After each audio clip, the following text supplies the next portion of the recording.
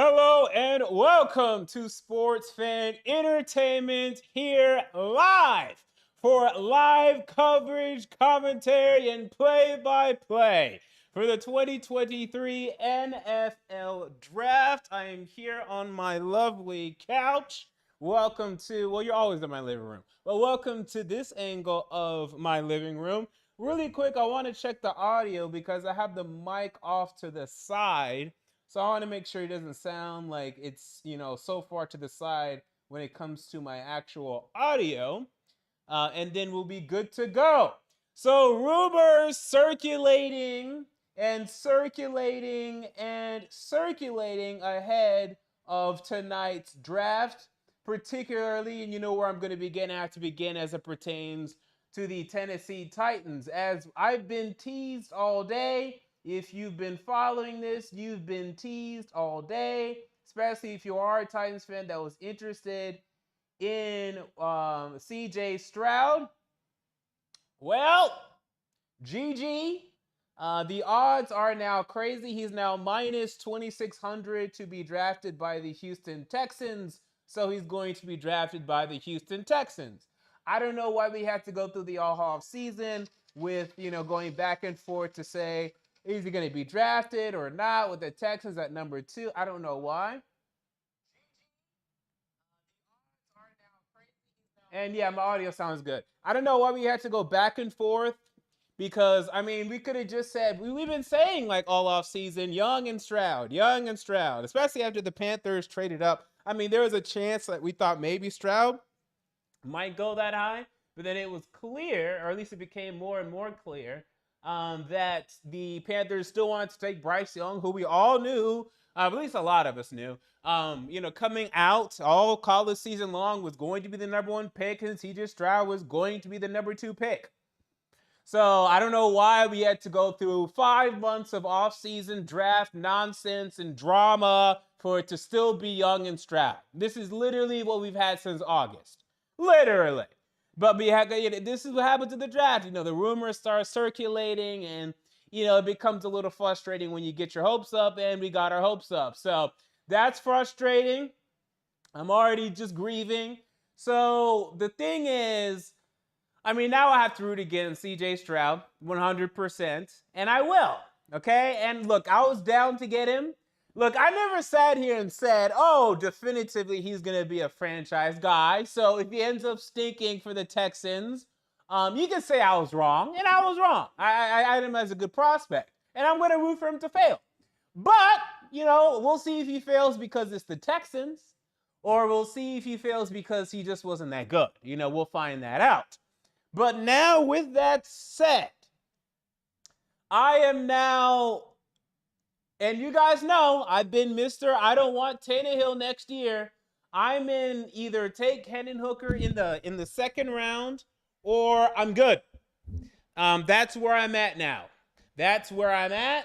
The only other exception for that would be if Anthony Richardson is available at 11, then I'm fine with it. I don't love it. I'm adjusting my mic right now. It fell off.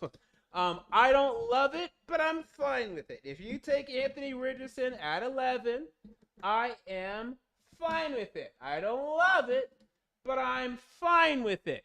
But if it is a trade up now at still number 3, or even anywhere, I don't even care if it's number 3, number 6, whatever it is, for Richardson or Levis, I'm going to be upset. If it's Will Levis, I'm going to be extremely upset.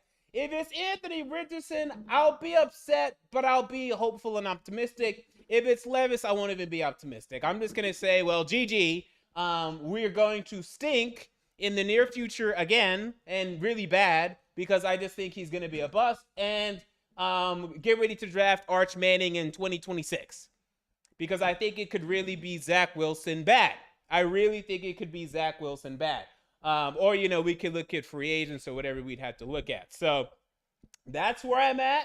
A rumor just came out from Albert Breer. I might just have to hold this, although I really don't want to. Let's see. I think I can find somebody else to hook this mic to. But a rumor just came out from Albert Breer that Will Levis is in consideration for the Titans if they move up from number 3. That is absolutely ridiculous to me. Absolutely preposterous to me. If you trade up to get Will Levis, no. You have to let the Indianapolis Colts stay at number 4 and make a terrible decision. And that's what they're about to do, by the way, in my opinion. They're about to make a terrible decision as they take either Levis or Richardson at 4. Now, again, Richardson, my thing with Richardson is I think he's going to be a lot of fun. I understand the upside and all of that, but I just don't think it's going to last. I think he's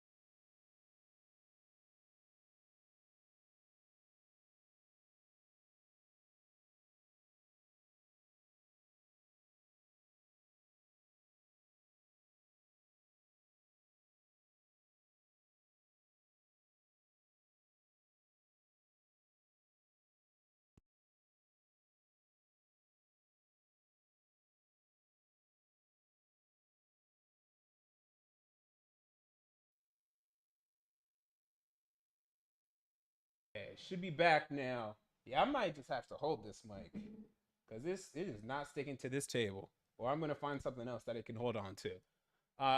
Yeah, because I don't know what's up with this table right now, but it is not holding on. Okay, there we go. So we're gonna see, but this idea of trading up for Levis or Richardson is insanity. I mean, if we do this, man, I'm telling you, it's a bad idea. I mean, it's a desperate idea. Look, I know it's boring to sit there and take a tackle or to take a wide receiver. I mean, maybe not a wide receiver. I mean, depending what your thoughts are on Jacksonville, the Jig or Zay Flowers, but that's the move. You know, if it really is CJ Stroud at number 2 here, GG, maybe you take Richardson at 11. Do not trade it for Richardson. Just don't do it. I think it's a bad idea. And, you know, whenever he goes off, you know, for a year or two, rookie year, sophomore year, you know what? Let him go off. Let him run around. I don't think it's going to last. That's my opinion. We'll see. I just don't think it's going to last. I know he has a big body and all of that. I don't think it's going to last. So I'm not afraid of what Anthony Richardson is going to do long term. That is not my concern. So it's my concern if we draft him. But if he's drafted by literally anyone else, I do not care.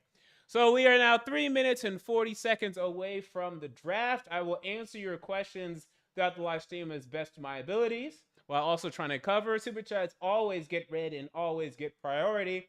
So keep that in mind here as we prepare for the 2023 NFL Draft. 3 minutes away. I'm going to see if I can get a chair to hold this mic real quick. I will be right back.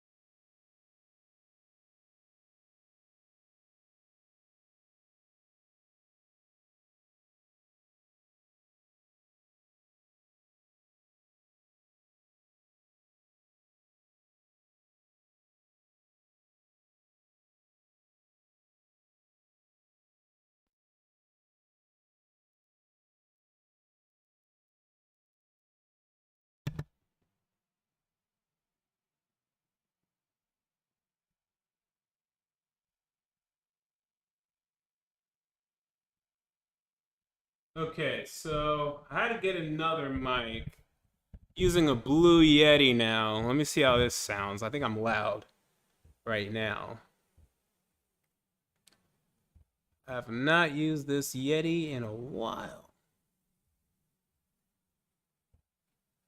Let's turn that down just a little bit, maybe a little more. It's a little better. Okay, so let me hear this audio. Sorry for that little delay. We're still waiting on word of the first pick.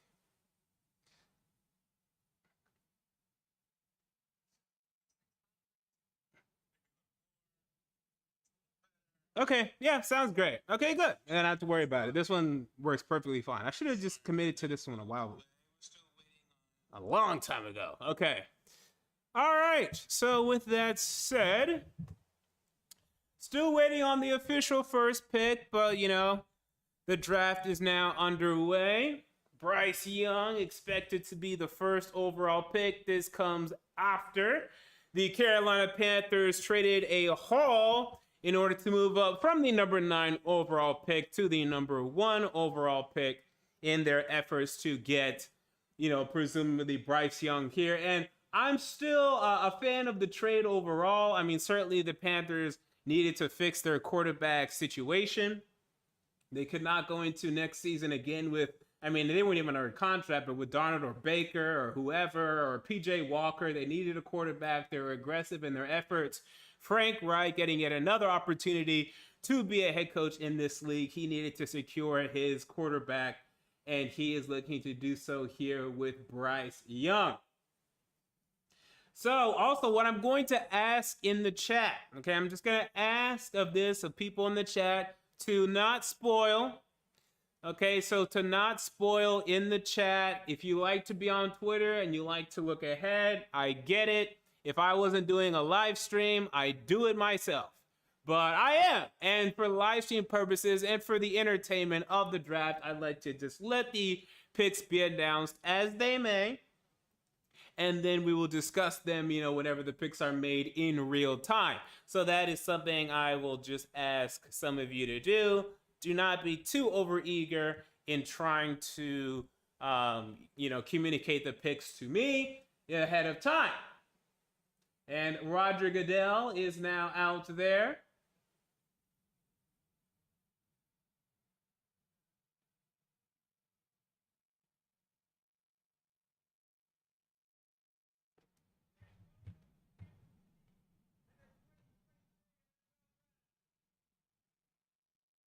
I've never been to Kansas City, Missouri. I'd love to go one day. I will go one day, maybe for a Chiefs game. Probably definitely for a Chiefs game. If it's not going to be the Chiefs game or something like this, I don't know what I need to be doing in Kansas City, Missouri. Even though it's not even that far, but it'd be an interesting trip for sure.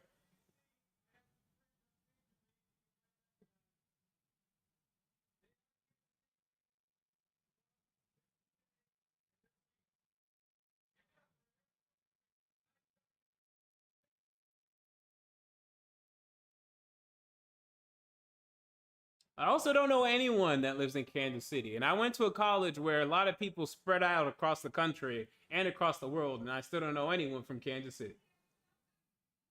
And why is Eric Stone Street? This Eric Stone Street is a big Kansas City celebrity. Okay, you guys say so. And Heidi Gardner, I have no idea who this is. I think I'd like to consider myself a learned man. I have no idea who this is. But I do know Eric Stone Street.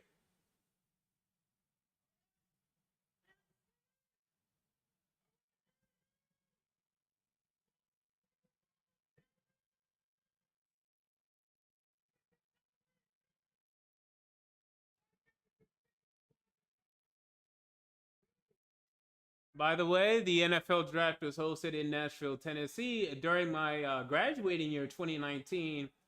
It was a great way to signify the end of my college career. It was very lit, maybe a little too lit. Oh my God, it was lit. But it was definitely one of the fondest weekends I will ever remember. And that is most definitely for sure.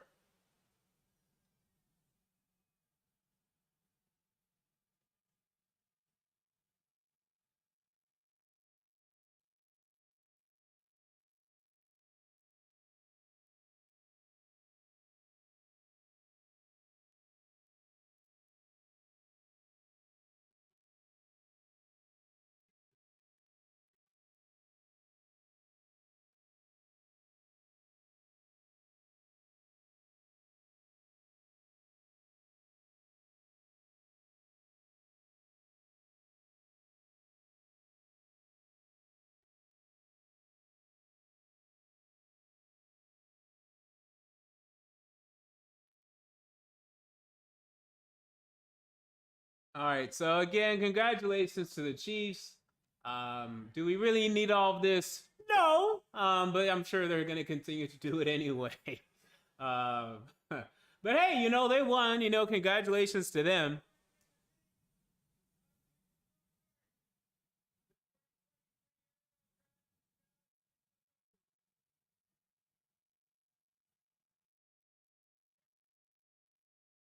All right, so the Carolina Panthers are now officially on the clock again. We're expecting this to be quarterback Bryce Young to be selected here with the first overall pick. Someone said in the chat that I look dead inside.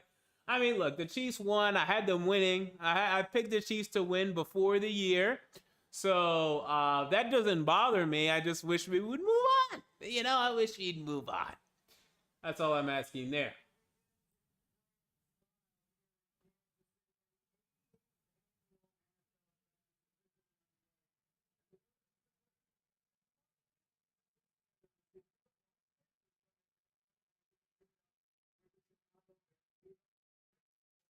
And the Chicago Bears, I mean, they definitely got a good haul, to get, to swap picks this year, to get a second, to get a first, to get another second for 2025, and to get wide receiver DJ Moore.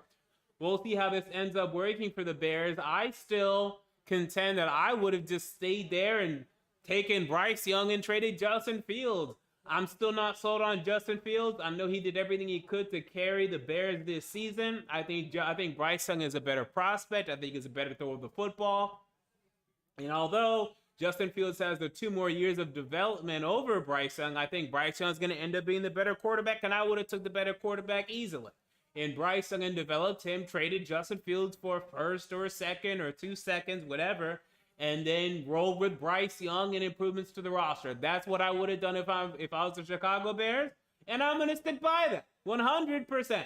Because Justin Fields, look again, he ran for over 1,100 yards. He did this and that. They went 3-14. Yes, does he need more help around him? Yes, but I just don't think he's ever going to be better than Bryce Young. Maybe this year, and then that's it. For the rest of their careers, I think Bryce Young, year 2+ will be better than Justin Fields, and it'll be a mistake that the Carolina Panthers traded out of the number 1 spot to take.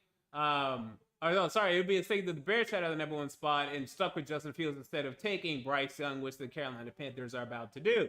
Speaking of the Carolina Panthers and their potential fit here with Bryce Young, I like the fit rookie year. I don't know if he's going to, particularly excel because they're still kind of, mid-shaping of their roster. You're talking about right now, they're asking Terrace Marshall to really step it up this year. We'll see if he's capable of doing that. They just traded away Christian McCaffrey last year, so you're unsure about the running back position. Chuba Hubbard, you like some things that you've seen from him, but you're not sure if he's a starting bell cow running back at this point, so we'll have to see about that. They have some work to do. Also, I can't remember who was that. Look at the Panthers depth chart again.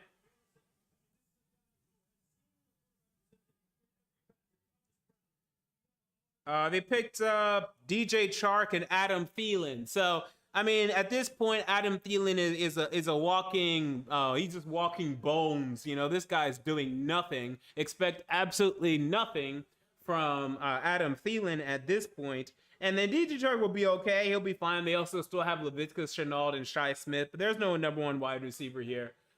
So, and I think they traded their 2nd-round pick, but they have another one. They traded a different 2nd-round pick. So they still have their own 2nd-round pick in this year's draft, and they got to go wide receiver with that one after they take Bryce Young with this number 1 pick. But this would be a nice resurgence for the Carolina Panthers. The first time they've had the number 1 overall pick since selecting Cam Newton with the number 1 overall pick in the 2011 NFL draft, and he definitely provided some good times for the Carolina Panthers, including an MVP, including a Super Bowl performance. So can't wait to see what Bryce Young is able to do. If he's able to replicate anything close to that for the Panthers. Cam ended up having an 8-year stint with the Panthers. Would have loved to have won a Super Bowl, and they were relatively close. I mean, they lost that Super Bowl, I want to say like 13 points, but it was a close game throughout. Still had a chance at the end to go drive and win the game. Just did not show up for that game. Bryce Young, on the other hand, a guy that has consistently shown up in big moments, in big games. You'd have to imagine that he'll do the same and he'll show up for the Carolina Panthers whenever his team needs him in the big moments, maybe even more so than a Cam Newton was able to do. So we'll see on that front, but we're all expecting Bryce Young to be the pick here, and we will see if this ends up being the case. And someone in the chat, Jeremy's Rants, making a good point. Why must they make us wait? We already know it's Young. I don't know. You know, these could be number one on the clock for months, and they're still just going to make you wait. It's ridiculous. And this is why, look, I like draft night. It doesn't have to be 4 hours long. It does not have to be 4 hours long. It doesn't have to be. Okay? That's a choice.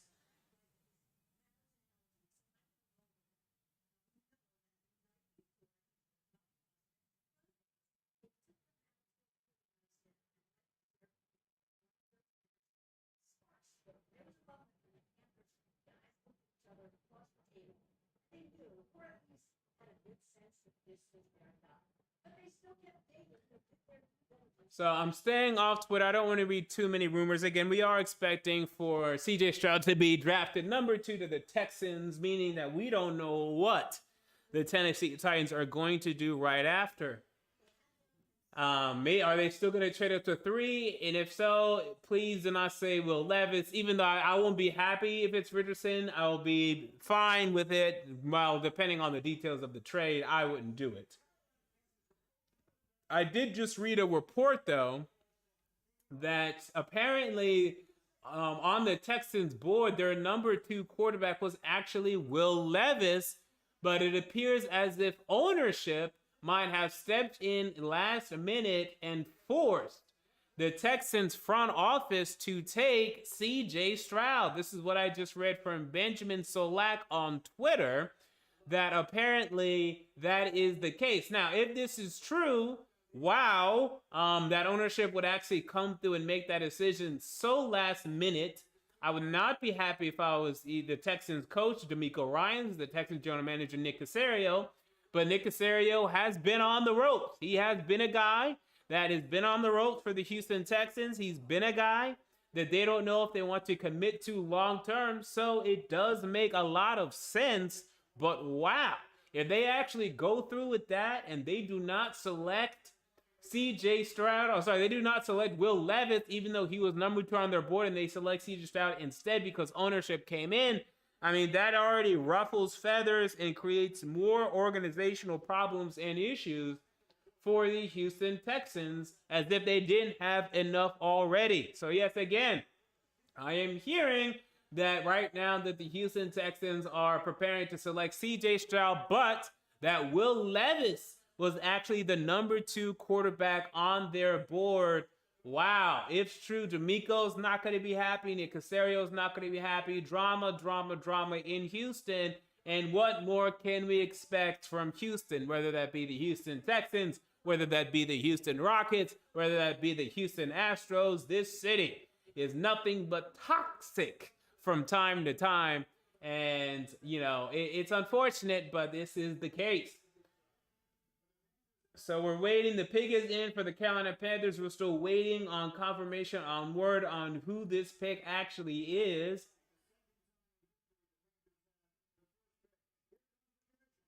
And here comes Roger Goodell with the pick.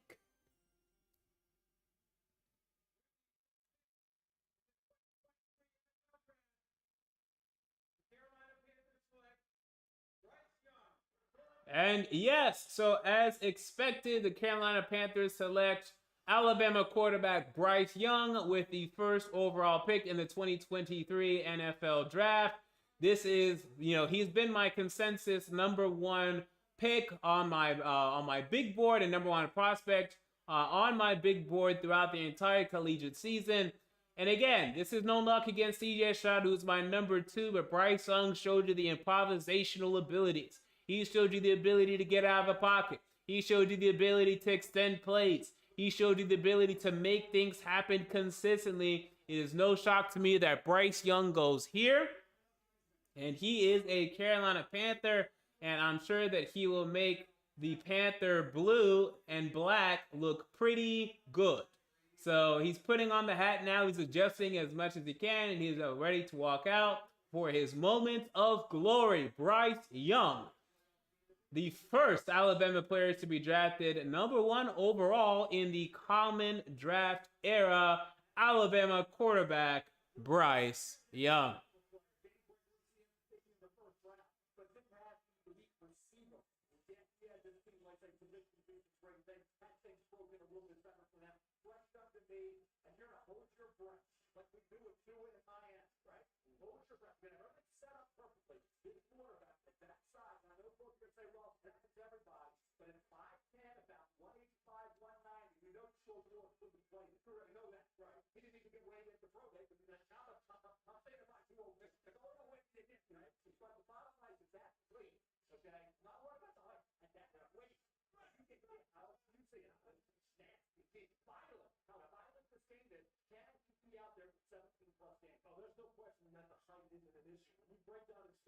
All right, Houston Texans on the clock with about 6 minutes left on the clock for them. Let me go ahead and update the bottom ticker with the pick for the Carolina Panthers.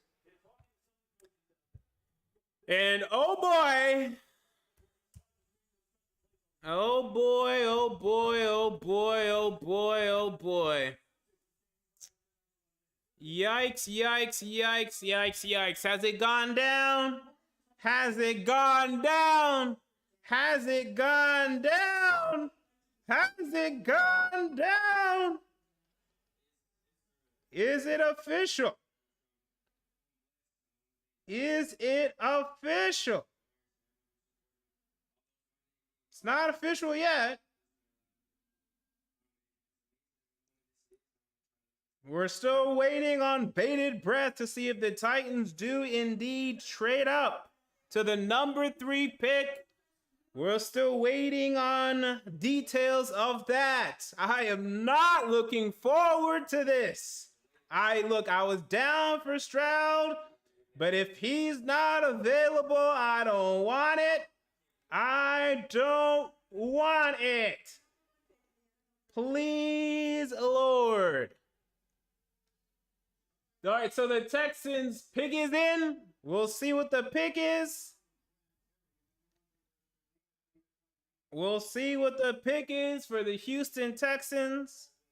Will they sit at #2 and select CJ Stroud, who has been the #2 and consensus #2 quarterback throughout this collegiate season?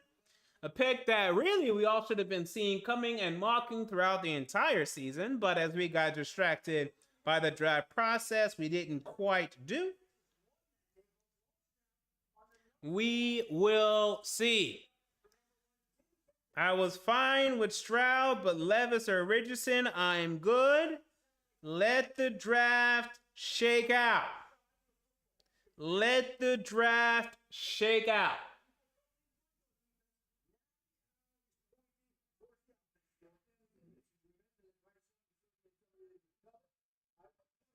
Now, we're getting a look inside the Houston Texans draft room, and I want to see exactly what the hell is going on in there.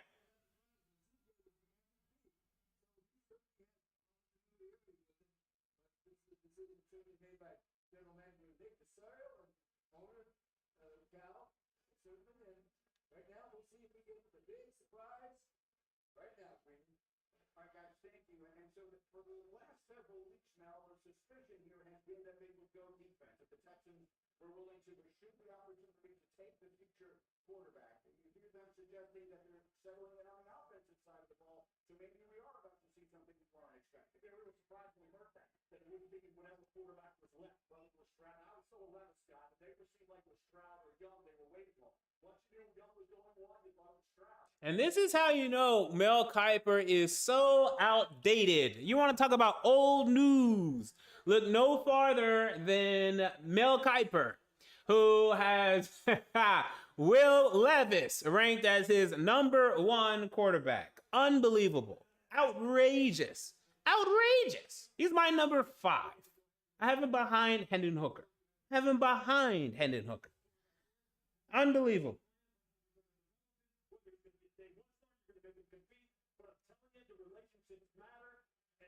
This is a critical pick for them. So I hope they are all on the exact same page about who this is going to be. The Texans have picked quarterbacks in the first round twice in team history. Once was David Carr, number 1 overall. The other was Deshaun Watson. Let's see if they're about to do it for a third time. Here's the commissioner with the selection. Ricky pick in the 2023 NFL Draft. The Houston Texans select CJ Stroud. And CJ Stroud goes number 2 to the Houston Texans. Just one pick after Bryce Young. I'm very disappointed. I am very, very, very disappointed.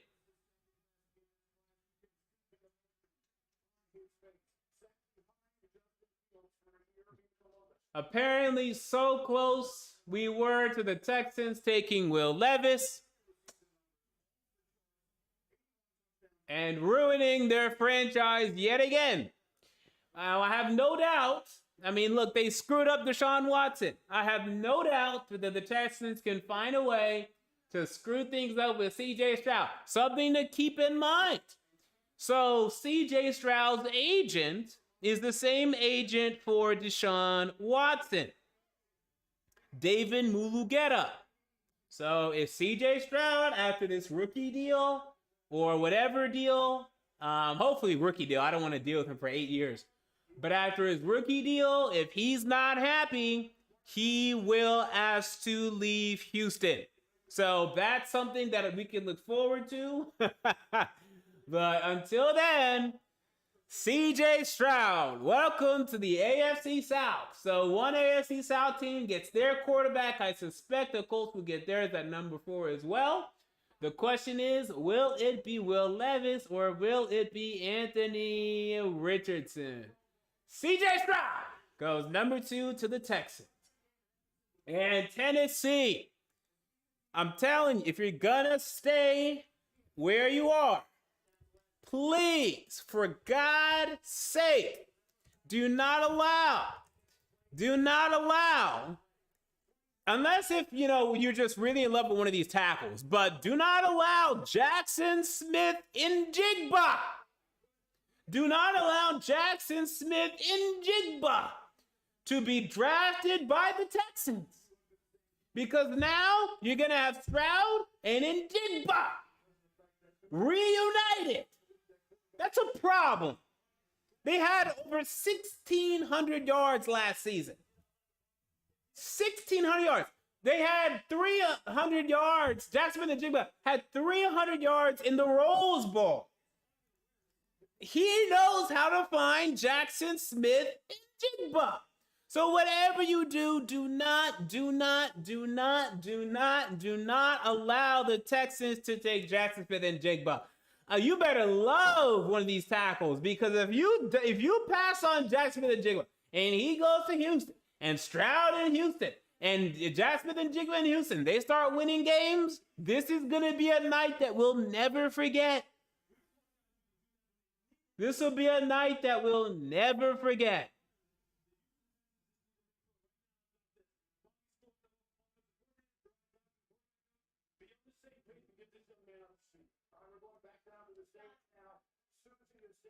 Subway brings us there. She's standing by with the number 2 pick. Susie.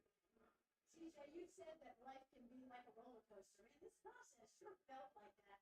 We saw the tears and the emotion. Can you describe what we're feeling when that call came in? Yes, ma'am. I mean, God is battle testing me. It's something that I feel his enemy's not on me. He's scarred me, so I've been battle tested. I don't armor God on me. So everything I've been through is preparing me for this moment right here. From this big stage here, what would you say to all the young Man, brutal. No franchise quarterback for the Tennessee Titans in this draft. And I don't care if they still move up to 3. I don't care if they stay at 11, they take Anthony Richardson. I'm not going to be convinced about any of that.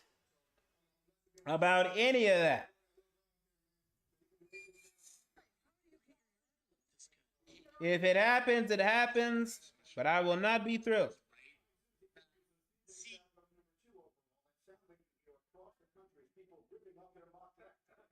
This was not the way we expected this to go.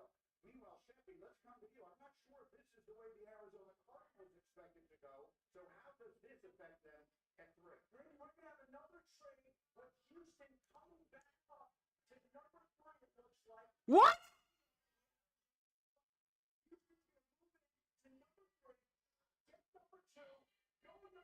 The Texans are moving up to the 3rd overall pick to likely select Will Anderson. So the Texans, who were debating if they should take a quarterback or a defensive player, are going to do both. Wow! Wow! Unbelievable! What an aggressive move by Houston.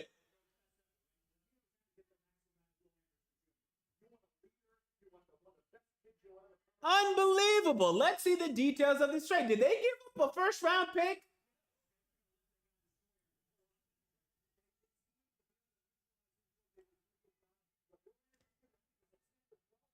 Wow.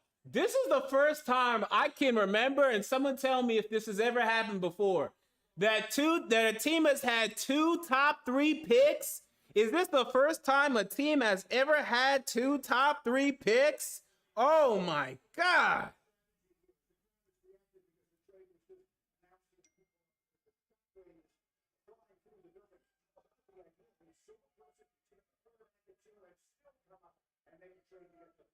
Well, this has to make the last fingerprints all over. Look, he's trying to establish his program right now. The 2 most important positions are you have to have the right quarterback. If the Eagles went through San Francisco now, what did he have out there? He had the right type of guys on the defensive line in particular. You know they're going to get coached hard. Will Anderson told us on your show, that, hey, look, Nick Saban, it's no cakewalk being coached by Nick Saban. He's prepared for anything they can throw at him in terms of expectations. Wow. A very aggressive move here by Houston, selecting presumably Will Anderson and CJ Stroud. Wow, getting the best offensive player on the board for a lot of people and getting a top 2 quarterback as well. That is how you reset your franchise. So hell, after 2 years of tanking, and I mean tanking, in Houston, they finally have a W tonight. I got to give him that. Wow. I mean, it was the Giants had what was it? Thibodeau and Evan Neal, and wasn't that they were like top 7? But I can't remember, maybe top 8. I think top 7. I've never seen a team have 2 picks in the top 3. That's absurd. In the top 3.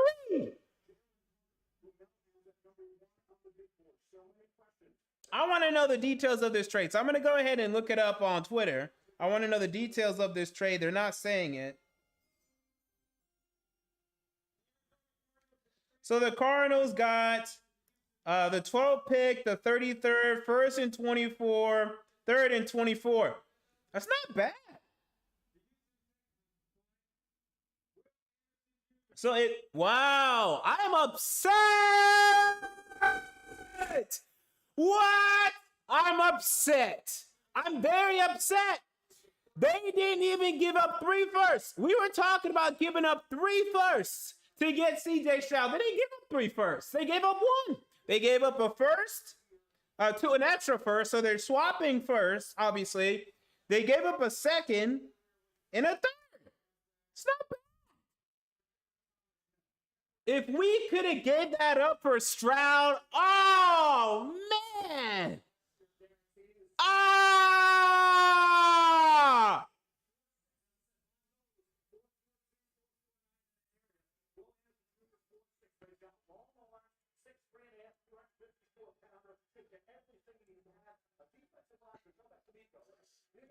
Oh, I'm so heated. They didn't even give up a 2025 first.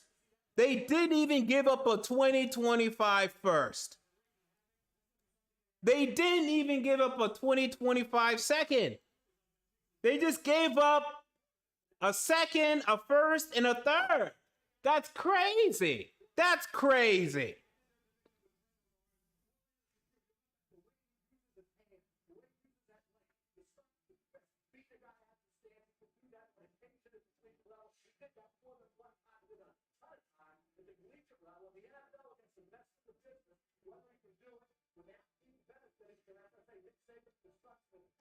Unbelievable.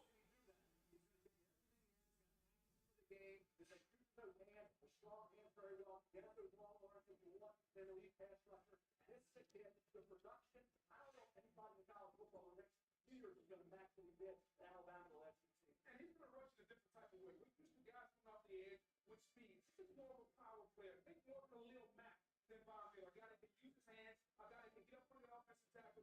He's going to sit the edge. I talked to one GM. Is he a home run? He may never be a home run. He'll get 8 to 10 sack guy, but he'll get a solid double. But at least we didn't trade up for Levis or Richardson. Thank God for that. Thank God for that.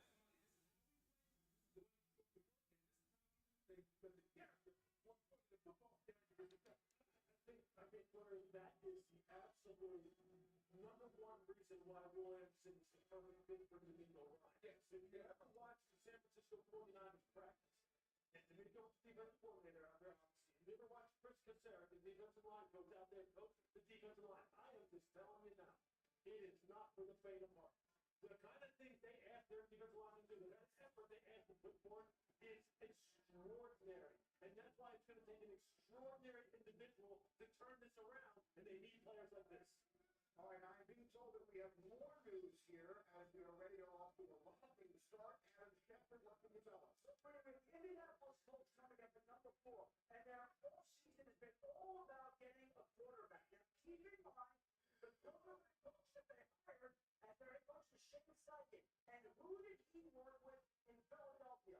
Jalen Hurts. Who did he bring the best out of? Jalen Hurts. So he would be looking for a quarterback that can do similar things. But the Colts are expected to take a quarterback, and Shane Steichen, their new head coach, is going to loom large in this decision. Okay, so that's something to keep a close eye on here as we wait for that. In the meantime, I might tell Susan is ready to separate us to the stage, and Susan Culver has Will Anderson. Susan. Well, the emotions have been building all day. What does it mean to the Anderson family that the Texans traded up to come get you? Man, it means they can see how special I am. I'm so appreciative of the whole coaching staff, the GM, the owner. Thank you for this opportunity. You won't regret it. I'm going to work my butt off every day, stay true to who I am. And man, to my family, thank y'all. I love y'all so much for all the work and love that y'all gave me to support. I'm so appreciative. But there was an instant connection with the coaching staff and the Lions. Tell everyone why. Yeah, man, they're good guys. They're smart. They know how to play. They know how they want to use me because they're good people. And for me, that's what I want to be around, good people. All right, so it just came out. Deanna Rossini. The Titans were fighting to get to 3. They wanted Stroud, but the Texans got him. And then we pulled our offer with Arizona. Okay, but the offer was pulled. So since the offer was pulled, at least we're not stupid. We have Levis and Richardson low. And good. Now, it looks like Richardson's going for. I had this. Okay, I had this in my mock draft. This is no surprise. This is no shock to me. I'm fine with that. He's going to give us hell for a couple years. He's going to run around and give us hell. He's going to be hard to bring down, and it's going to be frustrating. But I'm not afraid of him long term. I'm not afraid of Anthony Richardson long term. It's a desperate play from a desperate owner and a desperate GM and a desperate franchise. That's it. I'm out. Get Hooker in the second round, if anything, or let's just do next year. GG. GG. We tried, okay? GG. We did the best that we could. We tried. We really did try. But the Texans screwed us over. And as if our rivalry with them was not enough, This adds to it now.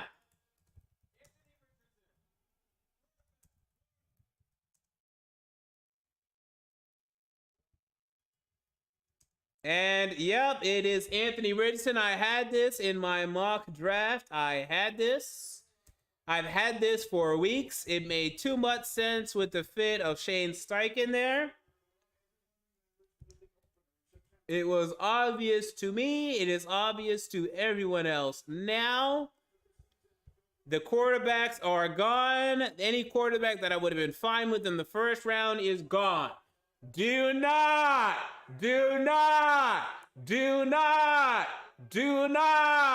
draft Will Levis at 11.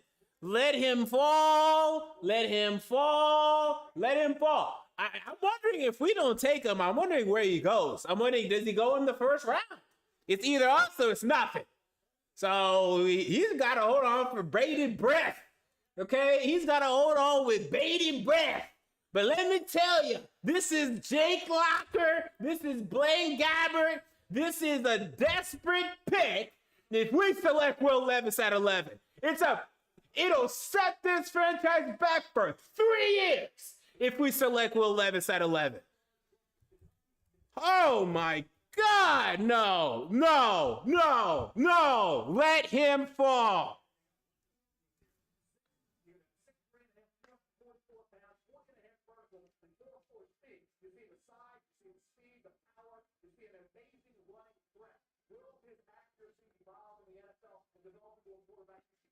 To make the throws necessary. We'll see what Frankie can do with Anthony Richardson. All right, and if you think about Kenny and Alex, they got Jonathan Taylor, all right? So they're going to be running football, and then quote-unquote six-back offense. You can run the ball downhill.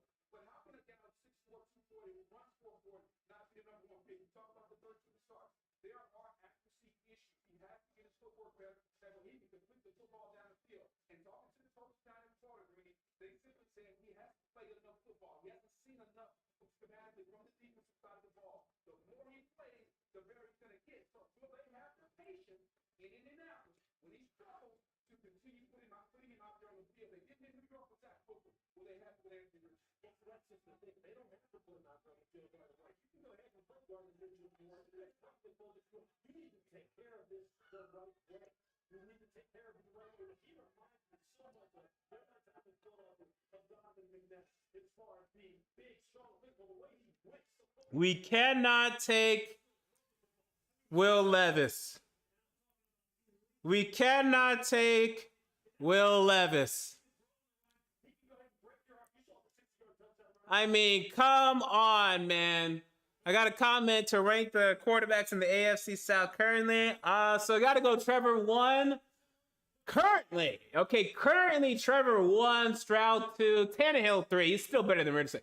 Richardson, I wonder what they're going to do with him. Look, the guy's crazy athletic. I just don't think it's going to last. He's going to miss too many throws. He's going to make enough throws, but it's just, I'm telling you, this guy's going to get hurt. There's no way he's not going to get hurt. He's going to be battered and broken, just like Vic, just like McNewton, just like RG3. Look, he might look like RG3 rookie year, but he's going to have some long runs. It's going to be lit. He's going to have some highlight reel. He had highlight reel at Florida. Dude, the spin move at Florida that he had the goal line, that was legit. But then you'd go the rest of the game, and then he couldn't hit throws. He couldn't win games with Florida. Florida's not a bad school. It's a good school. The wide receivers were okay. He had Justin Shorter and some other decent recruits. He should have done more. He didn't do enough. He went to Florida. It's not like, okay, Josh Allen went to Wyoming. Anthony Richardson went to Florida. That is a proven team with good recruits, a decent coach. He should have won more games at Florida. If you want to argue that Levis carried Kentucky, fine. Richardson held back the Gators this season. Gator fans will tell you that. Anyone will tell you that. So I'm not afraid of Anthony Richardson long term. He's going to have some highlights. But this is Jahmyr being desperate. Yet again. Desperate. We have a lot of desperate owners in the AFC South. But I can't believe that the Colts are having a black franchise quarterback. Now that's crazy. I know they had Jacoby Brissett for a little bit. So it's not like I've never seen them have a black quarterback, but they're going to have a franchise black quarterback in Indianapolis? Oh my goodness gracious.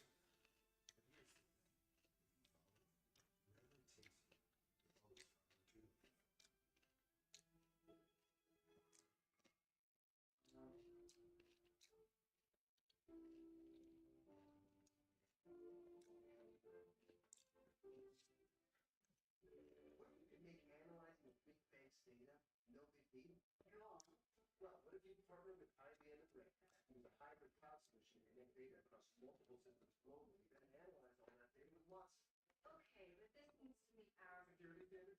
Yep. life standards. Mm-hmm. So they get the inside signal Yep. in real time Check. to make quick decisions. Check. Oh my God. I'm so afraid, dude. Will Levis is going to be there. I'm telling you, the Raiders are going to pass on Will Levis. He's going to be there, and it's going to be the obvious pick that we should make. And everyone's going to be, well, the Titans need a quarterback. Just take Will Levis. You ain't have to trade for anything. Just take Will Levis. Look, I've not been a big wait for 2024 guy. But in this scenario, wait for 2024. Wait for Caleb Williams. Wait for Drake May. Wait for Shador Sanders. Wait for Michael Penix. Wait for Quinn Ewers. It's over. We tried. GG. You cannot take Will Levis here. If Hendon Hooker is available in the second round, fine. Hey, do what you got to do.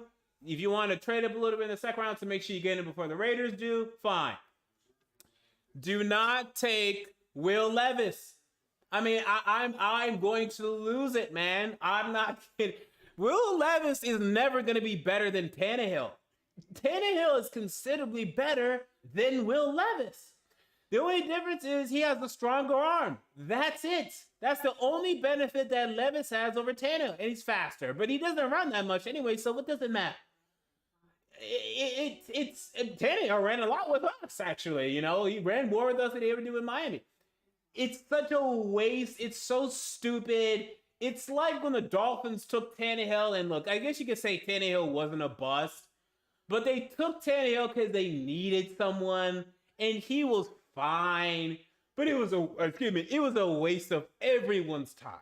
It was a waste of his time. It was a waste of the Dolphins' time.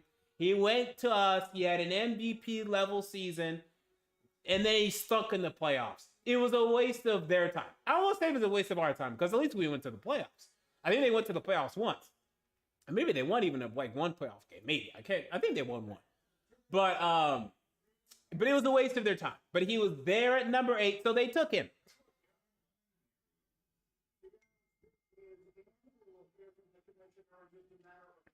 Wow. So the Seattle Seahawks with an interesting choice here. The Seahawks take, I'm not going to spoil yet because it's not quite in yet.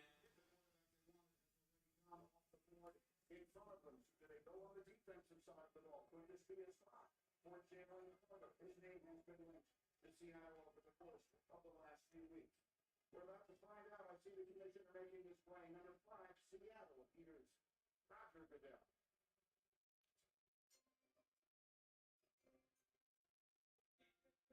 In the 2023 NFL Draft, the Seattle Seahawks select Devin Witherspoon, quarterback, Illinois.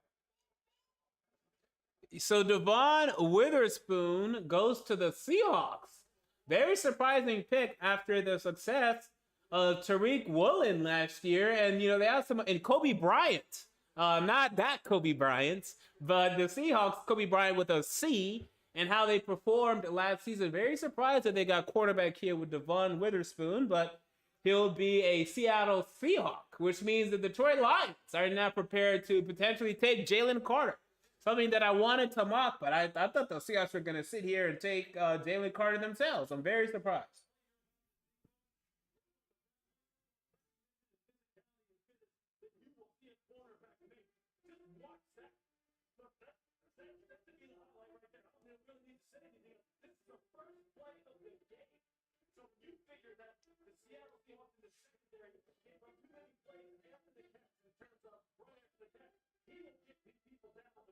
If you need somebody to press, he can play press. He can finish the football. If you need somebody to take the ball away, he can take the ball away. He will finish on it. Not just with BBU, but he's someone who can come down with the football, or he can wind up tipping it to a teammate, or what have you. Run support is going to be important again, because this is a team that needed to have more physicality in the secondary. Tyree Wilson last year from UTSA wound up being an absolute steal in the draft for them in the fifth round. This is going to be a spectacularly young, physical, fast secondary that I am sure right now Pete Carroll is going leading the move to. I'm feeling that. And for a defense that was 30 seconds to run, talk about the physicality up there. 30 seconds to pass. The physicality also for them in the pass game. This is things you got to work on. 11 penalties over the previous season. You got to work on that. The physicality will be called at an even higher level at the national football. And how quickly, how do you run the back? It's good thing. I mean, they never would have been having a fight. I'm concerned in stopping the run. Draymond Jones is going next. They go down. Josh Daniels is still running against the defense. So when you look at this defense, you're going to take the corner. The first thing you thought was a great spot for corner. They can't go far. They take the corner back. Where's the corner ball? Well, that's the build thing. 5 and 10. There he is at 15. No, that's Seattle. Lead them at Campbell. So the Seahawks go defense. The Lions are next. And on the clock, they will make the next selection after Devin Witherspoon. I'm in anticipation of this Will Levis number 11. I mean, my God. I mean, just take the best player or trade back. I'm really down to I am down to trade back. I am so down to trade back. Levis is still gonna be there. By the way, if you trade back, Levis is still gonna be there.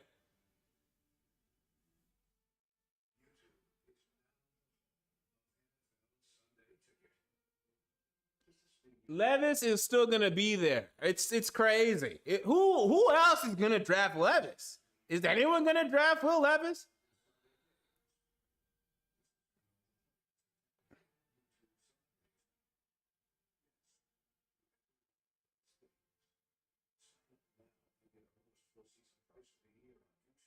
Okay, would you be down for this? I don't think we're gonna do this. If we traded down. And because look, I think if Levis, we don't take Levis, where's he going? Where's he going? Apparently the Bucks, they don't want a quarterback. The Commanders are committing to Sam Howell. So I think you could trade back as much as 7, 8, 9, 10 picks. And if you did that, now I'm still not down. And here's why I'm not down. While I think Levis is a much better pick in the 20s, I still have him as a second-round prospect. But, oh, wow. And here come the Arizona Cardinals, who just traded back up to the number 6 pick. I presume the Cardinals here want to take Jalen Carter, the defensive tackle out of Georgia themselves. So the Cardinals are back up. This was probably always their plan.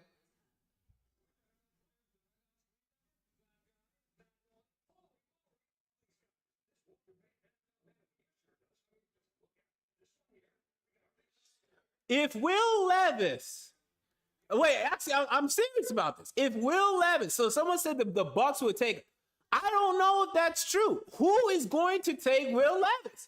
I think if you trade back, maybe the Seahawks at 20, maybe, if they really just want to have a backup for Geno. But I think if you trade back, I don't think any of these teams are interested in Will Levis. Maybe the Saints? No, not the Saints. They just signed Derek Carr. If we were to trade back, and take JSN and then trade up from the second pick and take Will Levis, I'd be more fine with that. But my problem with that is, if you draft Will Levis in the first round, you then have to give him 2 years. And then next year, when we're in the draft, and Shedeur Sanders is available or Drake May's available, and we have to pass because we just took a first rounder last year on Will Levis, I'm going to be pissed. So just don't do it. I mean, it's just, but who's gonna take him? Is anyone gonna take him? We're stuck with him. He's the red-headed stepchild. No one wants him. Who is gonna take Will Levis? I'm being very serious. The only other team is the Vikings. The Vikings are in the market for a quarterback. The Patriots kind of, but I don't think they're taking Will Levis at 14. And then the Patriots in the second round would be available to me. Raiders, who might take him at 7 still. It's still possible. Raiders, Vikings, us. I don't think there's any other team that is, or maybe the Falcons. I don't know if they take Levis in the second. They probably would take Levis in the second. So you can get Levis at the end of the first. To me, I think you can get Will Levis at the end of the first round, and I still wouldn't do it because it's a commitment that I don't want to make. I don't want to make that commitment.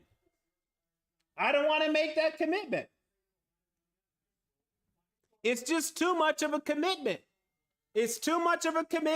Just give me next year, and that's it. So.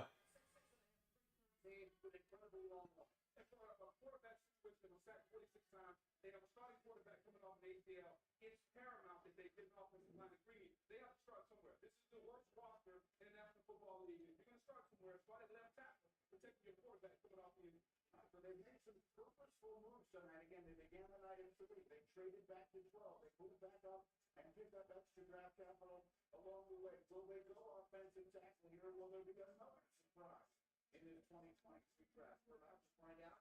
With a 6th pick here in Arizona, I see the commission making the play to the stage. Here he comes. Here's Roger Goodell. Good Arizona. The Detroit Lions have traded the 6th pick to the Arizona Cardinals.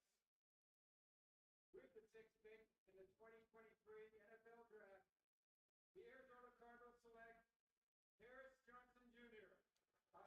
Wow. So there goes Paris Johnson Jr. with the 6th pick.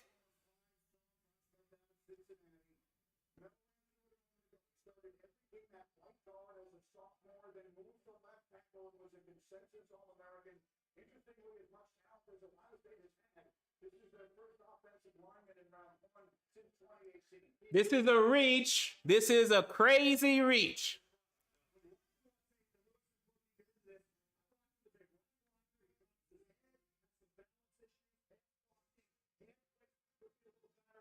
Six is high for Paris Johnson.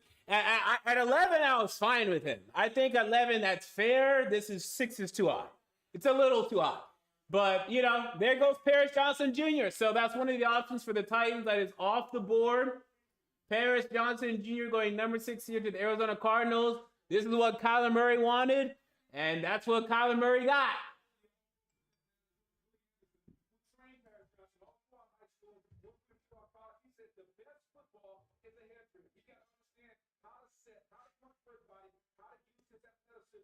They want the best pass blocking tackle. They got it. And you know what? I'll tell you this. You need professionals down in Arizona, right? To change the culture around. Mature guys. Guys who have great personal character and football character. The coach at Ohio State say Paris Johnson is a ready-made pro. He is going to be the first guy in, the last guy. He's going to work on all those deficiencies. I see the same thing.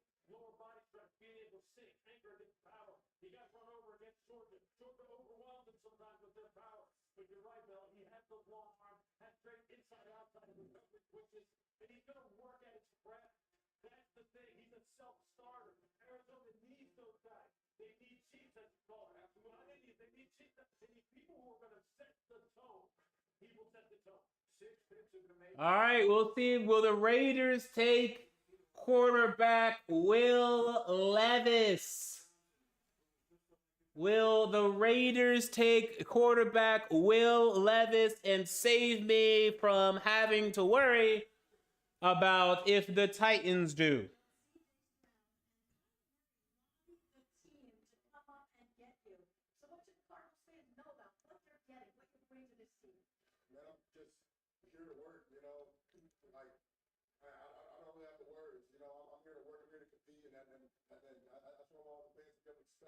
Not mentality. I'm coming there just to work to finish what I want to start. How is this a full circle moment for you? It's so awesome, man. I was praying about it this morning. My dad played for the Cardinals. He was a pick 23 years ago in the 5th round, and I told my mom I wanted to be bigger and better. You know, so we get a call from the Cardinals, man. I felt chills on my body. Like, I'm going to finish with my dad when he couldn't start. And I want to do the Cardinals. I promise I'll give them all. Promise. Amazing. Destiny. Thank you. Congratulations. Thank you. Appreciate it. If I may, a very quick moment. I want an impressive young man, Paris Johnson, as he graduated in 3 years. Paris Johnson has a weird body. I don't trust his body.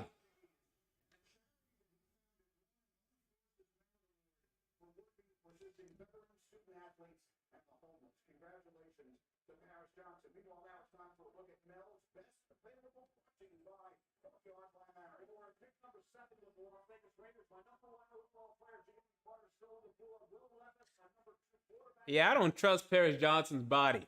I don't know if he's going to hold up at left tackle.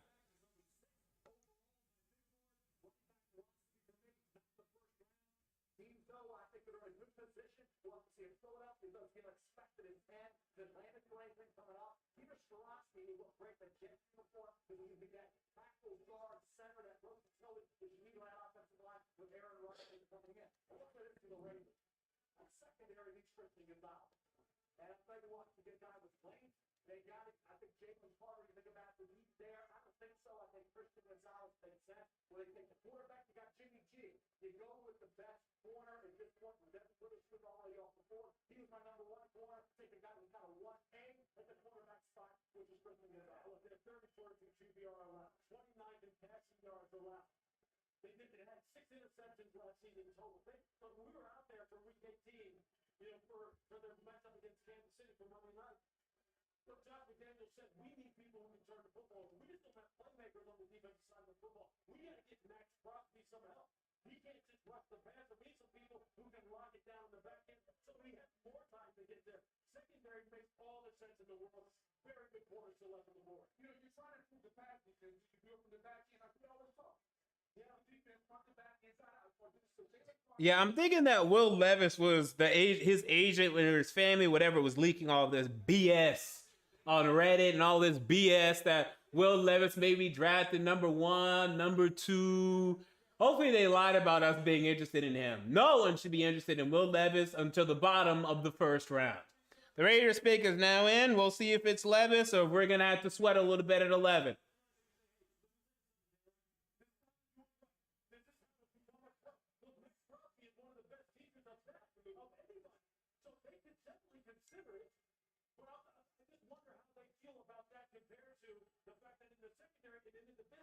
Where they need some people who can pick off the quarterback.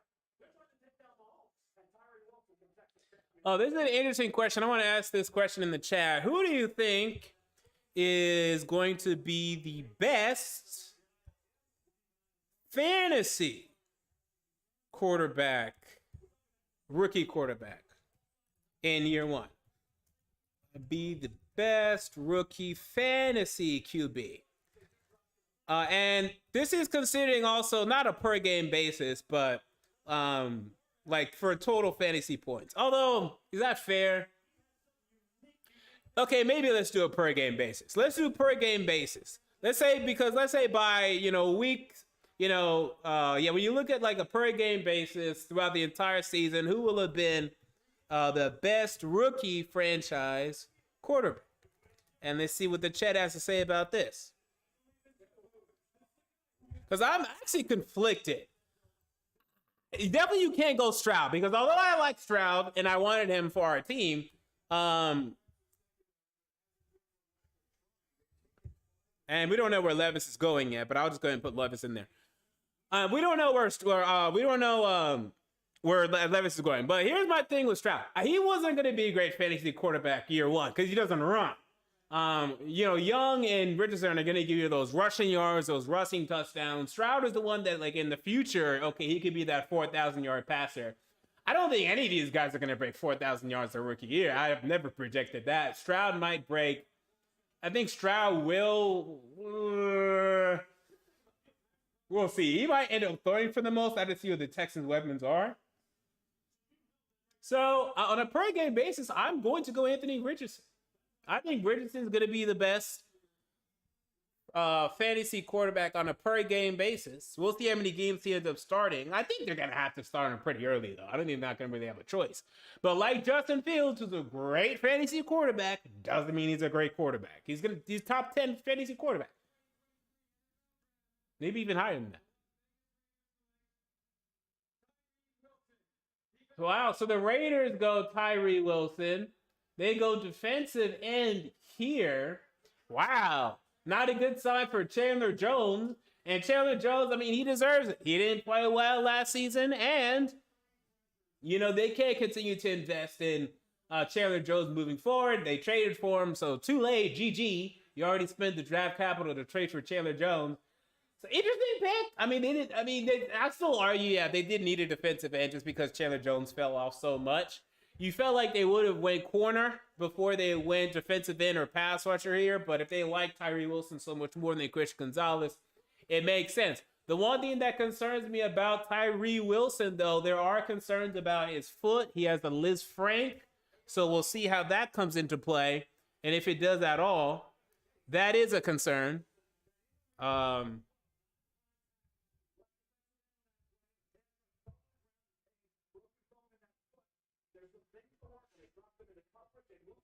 But he was always going to go pretty high, even regardless of that. So, Tyree Wilson going here to the Raiders.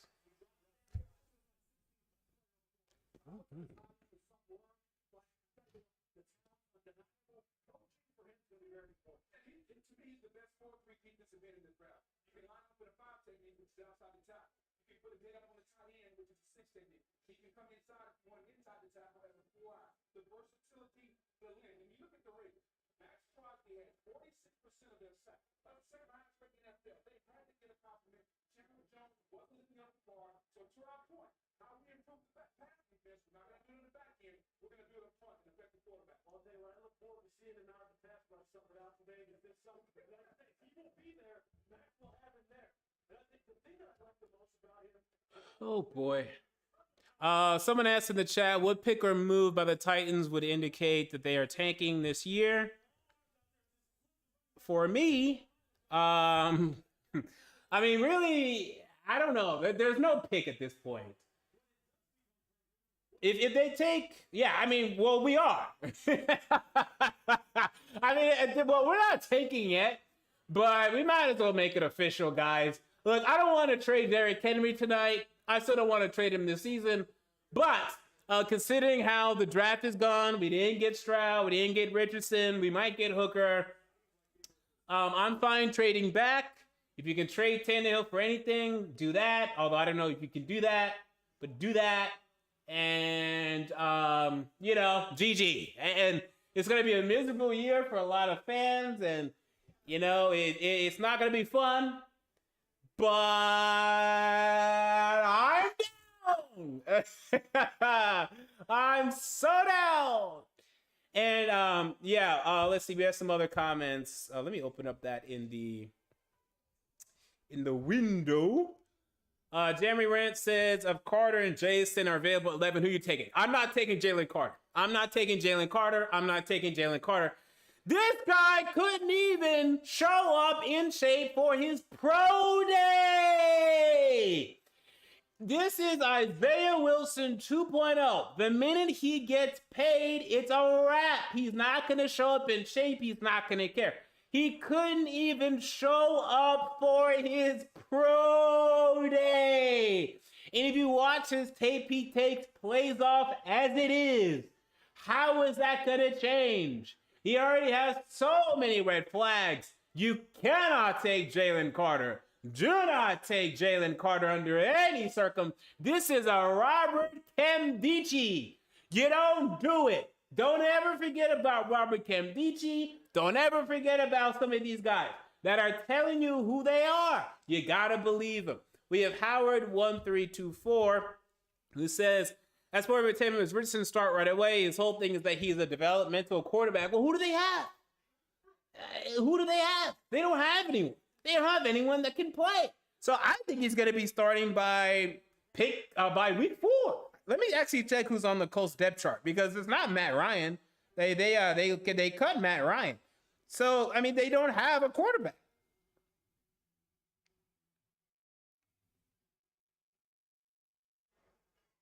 they have Gardner Minshew and Nick Foles.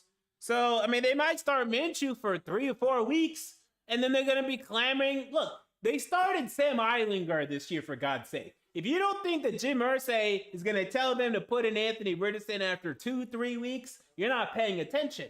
He's going to be in there, okay? He's going to be in there. They couldn't wait a couple of weeks before benching Matt Ryan, putting in Eilinger, putting in Foles, putting in Eilinger, putting in Foles. They don't know what they're doing, putting in Ryan. He is going to be in there. I'm telling you, by October, at least by week 6, Anthony Richardson is going to be in there and playing, and he's going to be unleashed. Andre Bunny says that Sports for Entertainment, this draft is kicking us in the nuts. Yeah, this was like this, and this is why, again, guys, I don't mock trades. I only, like, up until, like, this week was I really mocking trade for a quarterback. And even then, I told you don't bet on it.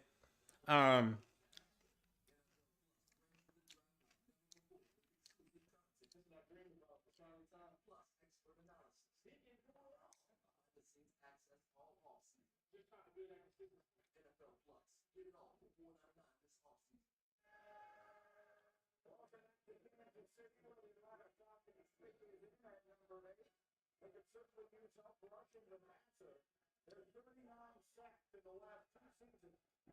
23 fewer than any other team in the National Football League. So there are plenty of pass rushers still available. You know, the only player, like Jasmine and Jigba, I'm still down to take him. You know, we still could use him. But I'm also still down to trade back as well. Like, you know, it depends on our opinion of Zay Flowers. If you can trade back to 17, 18, and, you know, then you can still take, you know, Zay Flowers. Even though I like JSN more than Zay Flowers, I'd be down for that. I think the only player that I really want at 11, if Christian Gonzalez is still there, which I don't think he's going to be, I think the Eagles are going to take him. And then I'm fine with whoever we take. Like, you know, guys, I've been marking Darnell Wright. I'm fine with Darnell Wright. It's boring, but it is what it is. Peter Skoronski, I'm fine with Peter Skoronski. But, you know, this is a very boring night 1 for us. But tomorrow, I want us to raise some hell. You know, trade Tannehill if you can. We got to move in the direction now. We got to tank. I mean, I mean, let's call it what it is. I have no interest in running it back with Tannehill next season, even with the JSN or Zay Flowers going to come in here and make some plays, or a Jalen Hyatt who's going to get like 600 yards.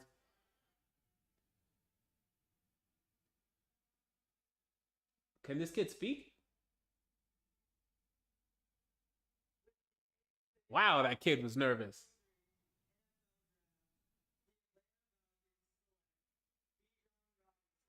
Wow, so Bijan goes to the Atlanta Falcons. Bijan.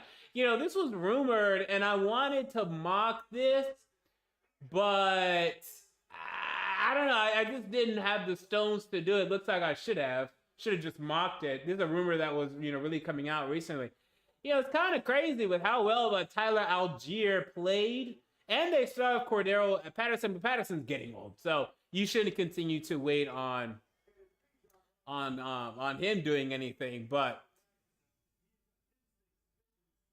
I mean, they're gonna have a great run game. They're gonna need it. You know, they're gonna need it. Oh, so the Eagles just traded up 1 spot with the Bears. Why? I really want to know why. I guess they really want Christian Gonzalez. I guess they were getting calls for Christian Gonzalez. Probably the Lions were also probably going to try to get Christian Gonzalez. So I think the Eagles are taking Christian Gonzalez here. Or maybe it's Jalen Carter. It also could be Jalen Carter. I don't know who was really calling, though. I think the Lions would have been calling for Christian Gonzalez. I think the Commanders would have been calling for Christian Gonzalez, I think. But Carter, we're going to see where Carter goes. By the way, Carter doesn't even make sense from us schematically. I mean, he's fine opposite of Jeffrey Simmons, but Just no. Just no, no, no. He's a clown. And after the Isaiah Wilson disaster, you can't do that. You can't run Jalen Carter through Nashville. It's a crazy decision. It's so crazy. If we do it, it's crazy. So Jalen Carter is the number one player on those boards. If we go back to where he played college, he played with the Eagles picks last year. Jordan Addison and Kobe Dean. Eagles have done a lot of work on him. This is later than people thought Jalen Carter would go. We'll see if he winds up being the pick, Randy. All right, so again, this is that 9 spot that originally had been possessed by Carolina. They traded up to get to number 1, and so it was the Bears, and now the move here to Philadelphia. and it looks like the Eagles are getting Jalen Carter. Okay, so they felt he was, falling down. I don't know what the Eagles gave up. I mean, they probably didn't give up much. They probably got gave up a 4th or even a 3rd or something. You're not going to give up a 2nd and move up 1 spot. Just wondering else who wanted Jalen Carter. I guess maybe the Lions were calling potentially, and they bit. The good thing I'll say about this spot for Jalen Carter, he is being reunited with some former teammates of his in Jordan Davis and Nakobe Dean.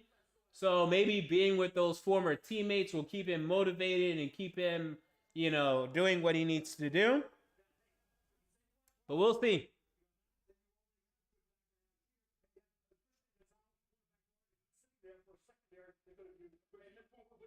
Nobody ran the football in National Football League more than Atlanta. So yeah, Alex Smith's had a good season, but you can get a back like Bijan Robinson, who I think is a combination between Saquon Barkley and Christian McCaffrey. Because Steve Sarkisian said he's the best receiver on the team. I think that's too much to pass up. Look, I think we forget just how smooth Saquon was like one type of style. Like Adrian Peterson, those type of guys, but I think you have that discussion there. I'm with you, Mel's converted. I'm one of these guys who now believe, look, there's just too much evidence that suggests that in the top of the second, late first, you can get running backs who are going to be Pro Bowlers, who are going to be MVP candidates. Look, Arthur Smith had one in Derrick Henry, who was a 2nd rounder down in Tennessee, so he knows. But I'll tell you what, moving forward to this pick here with Philadelphia, you think about the veteran presence they have on the defensive line, it would be perfect to absorb a guy like Jalen Carter. But yeah, that defensive line for Philly is going to go crazy. The Eagles need to take advantage of their window. They have such a great window to really win a Super Bowl in the next couple of years, with the draft picks they have before Jalen Hurts and his contract kicks in. So hopefully they take advantage. But they're definitely going to continue to run the NFC East as long as Hurts is healthy. And we gave them A.J. Brown. It isn't that great. You've already been doing community work in Austin. What should the Atlanta community know about what they're getting in Bijan Robinson? He's such a positive guy, obviously loves football, but also help the city, just grow even more than it already is. And, for me, my heart is out there for everybody. And, I'm wearing my faith in positivity, my happiness and smiles to every kid, every teenager, every adult, everybody out there. So I hope they accept me for me, and it's a great time. Welcome to the NFL. Thank you. Thank you, Lewis. Yeah, fellas, we're just talking about Philadelphia and them being on the clock right now. We're having this discussion about Jalen Carter. Just think something yesterday. Brandon Grant. Yeah, so the Eagles just gave up a 4th rounder. And they gave up a 4th rounder next year. Not even this year for that. So they get their guy.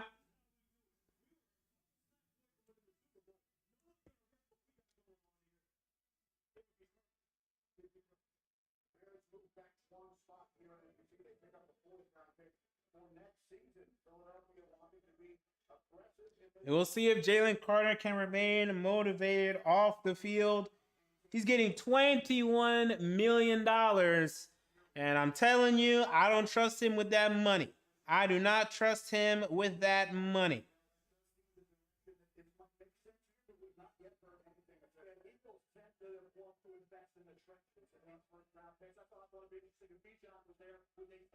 Peter Skoronski, offensive lineman, Northwestern, is the kind of guy they need in life. Obviously, Jalen Carter is the next as well. Oh!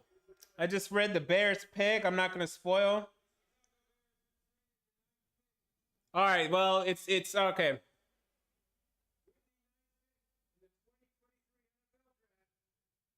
Philadelphia Eagles select Jalen Carter, defensive tackle, Georgia.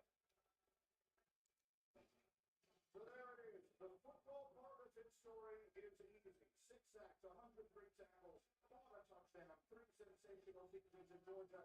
A former 5-star recruit out of Apopka, Florida. But as we discussed earlier, it's great for All right, so I'm not gonna spoil the Titans pick unless if it's what I think it is, and or what I fear it is. If it is, then that one I'm going to spoil because I need to know. This one I need to know as soon as it happens. Like I'm gonna get texted anyway.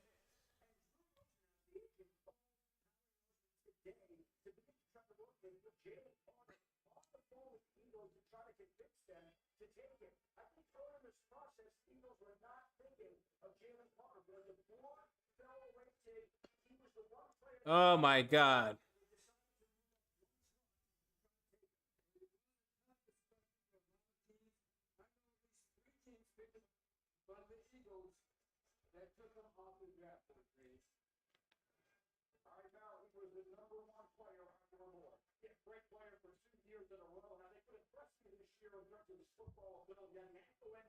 All right, so I'll go ahead and close the poll. So the results of the poll, people think that Bryce Young is going to be the best rookie fantasy quarterback. Very surprised. And CJ Stroud came in second, Anthony Richardson in third.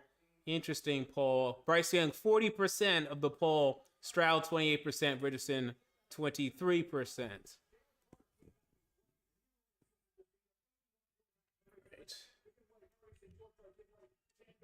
Man, if I get upset in the next minute, you guys will know why.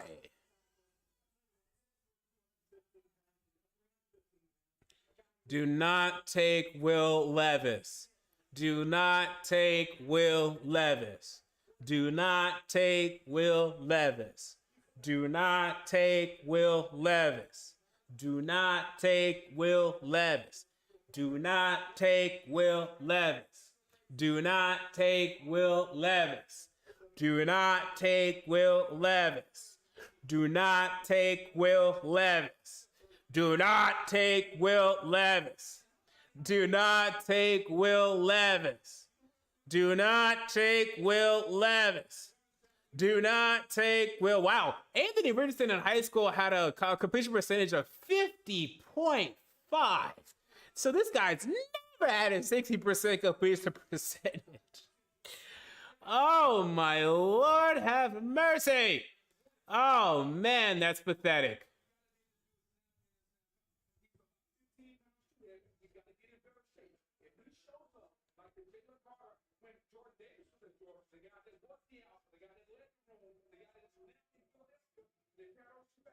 Wow, they're still not even saying the Bears pick. Okay, now they are? Yeah, they're still not even announcing. They're not even announcing the Bears pick. I already know the Bears pick. I'm not going to spoil.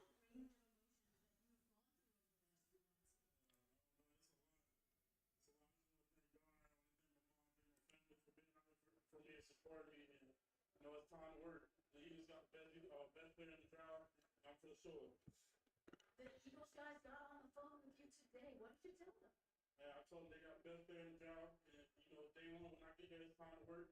For the Super Bowl. And you've got former teammates there already. What does that mean to you? That means a lot. Jordan Addison, Kobe D, I'm from Sunday, Parkland guys, for the win.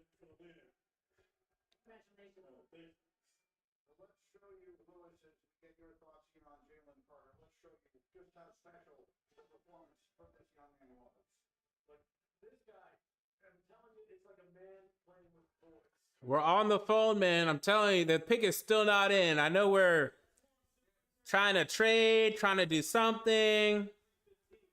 We've been on the clock for 5 minutes. On the clock for 5 minutes. Oh my God, that better not be true. I think this is a fake account.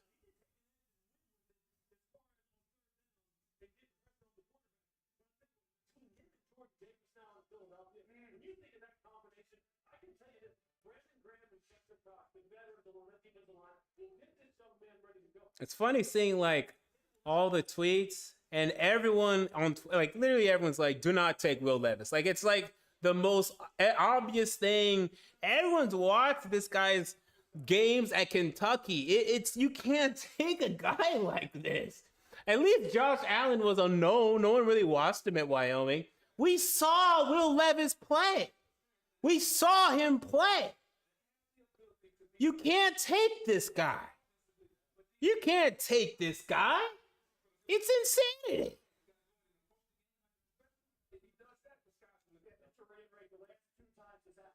Just next year or get handed in the second. But that's it. Those are your options. The options are gone. The pick is still not in. We're like 3 minutes left here, guys. The pick is still not in. Are we going to trade up, trade down? What the hell is going on?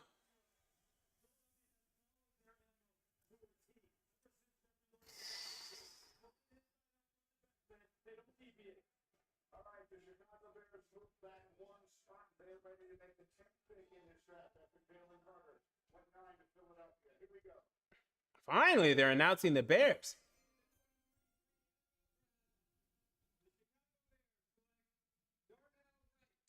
So Darnell Wright goes here with the Bears, and this was my last mock.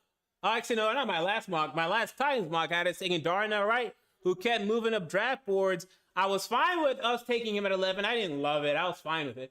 So now, offensive lineman, you're just talking about Skoronski, or if you want to take Broderick Jones, which I would love Broderick Jones at 11. He's going to go at like 13 or 14, which is fine for them. I don't want it. So if we do that, I'm not going to be happy. It's not the worst. Or it's Skoronski, and if it's Skoronski, okay, he's going to come in here, he's going to protect. It's safe. It's safe. Still. All right, so I've read the pick. I've read the pick. I've read the pick. Okay. Okay. Okay. Okay. That's all I'm going to say. But it's not Will Levis. I'll just say that. It's not Will Levis. Don't worry. I will say that. It's not Will Levis. I'll give it a couple. I mean, I'll wait as long as I can. We're not even going to get it announced for another like 5 minutes. And some of you guys like me just can't help yourself, especially when it comes with the Titans. I get myself for other teams, but with the Titans, nah, I need to know. Because I was just worried if it's going to be Will Levis.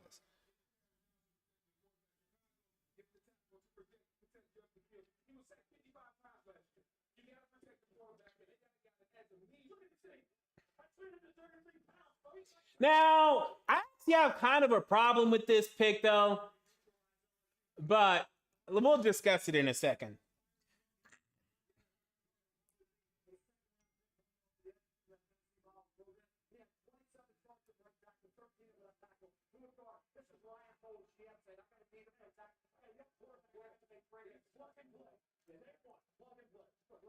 Justin Fields spent most of last season running for his life. So one of the things they desperately needed was to get him some protection, and they knew. Number 1 in Tennessee is next. It's the NFL draft from Kansas City.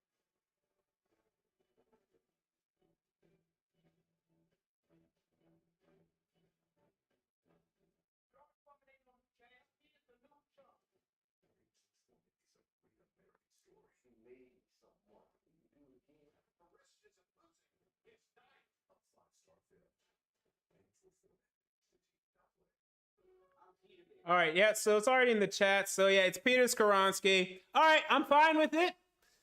All right, so I'm fine with it. The only thing that I'm just against is I would have taken Christian Gonzalez over him.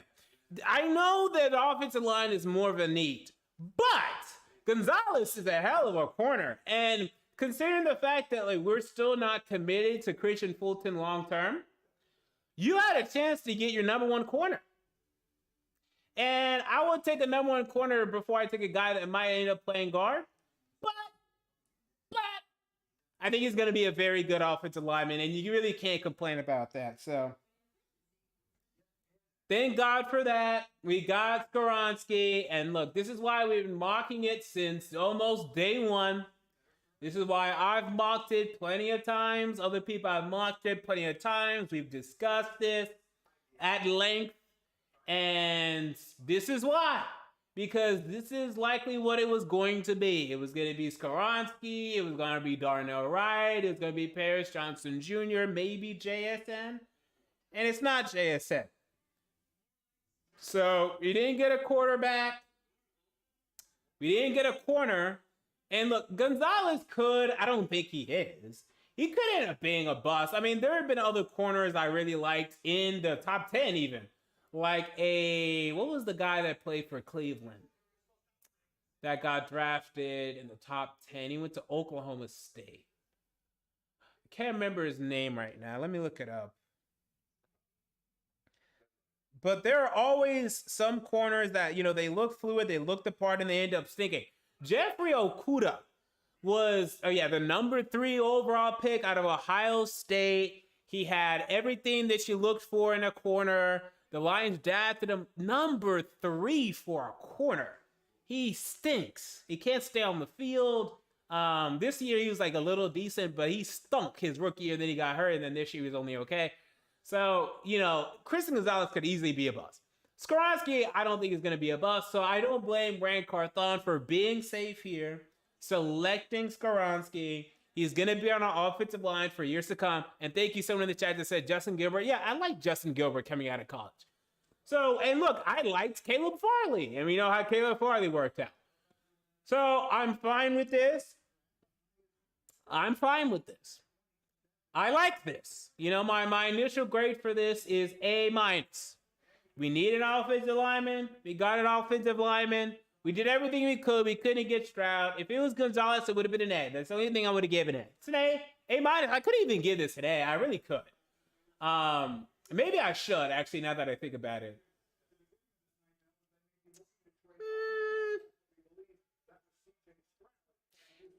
I'll give it an A-. I think I'll stick with A. I think if it would have been Gonzalez or JSN, it would have been an A. Because also JSN to me was surefire. Skoronski, he's pretty surefire, but JSN to me was even more surefire. But the one thing you do have to be concerned with is, Amy Adams Strunk and the rest of ownership. That's a lot of pressure for Rand having to make that pick with all those guys in the room. God, I hate this Kenneth kid, this Ken kid. You see his horrible haircut? You see he looks like the Green Goblin from Amazing Spider-Man 2. What's wrong with this kid? This kid is rich.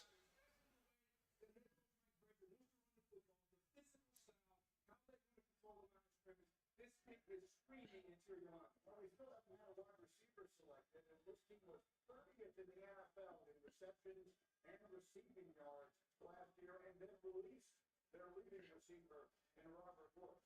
So they can use help in a lot of different places on that offensive side. And I do see the commissioner making this right here. So Tennessee will announce their selection of the Lions on the clock at number 12 here after. So yeah, we've already talked about it. The Titans select offensive lineman Peter Skoronski.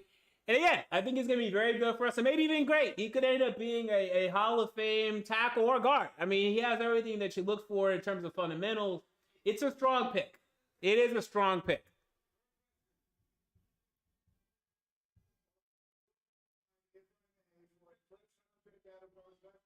Who is the only unanimous All-American in Northwestern football history. And football very much the family business for the Skoronskis. Peter's grandfather, Bob, is a member of the Patriots Hall of Fame. He was a captain and a 5-time champion playing for Vince Lombardi. I spoke to his head coach, Pat Fitzgerald, yesterday. Peter Skoronski is a no-nonsense young man. Mel, he didn't want any brothers of football here. He's in a pizza joint tonight with his family. I'll tell you what, 6'3.5", 313 pounds, very athletic. I'll tell you what, very experienced as a run blocker. The hand placement as a drive blocker, sustains well, reaches his mark pulling, gets to the second level. The pass protection, young man, lets you the outfield lane. He better be a great technician with excellent footwork. He has that effective punch move here as well. Power after Roman's back, some, as I say, late with David Ojabo, gave him trouble in 2021. I projected as the number 1 guard in this draft. I thought he was going to be a top 15 pick. If you need to kick into left tackle where he's played at Northwestern over a 3, 4, 5-game stretch, your starting left tackle gets hurt. Hey, you may not miss a beat there. He may end up exceeding expectations, but 6'3.5" with short-armed guys. I think the bother most people going into the NFL, whether you can say which works or what, is eliminating left tackle. Skoronski goes 11 to Tennessee. The Lions, after several trades, are now sitting at number 12, and Adam Schefter has more on the choice. They'll bring the Lions from 6 to number. Wow. So the Detroit Lions, wow. I can't believe what the Lions just took.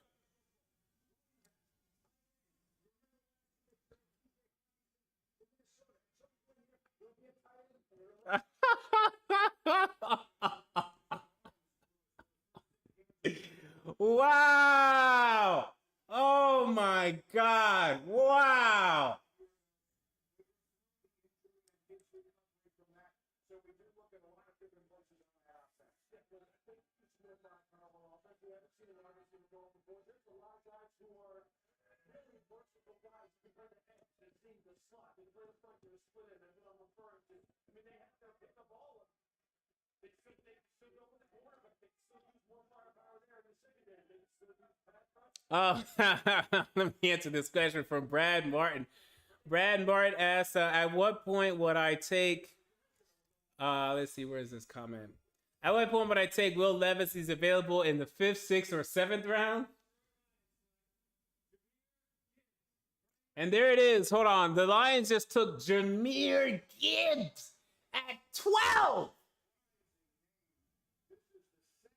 Now, I'm going to tell you guys, actually, Jahmyr Gibbs is underrated. I have a 1st-round grade on him. He reminds me a lot of Alvin Kamara. But at 12? What?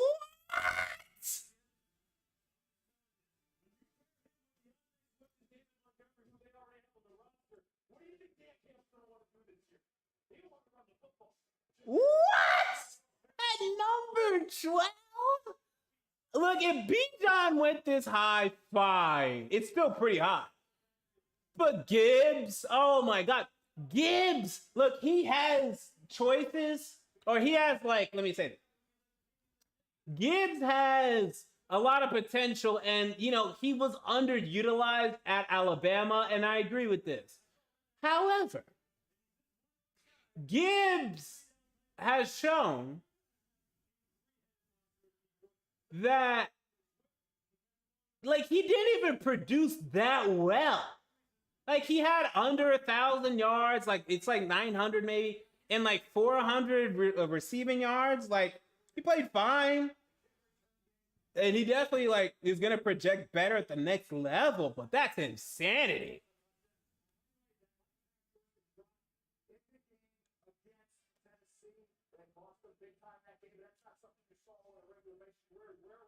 Jahmyr Gibbs dropped a pass. He is electric with the ball in hand. He straight multiple cuts together in one block. And he's a big player, short and second. And he got to toss it up. He's got really good ball security. So for Jahmyr Gibbs, I don't look at him as just a running back. I look at him as a multi-dimensional all-purpose player. He's a terrific player. The surprise is not in that it is him. It is that 2 running backs. So this is a great draft for him. And that allows him to make that perhaps. All right, Jahmyr Gibbs is the pick, number 12 for the Lions. The Green Bay Packers are next for the pick they got from the Jets for a quarterback whose name escapes them. Like, especially, like, you know how, okay, like, especially for this franchise, the Lions have taken, let's just recap here. The Lions have taken, who was the running back out of Cal that kept getting injured? Knees, all the time with the knees. Javid Best. The Lions have taken Javid Best. They've taken Kerryon Johnson. They've taken DeAndre Swift. Now they've taken Jahmyr Gibbs. The Lions have taken Best, Johnson, Swift, and now Gibbs. That's a hell of a history. I mean, my God. That's insanity. Wow.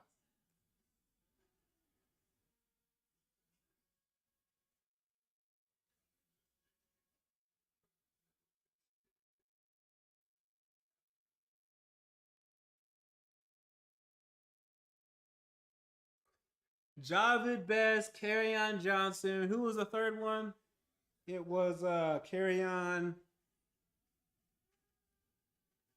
Johnson. Who was the third one?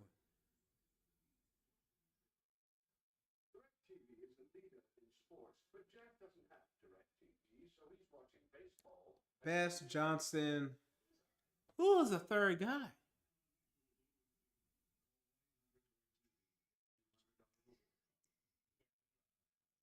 I can't remember.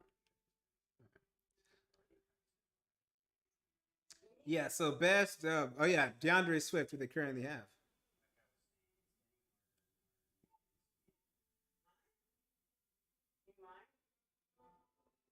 Well, on the bright side, new customers who bundle and save with Progressive save over 20% on that approach.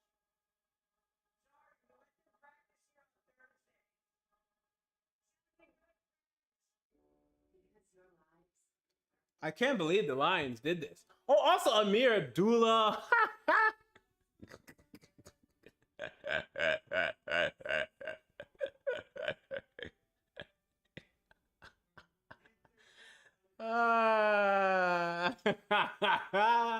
It's so bad. Oh, it's so ridiculous. It's so ridiculous.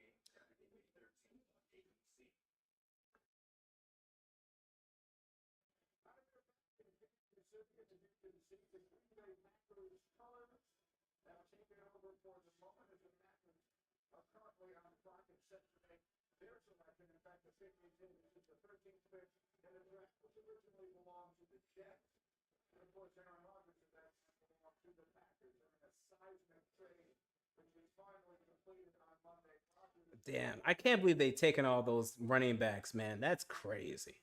That's so crazy.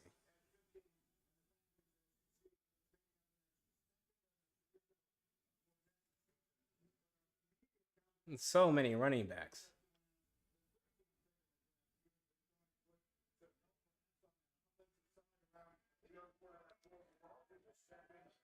All right, we'll see what the Packers do here. And I want to see how far Will Levis continues to fall. That is now something that I am enjoying seeing, and I want to continue to see.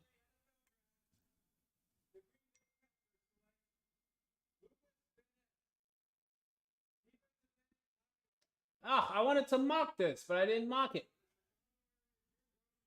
Yeah, I don't know how many. So how many picks have I gotten correct in my mock? So in my mock draft, I've got Bryce Young, Anthony Richardson, and that's it.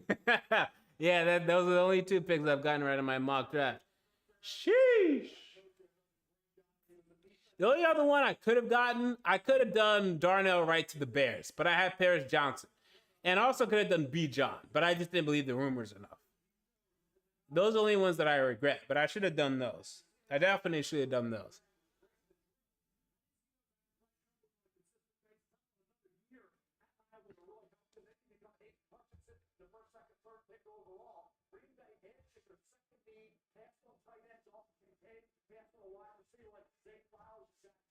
Look, if we took Will Levis with a second, I mean, as long as you don't commit to him, my only thing is like I just don't want to go into next year being committed to Will Levis.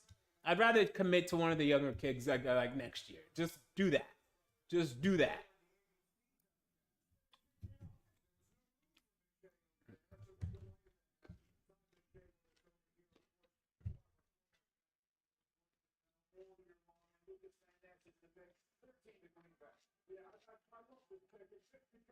versatility up front. I don't think there's a player in this draft that should play base defensive end and then rush the passer the way Tampa recruits technique, moving inside and the outside of the guard of the opponent.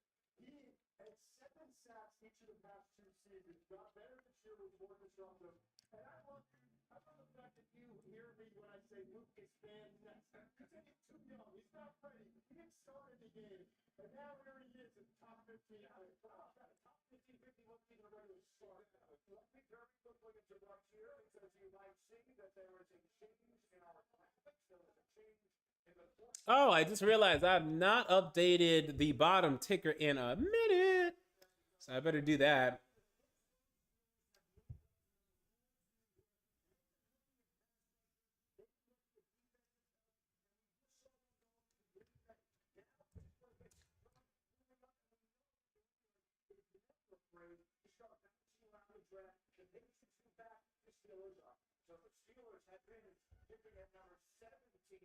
You know what I could do also? Could I like screen share like something to where actually do I even want to do that? I guess I could. We'll draft order. Yeah, I'll do like a screen grab or something.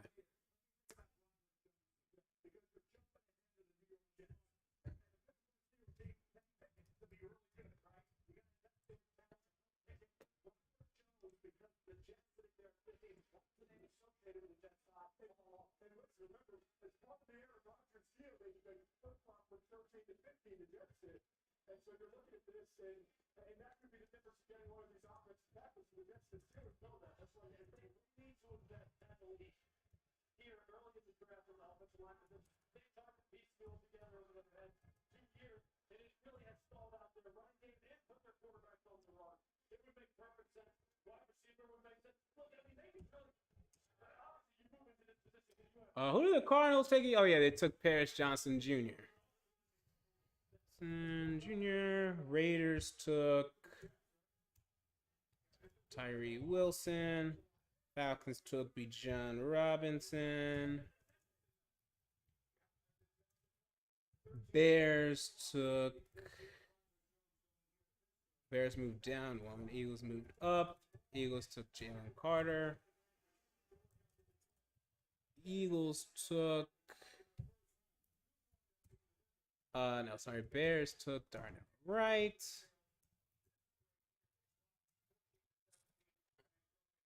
Titans took Peter Skoronski. Peter, you're having all this trouble trying to be who you are. The Lions, Jahmyr Gibbs. Unbelievable. So crazy. So crazy. Packers, Lucas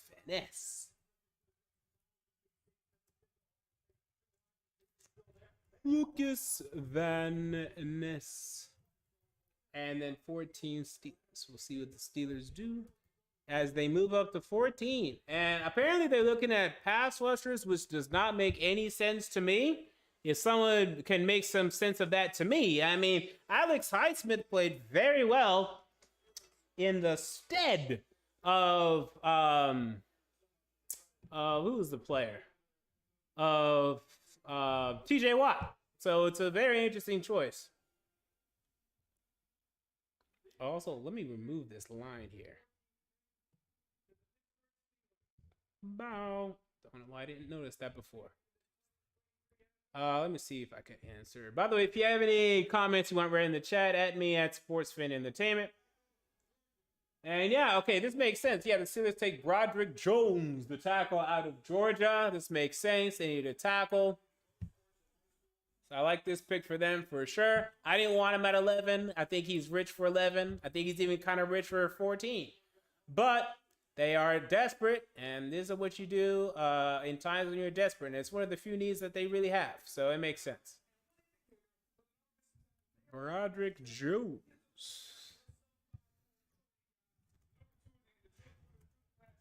Out of Georgia.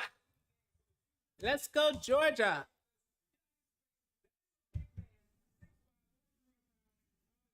Oh, I have 15 as the Packers here. Let me change that. That should be the Jets. 15.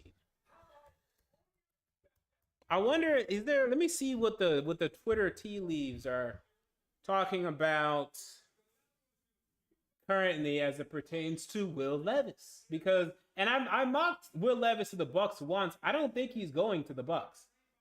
I really do not think he's going to the Bucs.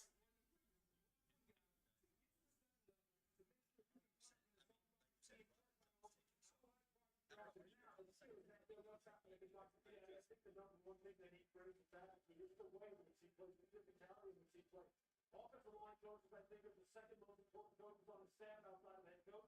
They need to clean up his technique for sure, as far as his posture is concerned, but the way he plays is the way Mike Tomlin's going to want offensive line to play. Okay, so the New York Jets are now up at 15 as they have acquired Aaron Rodgers, and the overwhelming belief has been that they wanted to add an offensive tackle to play in front of Rodgers. There were 3 real main tackles in this draft class, and all of those have gone. It's not clear, and I'll ask Don McShay in a moment, if there is a tackle worthy of going in this one, if the Jets should look in another direction to see their draft room. One can imagine some disappointment there that they won't have the opportunity. Aaron Rodgers comes to a team that desperately needed him. You see, in the history of the organization, the Jets have won all-pro season from a quarterback. It has been that long. It was Joe Namath in 1968, the year that the Jets went on to win the Super Bowl. Rodgers, a 4-time MVP. The Jets have never had one. And so the question, Todd, I'll ask you first here, is there an offensive lineman that would make sense to go this high, or must they look in different directions? Absolutely not. The Jets have 3 offensive linemen that they were considering, because the number 13 and now the number 15, that's the big. They're all gone. And so now, if you take up the New Orleans program, I mean, he wants draft picks because they don't have a 3rd round pick. And they don't have a 2nd round pick to be very fair. So Jeff believes in going up on draft pick. Plus, he's just locked on the offensive back. So if they can move back, Joe Douglas will move back. If not, they stay home. And there are some options here. We have a comment here. He Arms South Park says, I feel safe with Peter after the Texans took Anderson. Yeah, I mean, that's a good point. I mean, he's someone that could help protect against Will Anderson in the future. Some people are, disappointed with, the Skoronski pick, just because he needs an offensive lineman. And it's a bit meh whenever you get offensive linemen, but we know this is what we needed to do, guys. JSN would have been fun, and he's still on the board. So, I mean, you know what? I know we need depth. We do need depth, and we need picks for next year. But if he continues to fall, if he falls to the 20s, I'm fine moving up from 41. And I'm fine giving up. Like, if we get out of this draft with both, like, a JSN or a Zay Flowers and Skoronski, I'm fine with that. But we still need that receiver. And I'm still, like, obsessed with JSN because we need that receiver. And he's the one out of this entire class that, to me, is that obvious in that he can actually produce rookie season. Oh, wait, did my stream just cut out? What happens there? Oh, I think finally my camera just died. Okay, give me a second. So my camera has a 2-hour lifetime, so I have to charge it. As I charge it, I'm going to switch over to my webcam.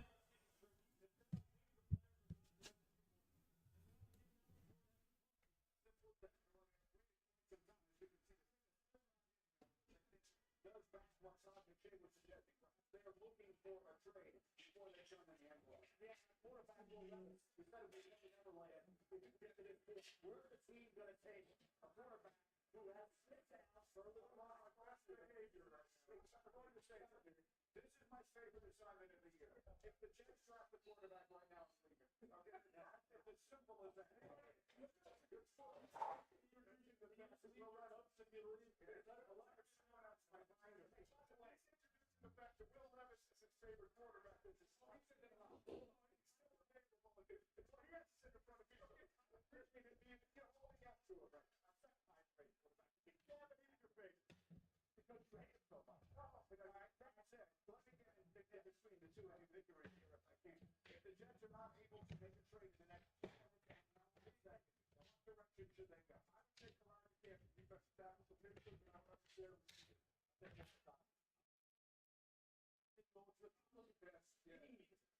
Speed. I like Tony Brown. He's got different speed. I've heard that physically, the tech is going to be fine. He should be ready to go when the season starts. That's what I'm looking at. Honestly, I would love any of those 3. Nolan Smith, Will McDonald, wide receivers, a lot of teams for options. They have good options. It's just not the options that everyone expects. You're an AFC guy. The one thing about the AFC, you got to explore what you have to. You got to have speed coming up in here. 4-3 to 6. I see a team sitting down here. When we're talking about Pittsburgh, you know, we love to talk about Pittsburgh. That's Pittsburgh. That's playing it. Held up in 2 TR. Slide the catch. You want to destroy the play. He looked good there, too. He looked good there, too. All the names you guys have mentioned have been defensive players. So he that is the direction that the Jets wind up going. It took them a very long time to work out beyond Rodgers trade, and haven't taken them a very long time to make this selection. But we are seeing this is a part of the team, and they seem to be helping each other. So about something, it still suggests here that they have not turned in the envelope. It certainly looks as though they've made some sort of decision that has been exciting. We'll see what it is. Again, the belief has been that they want us to come out of this night with an offense. All right, there we go. All right, don't know if I still need that to be as bright.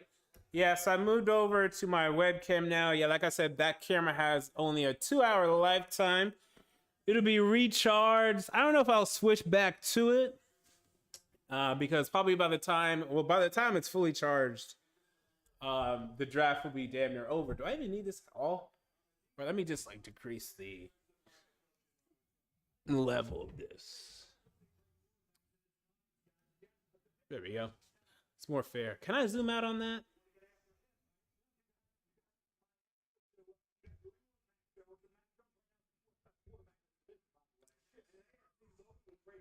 Is that the most I can zoom out on that? Yeah, I think so. It's kind of close. I guess I'll just push it back.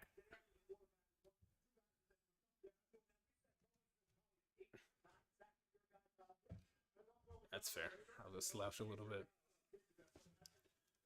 All right. So, with that said,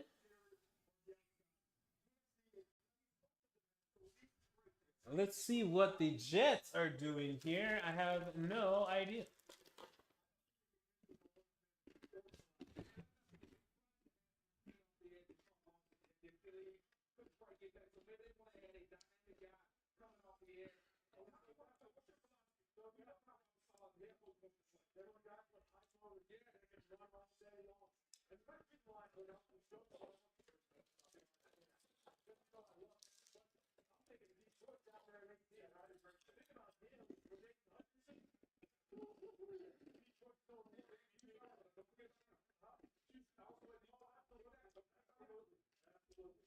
And so with the Jets on the clock, young Adam's going to help Roger and Goodell announce their pages, but it would be Kyle Stickles is a thirsty ball from Boston from Boston. And then there's this kid from Heat, he brought his switch with the last, the first one.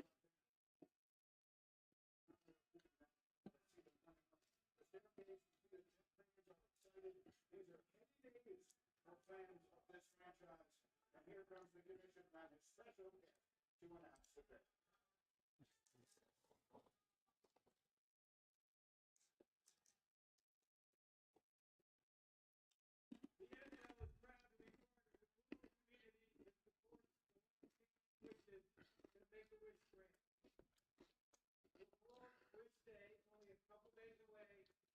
Joined by Kyle Stickles, a Make-A-Wish kid who battled and overcame colon cancer.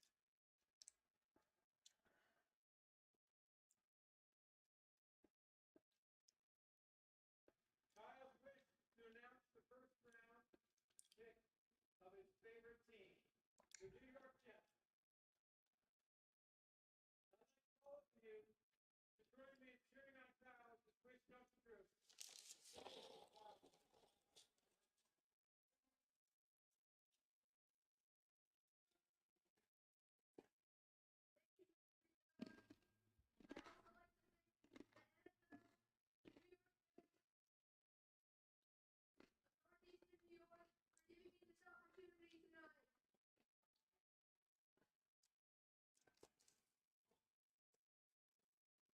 Listening to some of Rank Carthon's thoughts.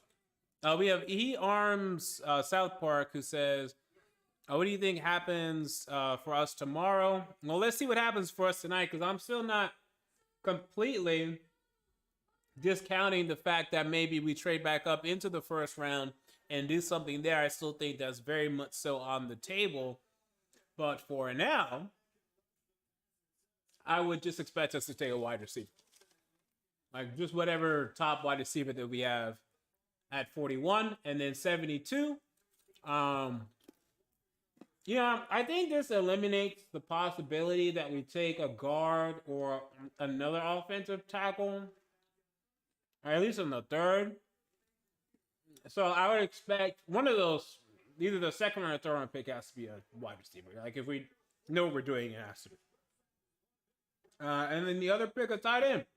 That's what I'd expect, a tight end or an edge, or like just whatever highly rated defensive player that they have.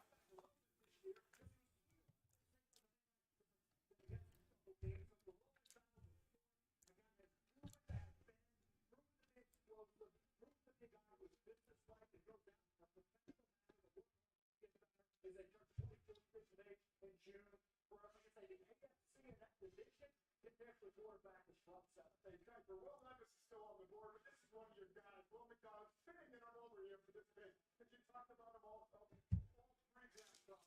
He is the victiest of the run for this guy. When he gets this top, he has that social flexibility to work through the offensive tackle.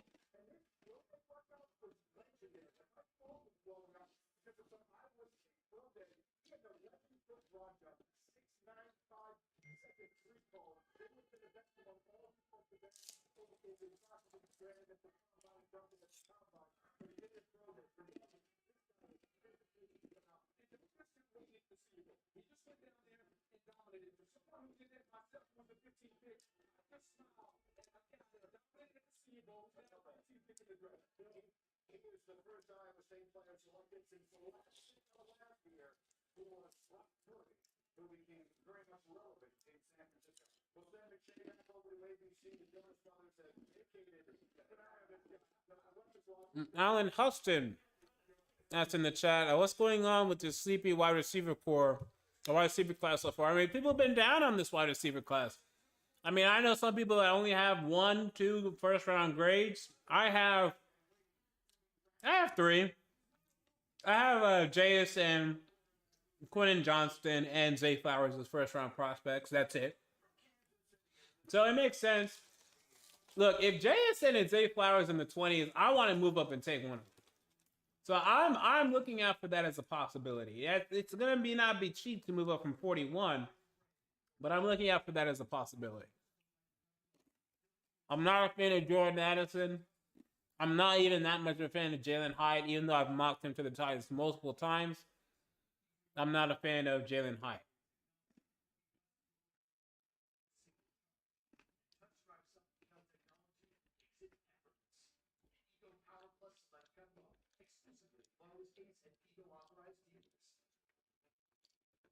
Electric Dream Days are here.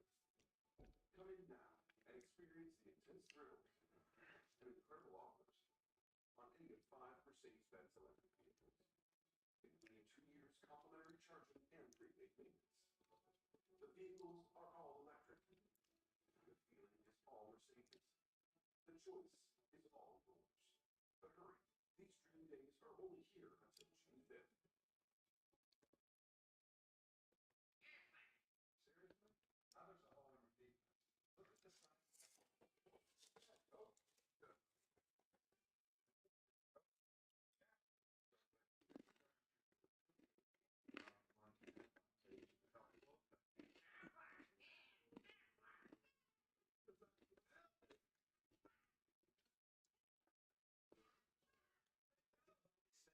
Official sponsor of ESPN College Game. Wanted full-time fans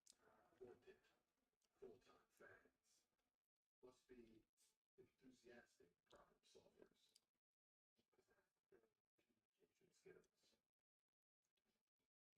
Communication skills. Be good under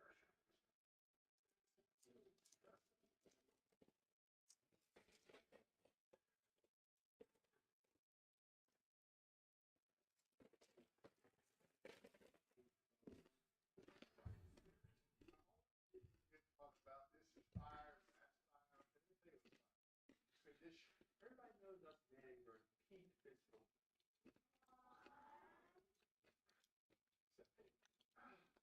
But it doesn't matter that early. I love them enough. Yeah, show good fan for me.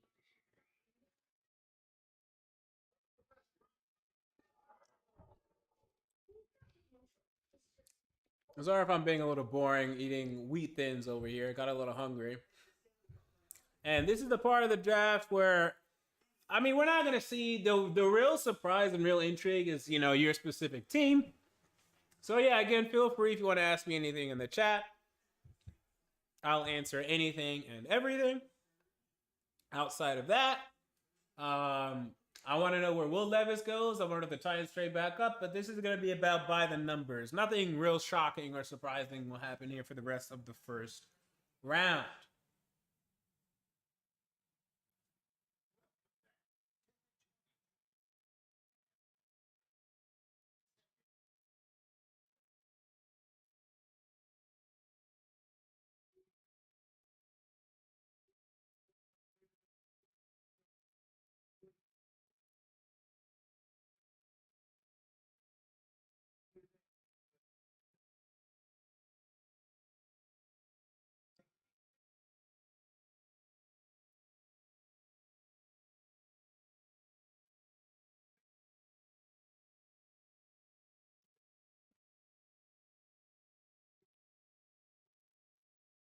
So Emmanuel Forbes goes here with the Commanders at 16. Everyone expected them to go corner, so this is no surprise really at all.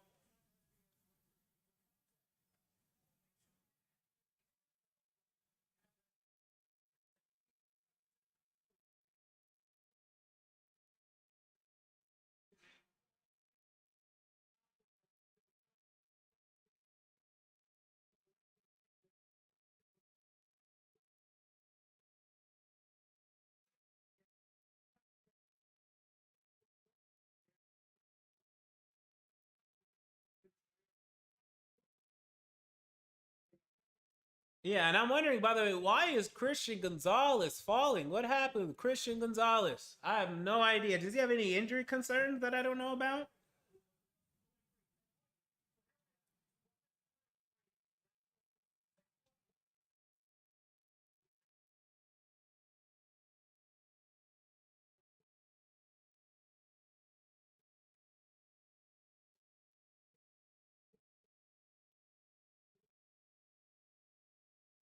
Wow, of course.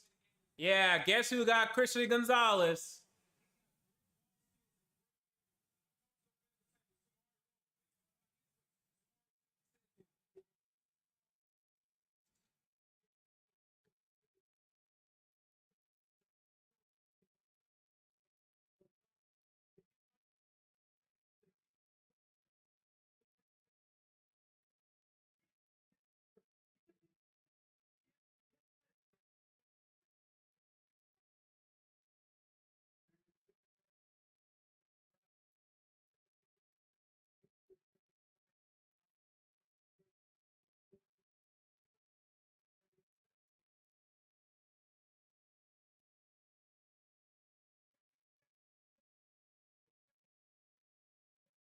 So the Patriots end up with Christian Gonzalez. Shame on the NFL.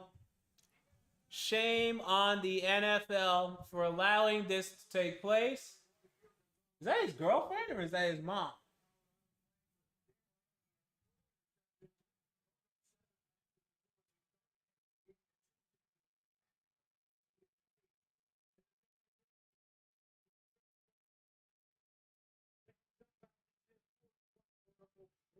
Wow, that's interesting.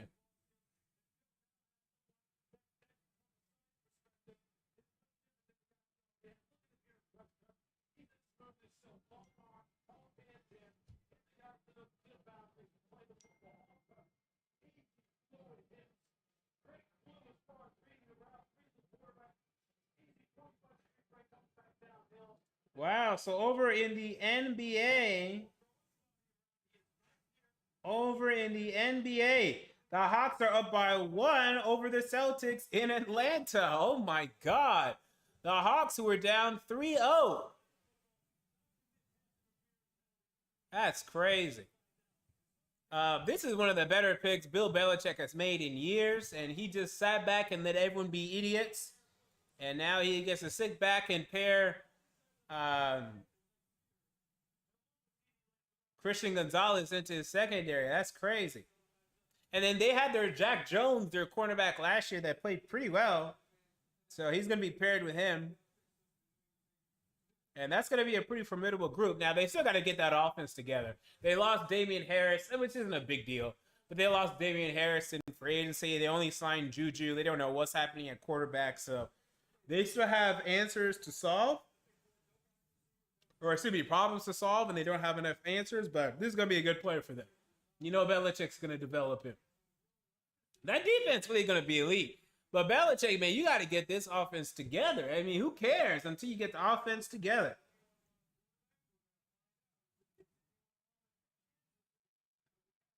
Everyone expects them to be the worst team in the AFC East if Tua stays healthy.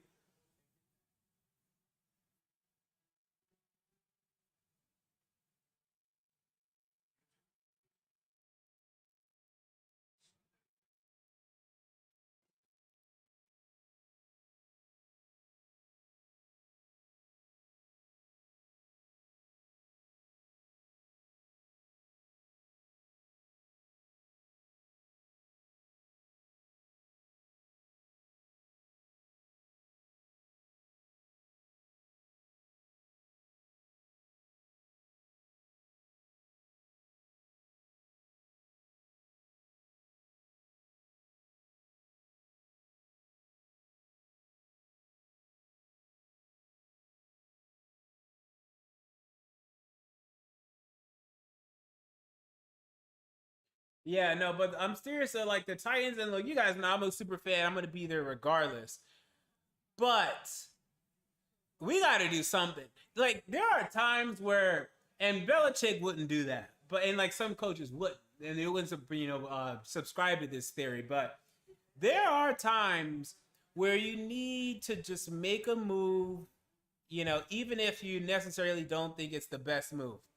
And this is one of those times. This is one of those times where you can trade up, get JSN, get Zay Flowers, and do something that's going to get this fan base energized.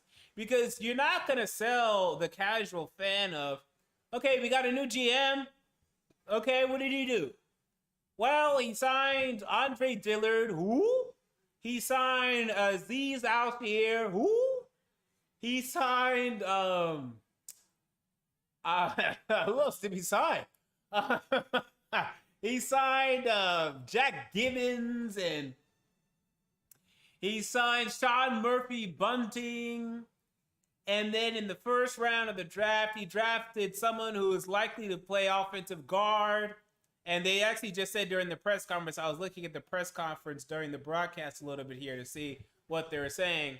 But yeah, they're open to Skoronski potentially playing guard, as they should be, because he might end up, really projected to be a better guard than he was a tackle in college. So that's fine. So he did that. And then in the second round, well, he took Jalen Hyatt. And then that's it. He didn't trade for anybody. Didn't sign anyone significant. Didn't significantly upgrade the quarterback position. Didn't make any trades. Guys, that is a very boring offseason. And that is not going to motivate a lot of fans to try to come out next year and watch this team again. Tannehill's back, Henry's back, Byard's back, and we're just running it back. And we made, improvements. We got Jeffrey Simmons extended. Yay! I think you got to do something here.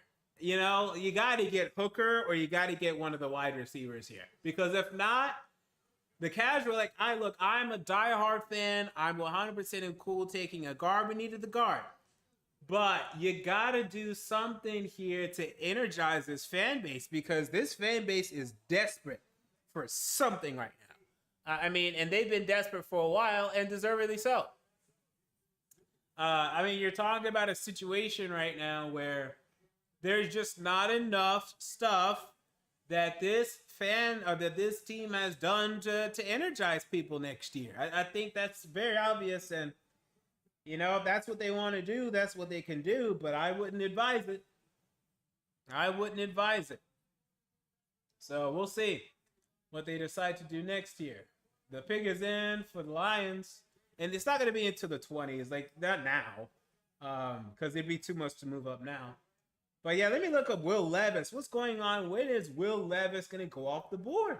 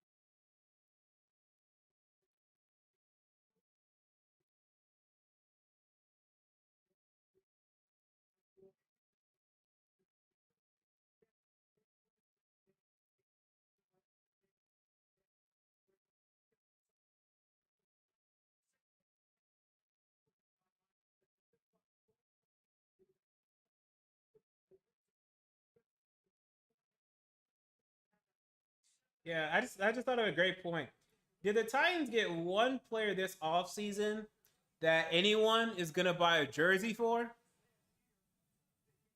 Look, Skoronski, if he ends up being a great guard for us, and he will be, then some people are gonna end up buying his jersey. But until then, you're talking about a situation where no one's gonna buy any Titans jerseys this offseason, dog. No one. You'd be crazy.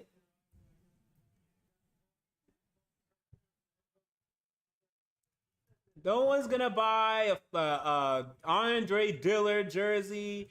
No one's gonna buy a Aziz Al Shair jersey.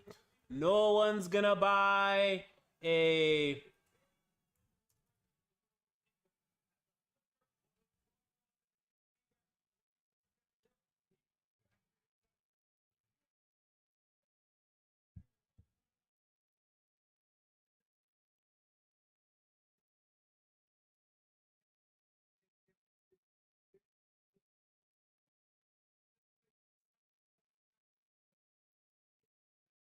Wow, the Lions just drafted Jack Campbell.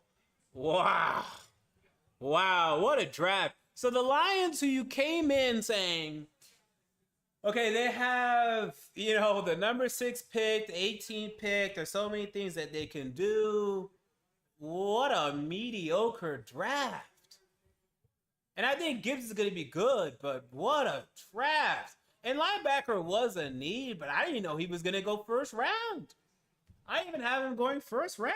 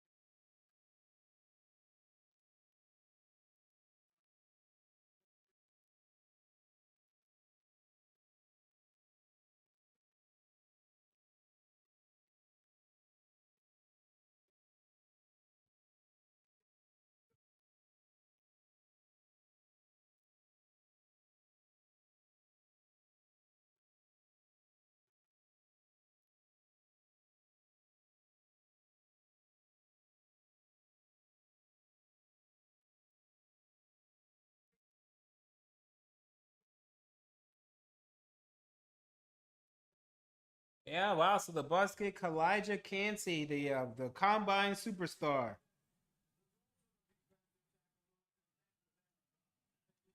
Oh boy. So where are we now? Let's run a poll. Let's run a poll. Because I think it's possible that we could trade back up for Will Levis.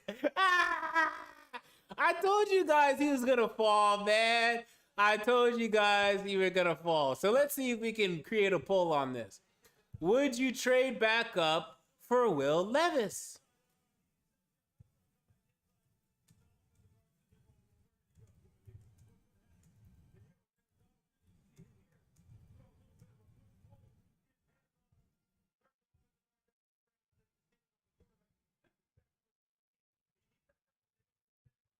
He's so bad. I still can't believe that Lamar filled a 32. It's still crazy. Now he's the highest paid player in the NFL. But this is not that. Okay? This is not that. Lamar, I always felt was going to be a high functioning player, was going to make plays. I didn't think he was going to last. And now he's starting to get injured. But he won an MVP, and he's the highest paid player in the NFL, so I guess it worked out.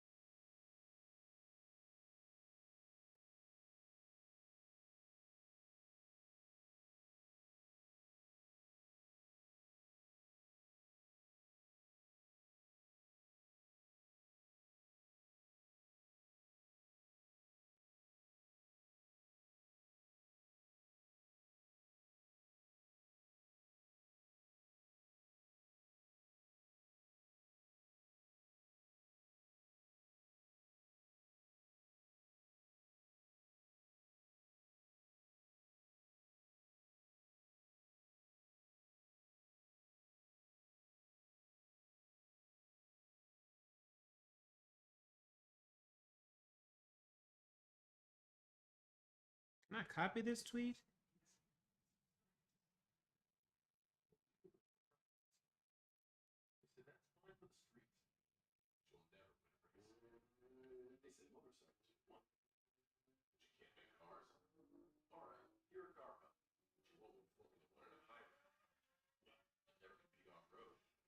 What about when there is no room?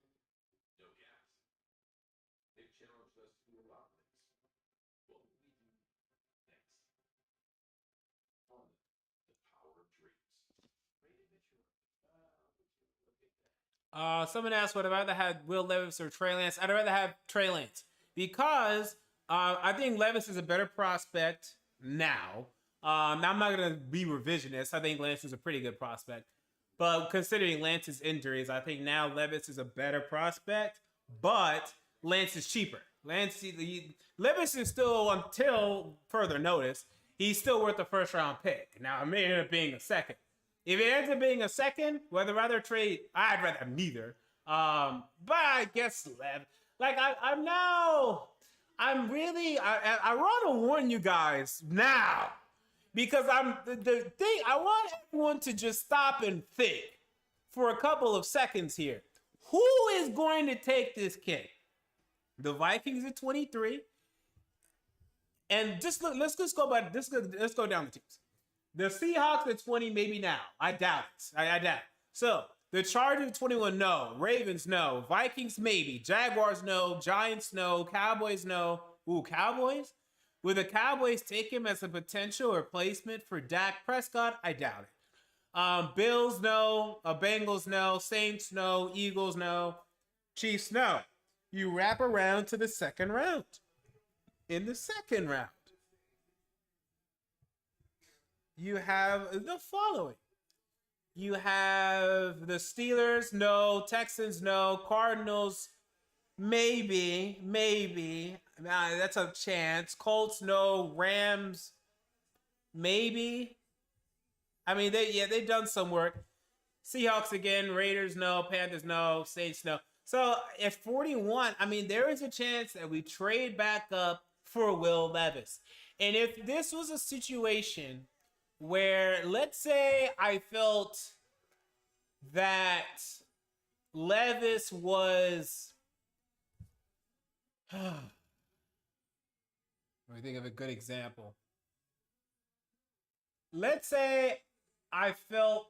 You know what's crazy about this, though? Will Levis is, I think, going to be a better player than Daniel Jones. Hold me to that. Will Levis is better than Daniel Jones. Daniel Jones just got a $160 million contract. Will Levis is better than Daniel Jones. So, from that aspect, it's not the worst, but I'd rather just wait till next year. You know, that's just my thing.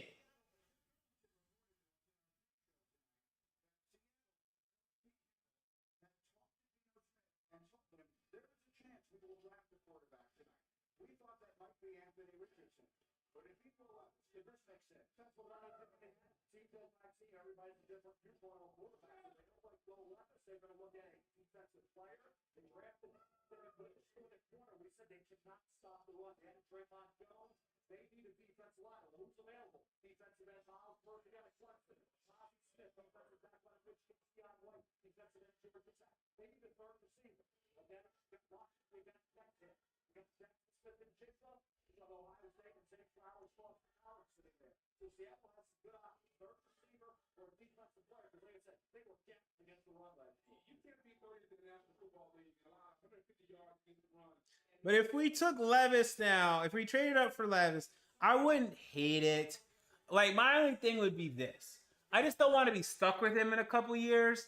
And I think that we would be, and that'd be a little frustrating.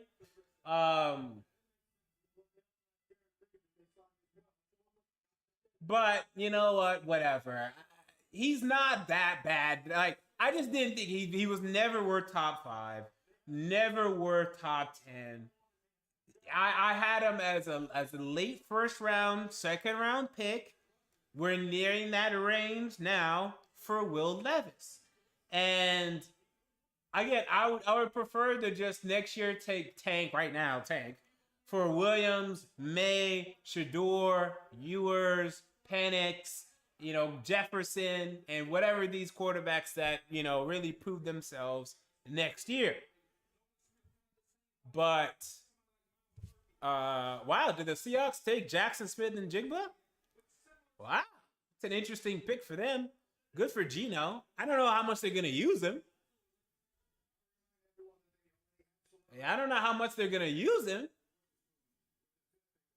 They definitely needed to help their defense more. I don't know why they're taking Jackson Smith and Jigba. And he's an interesting fit next to Tyler Lockett. Now, Lockett plays a lot outside, so it's fine. But I don't know if I would have made this pick. I mean, they did need a number 3 wide receiver. I'm not saying that they didn't. But this is not where I would have gone. I think this is a strange choice.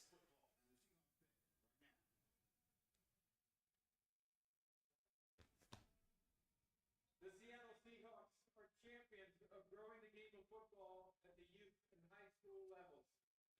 Joining me on stage are local boys, tackle football players, and local... And one of these kids looks like Jackson Smith and Jigba himself. These young men and women embody the NFL values of respect, integrity, resiliency, and responsibility to their teams. Congratulations on your accomplishments in your academic and football careers. Now to make the selection, please welcome Bethany Uribe.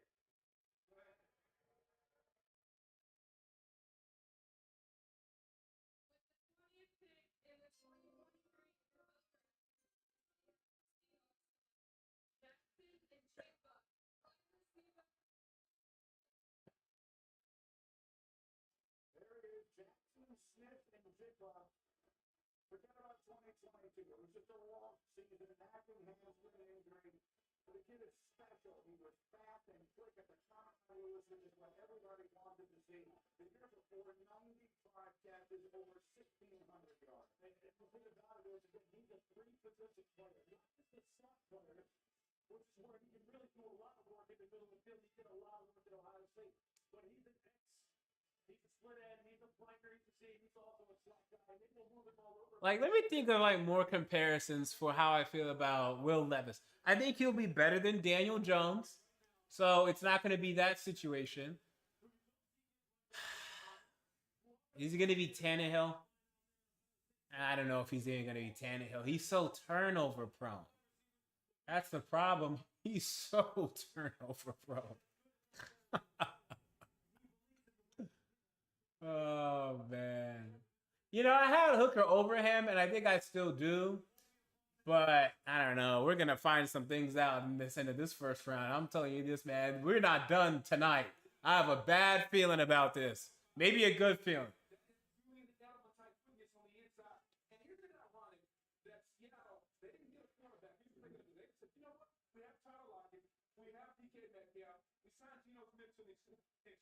We're going to invest in our offense and put more weapons around Geno Smith.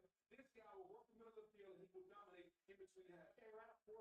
Black people say, well, he's got the set this speed. Yeah, and if this guy never breaks 1,000 yards, which I think he will eventually, guys, he's playing with DK Metcalf and Tyler Lockett. This is a luxury pick. To take a slot, no, but not a slot wide receiver, but to take a legitimate number 3 wide receiver in the first round, I'm not a big fan of that, unless if one of them is old. And Tyler Lockett, what is he now? Is he even 30 yet? Oh, he just turned 30. Okay, I guess he's on the decline.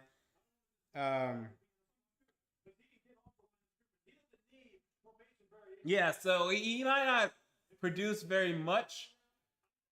I thought he was going to be, the highest or most productive rookie wide receiver. He went to us. Now he's going to get 600 yards. But, and someone's going to get more than that. But we'll see. We will definitely see.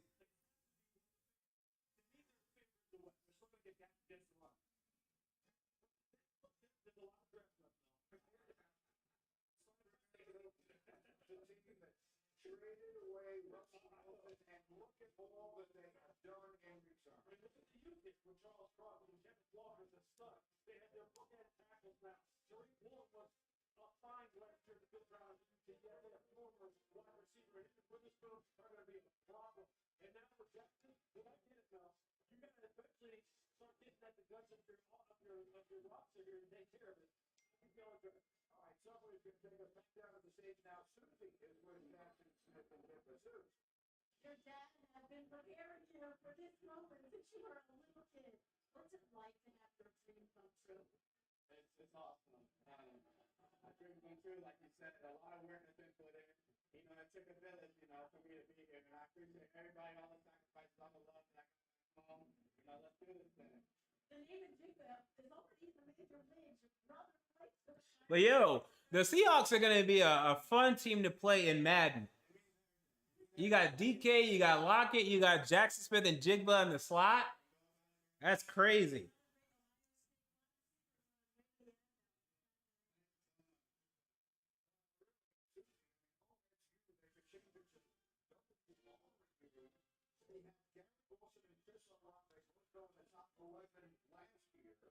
They both had brilliant seasons.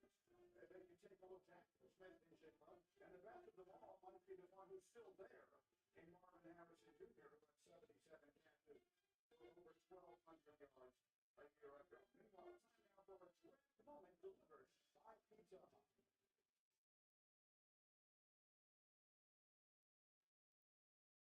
All right, so I'm going to go ahead and close the poll here. So the official poll results, 81% of voters said no, they would not trade back up for Will Levis. We'll see, guys. I think it's very much so on the table.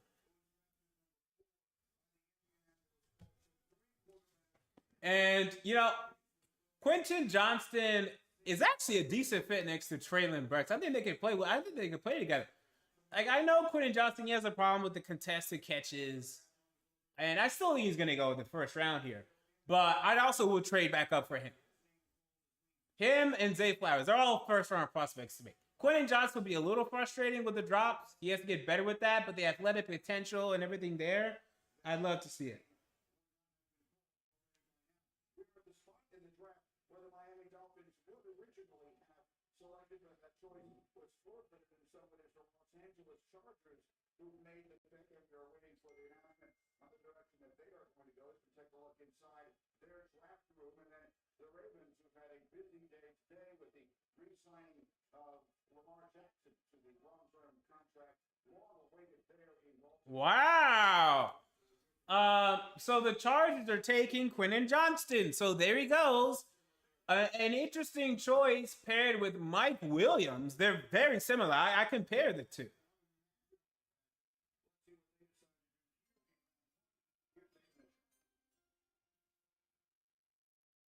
With the 21st pick in the 2023 NFL Draft, the Los Angeles Chargers select Quentin Johnston, wide receiver, TCU. All right, so here come the wideouts, and you watched them last year. It seemed like no one could cover them on that ride to the national championship game.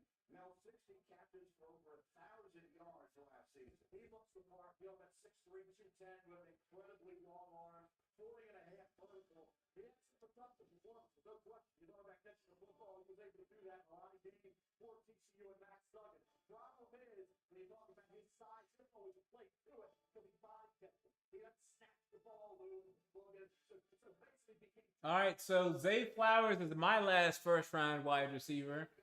Then we go to the second round, and then that's when you're just talking about guys that I don't trust right now. Jalen Hyatt, Cedric Tillman, Jonathan Mingo, Josh Downs, Tank Dell. I'm not a fan of like these day 2, 3 out of series. Some of them are going to do well, and some of them are going to do fine, but I'm not a fan. I'm not a fan. So, you know, that's why I would have been aggressive here, but maybe just tank.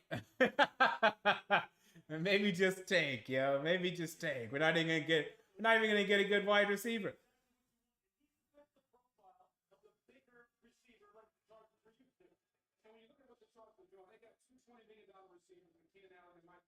They stay hurt. It's hard to produce when you're hurt. So So this fits the profile. We're going to get the quarterback Justin Herbert, who we're going to sign to the extension soon. We're going to get him a dependable weapon. I can't have my fingers to pin down until need somebody outside. So our offense can be prolific and we can score points. They need to have a wide receiver run. I can't believe he had a Charger hat in front of him. How many hats does he have in front of him? And that's if he just knew.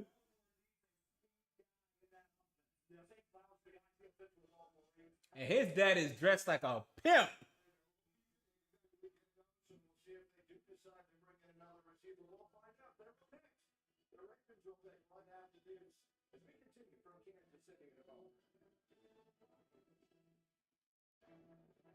Hey guys, random question. Is it bad to swallow the line with Corona? Did you swallow your line? No, you definitely did. It's lines are super cool.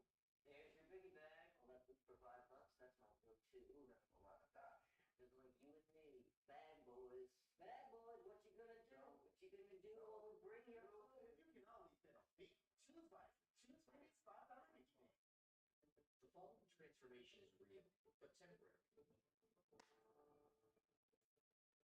Any dye can temporarily cover grays, fill in thin, patchy areas, and create a fuller, defined look for beard and brows. New, just for men, one-day beard and brow. Breakthrough color that stays put for the day until you wash it out. Transform your look. New, just for men, one-day beard and brow color.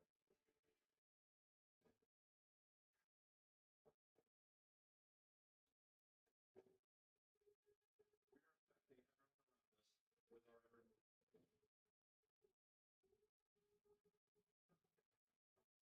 The more we can shine a light on the positivity and the good that there is in this world, the better off we're going to be. Time and time again, we're showing how beautiful and generous the human spirit can be. How can I make a difference? No matter how big, no matter how small, how can I make a difference?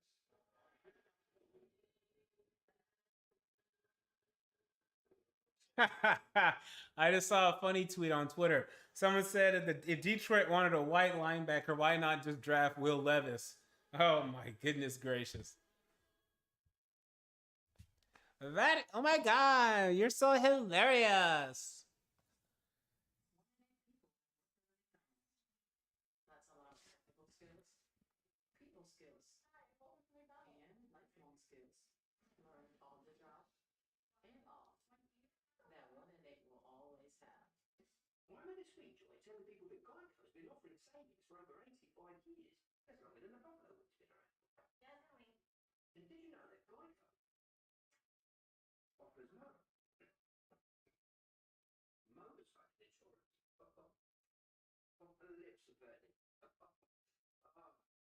My lips are actually burning. Geico. Over 85 years of savings and service. See how much you can save at Geico.com. It's too hot. This is too hot, mate. NFL Plus brings the draft. I'm going to put on for myself the Atlanta Boston game. Hopefully that doesn't. Yeah, no, it shouldn't. That'd be crazy if it did. Let me not refresh then. Bad idea.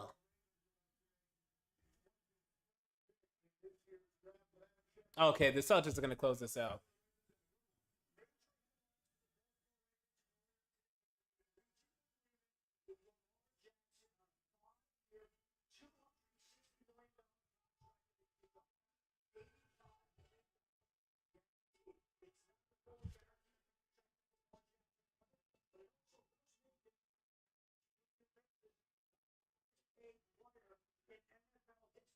With an average of $52 million a year, the Ravens already gave Lamar one gift today, and now there's a decent chance they'll give him another gift right here. Wow, GG. The Ravens just took Zay Flowers. GG.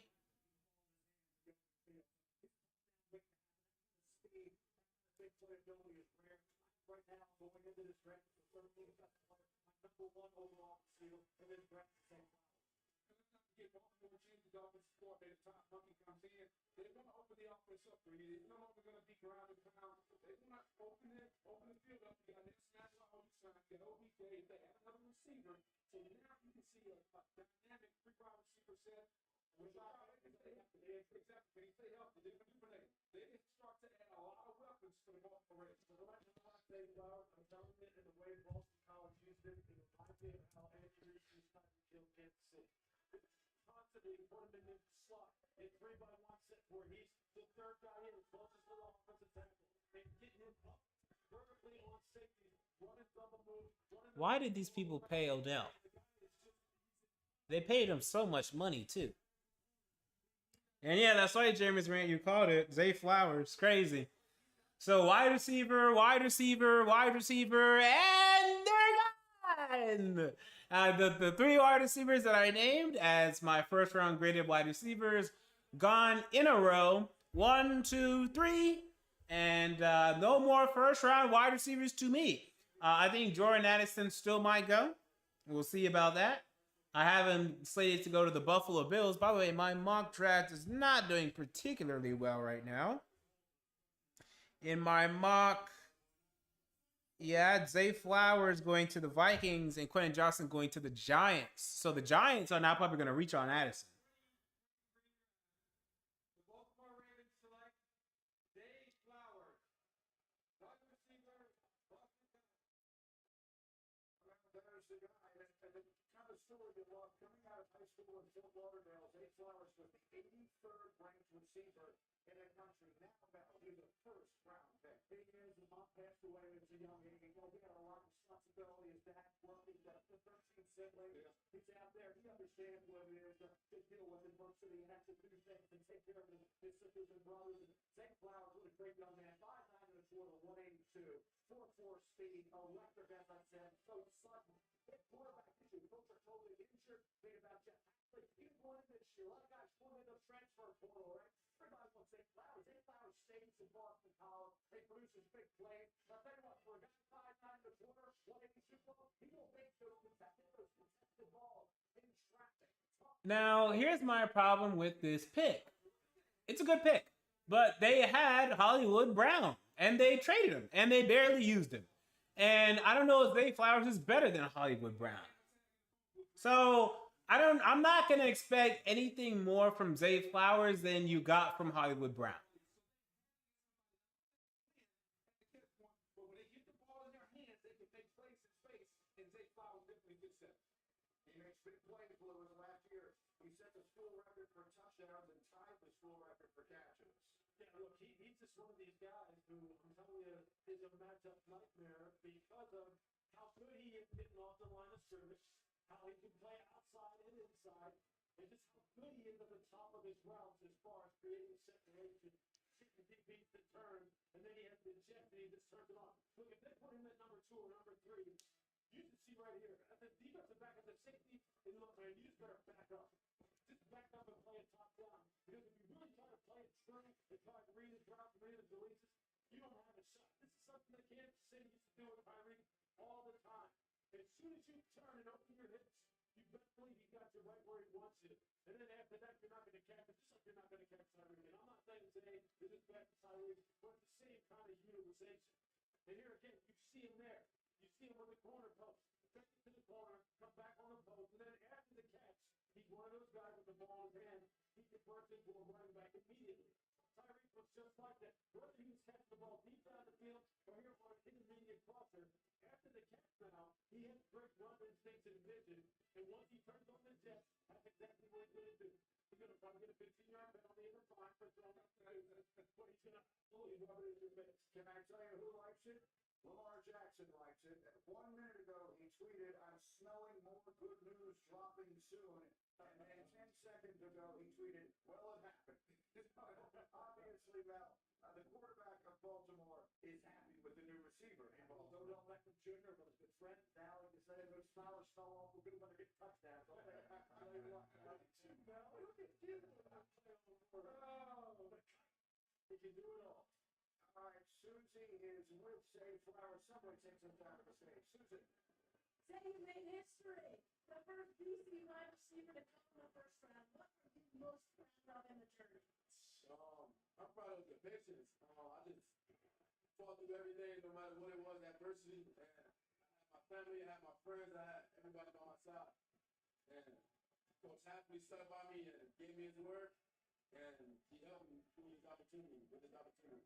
One of 14 kids and your dad held him down on his own. In this moment, how are you going to honor your mom, what she's meant to the journey? She's the reason I'm still doing this. She put me in this, it started with my mom. And my dad continued it. And it made everything. That's why I made sure that she was going to do it. Made sure she was with me tonight. There's somebody that's really happy tonight. Lamar Jackson is already tweeting out how happy he Tell is. him let's do it. Tell him let's do it. Hey, we about to work. Let's get to it. Let's get to it. Beautiful up there. Smile and of course, Lamar Jackson tweeting the happy news. And we gave you the number beforehand. Since Lamar Jackson's first start back late in his rookie year, the team is last in receptions per game, and receiving yards per game amongst wide receivers. Do you foresee that changing, brother? Yes, to the change. Some of that was because of the philosophy of the great ball. They want to run the football. They led the league in rush more yards than anybody had ever imagined. Then you bring in almost 40 to top punching.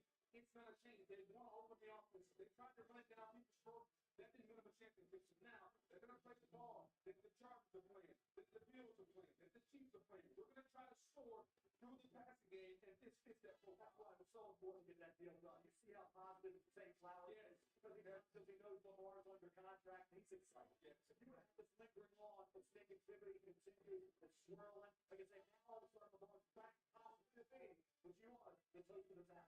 Turn the page here. The next team up is the Minnesota Vikings. Obviously, have a long regular season record last year. They were 1-0 in one-score games last year. Knocked out in their very first playoff game at home. The Giants 31-24. In an NFC that has been somewhat depleted, you do have to wonder, is this a spot where they could consider taking the quarterback? I feel like I've heard that mentioned a couple of times through the process of now shaking his enemy vigorously. I'm not saying they won't take Will Levis. Well, I'm saying their defense is dense. And if I watch Broderick Jones just light them up. Yes, sir. I got Emmanuel Fort's gone, right? Chris Gonzalez gone. Devin Witherspoon gone. But who's left? Joey Porter Jr. and my guy Farrell. And Deontay Banks, who had a good year, came back for shoulder injury in 2021, had a whale of a season. Opposite Shaquarian Benton, who's going to probably be a good third-round pick for somebody. So Deontay Banks and Joey Porter Jr., two solid corners still on the board. Yeah, to me, this pick has got to be a quarterback. They got rid of just about every corner they had, Patrick Peterson, everyone else. They need somebody that can cover. They were just about 16. So yeah, the Soldiers got it done against the Hawks, as expected. Is that the only game tonight? Yep. Okay, then tomorrow, Grizzlies, Lakers, Kings, Warriors. That'll be fun. I will not be live tomorrow during the picks. I'll be live right after for the Titans picks to give my thoughts on those. Well, yeah, no, I don't know. I might be live through. I'll be live after. I think I'll be live right after each pick individually. Yeah, I think I might do that. That makes sense.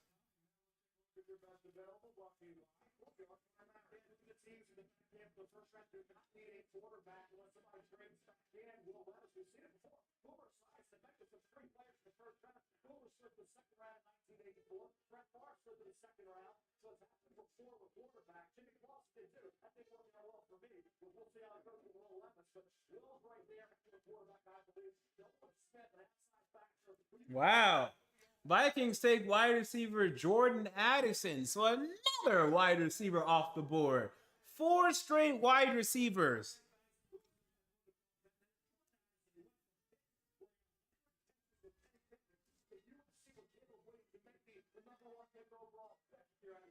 The quarterback, about that name right there, Jordan Addison, right? One of the best route runners in this draft. I mean, think about him in the cost. Think about him right there up here with Justin Jefferson. That would be a swing 50. Well, defense makes sense because the value kind of matches up for me, right, with the needs.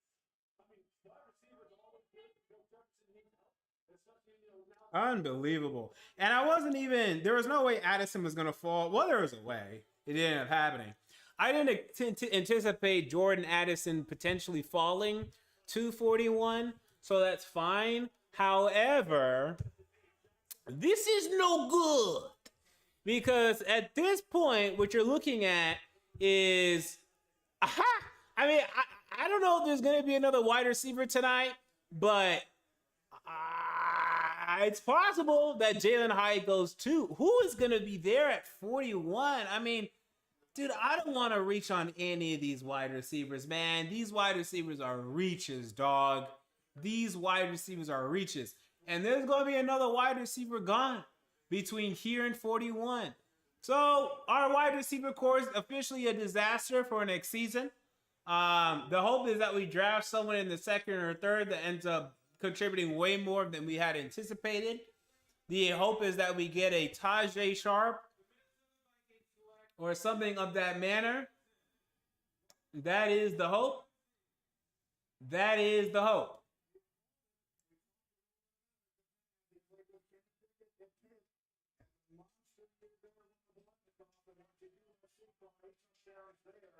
Let's take a look at the prospect resume. Well, you can buy indeed. Yeah, and I'm not concerned about the size. A lot of people have made something about it. Him only weighing 170 pounds. 5'11", though. For me, I look at him. He was my number one receiver in this draft. A guy that can play inside. A guy that can play outside. We talked about 2021.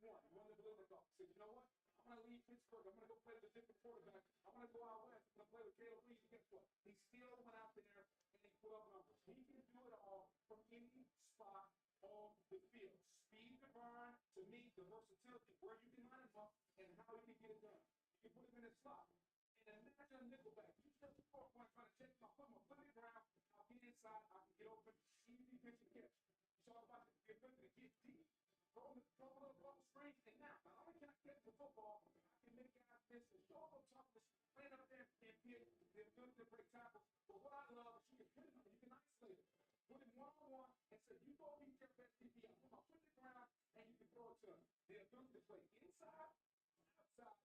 That's the reason why he was my number one receiver. Oh, by the way, we've seen that kid before. Some of the best hands in this draft. Yeah, what he showed his FC this year is the guy who can go outside and win the one-on-one. So if you have even the best wide receivers in the NFL, they feel as though they really separate themselves by the guy who can go outside and he can win the one-on-one when you know you're throwing it to him. And Jordan showed that this year in USC. Last year, Pitt, much more inside. Yeah, I mean, it's over at this point. Our wide receiver core stinks. And Tajay Sharp. Look, hey, Tajay Sharp for 2.5 seasons, maybe 2 seasons, his rookie year was great. He exceeded expectations. How many yards did he have? Let's look it up again.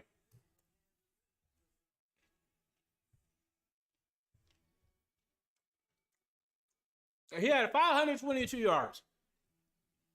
That was very good for a 5th round pick. And we thought he was going to improve, and then he never improved. And then he got hurt, and then that was it. But that's what we're hoping to get. We're hoping to get Tajay Sharp in the 2nd or 3rd round. And that's disgusting.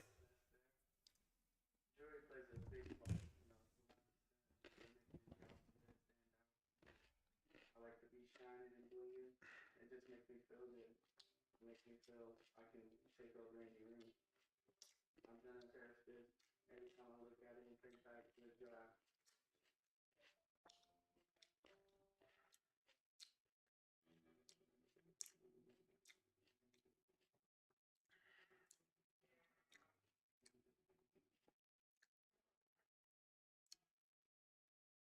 The all-new Prius, Toyota, let's go places. Sticky bowl, Jackson Briggs, and second win. Never forget. So this is disappointing. And I want to be very clear.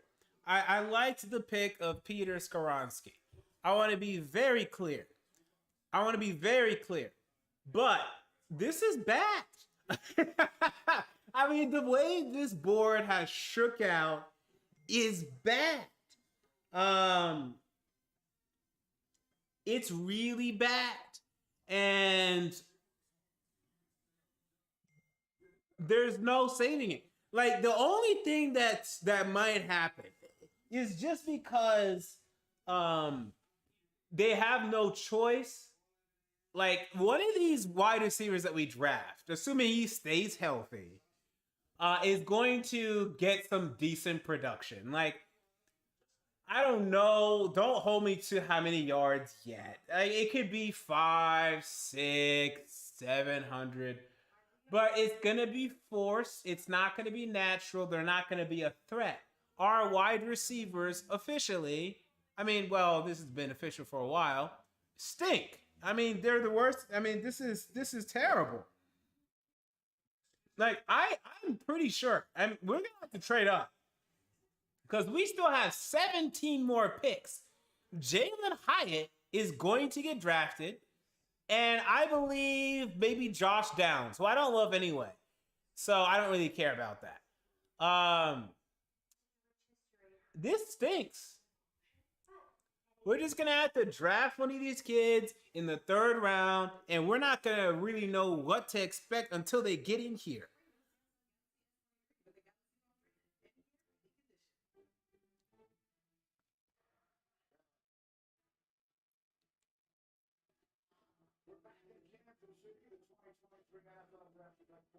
Trade to be just had another intercepted under the detail.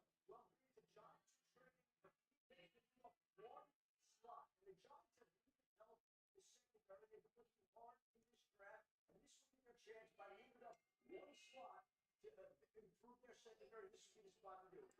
We'll see how if that's the direction they go. They're coming off 4 consecutive wide receivers selected, which, by the way, I'll mention quickly, is the first time that's ever happened.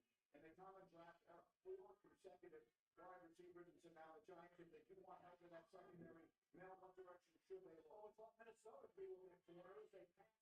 And then remember, even A.J. Brown, who was a stud, even his first year had 900 yards, and that was with, what was that? That was 2019. So that was with,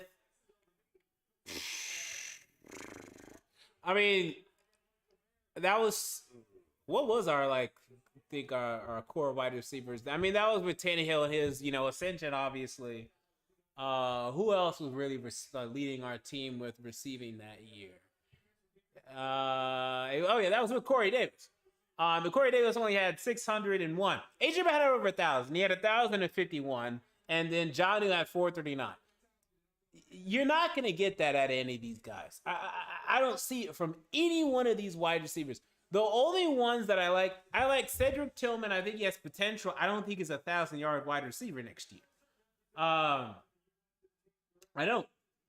So you might just force feed like a Josh Downs who, has proven in college that he can handle that sort of volume. So, just because it's him and Burks and like literally no one else, Downs ends up with a decent rookie campaign. He gets 800 yards. I wouldn't buy it. I wouldn't buy it for a second. It'd be forced production. So with these wide receivers, and someone in the chat saying Marvin Mims, he's going to go 3rd, and we'll see about that. I'm not a fan of his size. Let's see what the Giants select. With the 24th pick in the 2023 NFL Draft, the New York Giants select Deontay Banks, defensive back. Wow. So the Giants took a corner here in Deontay Banks, who fell a little bit farther than I was expecting and anticipating. You don't know why. The Commanders didn't take him at 16. They elected for Emmanuel Forbes instead.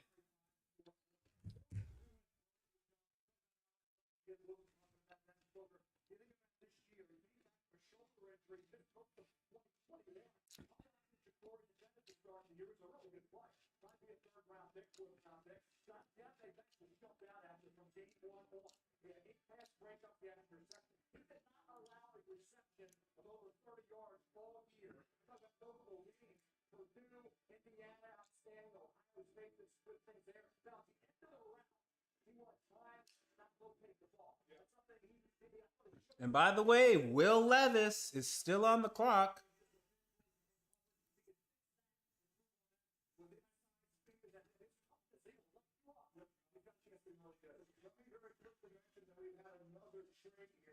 See it on your screen if the graphics will change here for you as they see Deontay Benson goes for the Giants. The Buffalo Bills have moved up, so Jacksonville has traded twice in the last 10 minutes. They moved back one spot. You will have the Giants come up. Now the Bills have come up. We'll find out which player it is they decided they needed to get as we continue in just a moment with the NFL draft from Kansas City.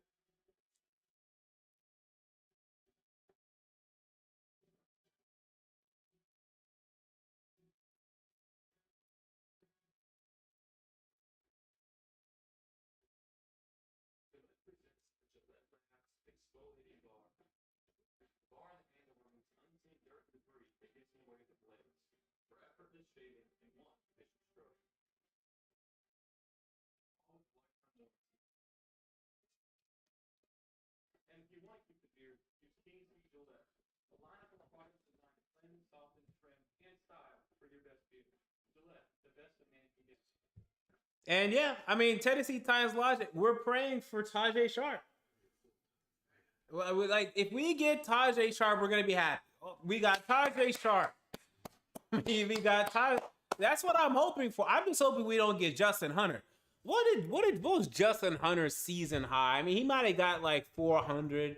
I think he got 400 one season. And don't forget, do not forget. I'm sure a lot of you guys don't. How could you? The Justin Hunter hype was real.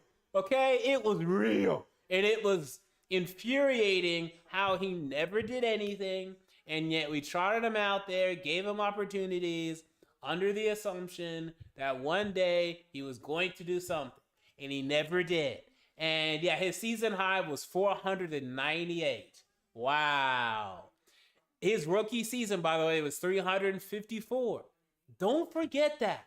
Don't forget that most of these second round wide receivers are not going to do anything. They're not going to do anything. A.J. Brown was an outlier. A.J. Brown was special. He was electric. Most of these wide receivers that are about to go in round 2 and round 3 are never going to do anything. You'll never hear from them again except being, occasional fantasy zombies and vultures. That's all they're going to be. This wide receiver core stinks. It's going to stink. And at this point, I don't know what we should do other than, we're taking, at this point, I'm down to tank. And I've been down, and someone in the chat just mentioned Dorian Green-Beckham. Another example. And we force-fed him. His rookie year, he had like 500 yards because we were force-feeding him because we needed him to make plays. And he made some. And then he got traded. And at the time, I was very upset. And then turns out I was very wrong because he was a disaster. And again, that's why I wouldn't take a Jalen Carter, because some of these guys are clowns. You need to believe them when they act like clowns. Don't take them just because you want the upside. They're clowns. So we'll see. But I think that this guy's a clown. And I think he's going to get himself in trouble.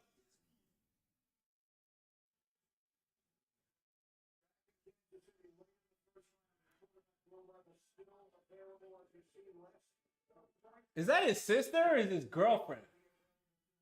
That's his girlfriend. Is she on his lap? Like, dude, you married your mom, bro. You're dating your mom. You're dating a younger version of your mom.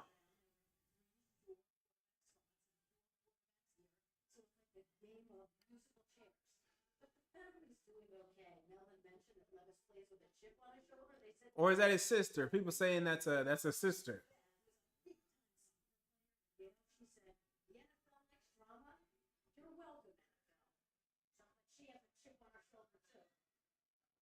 Bryce Young, Will Anderson, and Bryce Young, CJ Stroud, and Anthony Richardson go in the first 4 picks tonight, and no quarterback since. Again, there was a moment last week, in which Will Levis was the on-time favorite to be his second pick in the draft, and instead, here he is still waiting to hear his name called. We reached the end of round 1. Susie, that summer quarterback is going to possibly fall. So it's a game of the wall, check down. I think quarterbacks get the method and went from the second round one to getting back to a player in the NFL. So I thought the Boomer science in here, you can take it. My first year, 1984, did a little box on the table, Boomer eyes, and I'm done. That's it. The Boomers, they don't get down. Just get motivated. Go back to Boomer. Brett Favre, Sonata. Hey, if Will Levis's sisters are coming to Nashville, are they included in the deal? If they're included, then now I'm interested in Will Levis. If Will Levis's sisters are included in the deal, then I'm interested.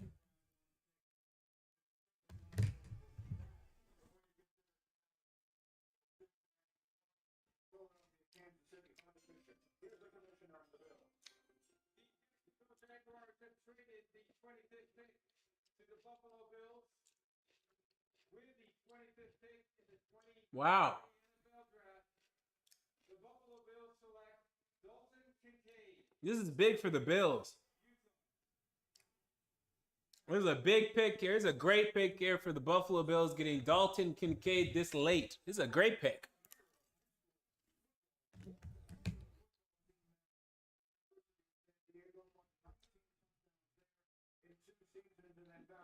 Yeah, it's like we're talking about the one game for CJ Stroud.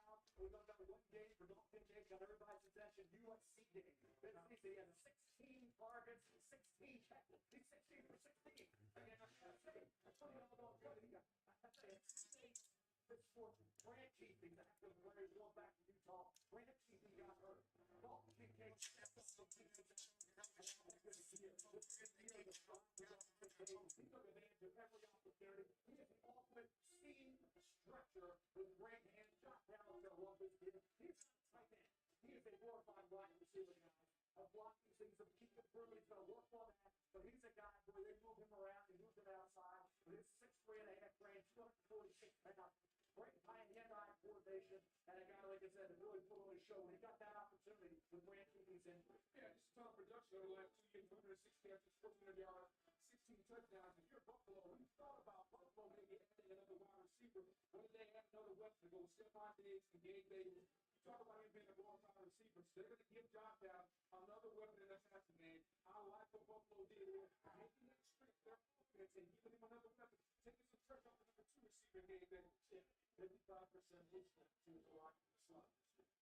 So what is he going to do? He's going to work through the numbers. He's going to work through the numbers, run the seams, run the wide basic, push up the 10 yards and come across the field. He's tough after the catch. He will compete as a blocker. You can use him as an F. You can use him as a U. Meaning line him up and pull back, put him, off the ball as a tight end block across formation. He'll compete at all that stuff. Kid Dorsey will find some real creative ways to use this guy. Josh out on the look. The Dallas Cowboys are now on the clock. Let me look up some of these Instagrams. The Bills, and the Bills jumping in front of the Cowboys. This is about where we expect these tight ends to go. For the Cowboys, I don't know who they're going to pick, but I do know tight end is a need. And the one guy who close resembles Jason Witten, when they all have grips for the Cowboys, tight end, is Michael Mayer of Notre Dame. As Malcolm Broderick. He's a full-service tight end. Not saying he's going to be the pick here, but Mike McCarthy can go to the Cowboys. Like somebody who's playing inline in the tight end, block, and still make catches out of the field. At some point, we're going to see these tight ends come off the board between the rest of the night and in the second round. I think the top of the second round, too, is what now we just saw the first go, and now I feel like there was a time at the beginning of this process that people were mocking Michael Mayer to go much earlier in this draft than this. So he'd be a very interesting option here for them. Yeah, he's a throwback, Michael Mayer. He's a tough kid boy. He doesn't have to long his arm. And his short arms are going to bother people. You watch the plays as a stretch. He has things like Seahawks. Plays a true freshman. Coming out of high school. He made a big-time name for himself at Notre Dame. He is a blood and guts football player. Boy, he will win contested situations. He will battle for every inch of real estate after the catch. He'll help out the midline blocker. He's a throwback to the 80s as a tight end. Yeah, to me, he's the most complete tight end in the draft as far as somebody that can line up on the line of scrimmage and block and also work the passing game. He's not going to wow you with the numbers. He's not going to wow you with the 20 time. Talk about the arm, the length, all that. But he reminds me so much of Jason Witten, a guy that can just get over. Jason Witten is going to Hall of Fame on point right especially for that tight end, to get the option, and then the hands, the sure hands. It doesn't matter when he's covered, when he's really not covered. Go up, catch the football with your hands. Talk about being a body catcher. He's not. He's going to go up and snap the football with his hand. Reminds me of somebody else when they said, he's not an athlete. He's not quite fast. All Jason Witten did was go to Dallas and have a Hall of Fame career. Catch the football with his hands. Always in the right spot. But what he really made any male is when it came time to be a blocker, came time to run the football, he can stick his nose in there. He can line up their wide, he can bring the call, he can block. And for a team that wants to run the football, McCarthy said he wants to, this boy sure looks familiar. And no, Noah Smith hasn't gone yet. Jason Witten, they go draft another with the same type characteristics as Michael Mayer. Yeah, it was kind of uncanny how similar they were. When I was watching them, I'm going, so I remember when Jason came out of Tennessee. I was low on him. I didn't think that Jason had a hell of a career. He's a hell of a guy. There's no question about it. Love his dad. I didn't think he'd be that good as a tight end. I didn't think he'd get open.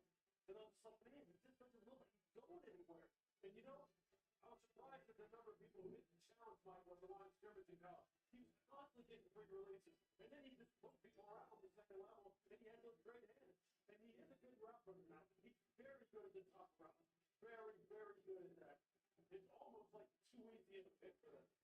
The Cowboys are taking a lot of time to make this decision here, and so one wonders if perhaps we'll see a trade. Certainly something has happened if you see the reaction in the draft room. But the thing is, the Cowboys have made it, and so we'll see which direction they choose to go as they had the good season last year. Dak Prescott taking, in most people's estimation, a step backwards a season ago. They had to change with the offensive coordinator. Kellen Moore no longer there. He's now in Los Angeles with the Chargers. Broderick, you mentioned it. They're looking to run the football more this year, and obviously the tight end fits nicely into that scheme. Yeah, they talk about not being able to try to stop score everybody. And Michael Broderick got a lot of black for those comments. They're like, the name of the game is scoring points. But at some point, you have to win with how you want to win, your philosophy, how you want to do it. And so, yeah, it makes sense to get a tight end in this situation.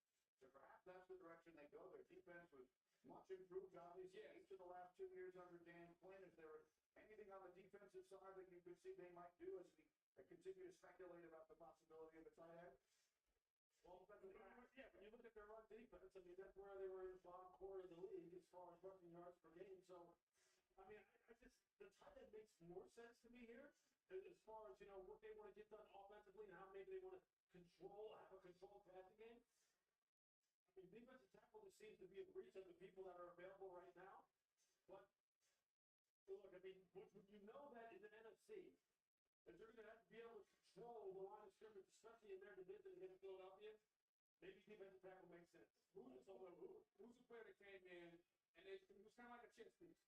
Okay, you talk about Michael Parsons. Edge, linebacker, they good too.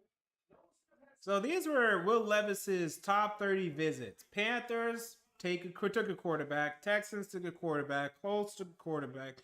Raiders, Titans, Bucks, Falcons, Patriots. So we'll see what happens in the second. I wonder if the Patriots would pull the trigger. By the way, I have a higher grade on Will Levis than I had on Mac Jones. I don't know why the Patriots took Mac Jones. Outside of just desperation, but Mac Jones was a terrible pick to me. Nothing about him told me he was a first round. He was a third round.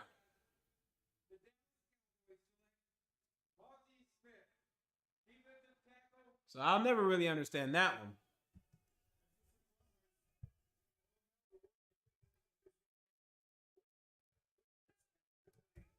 All right, let's see. I have to update these. Bucks took Elijah Cansey. Seahawks took.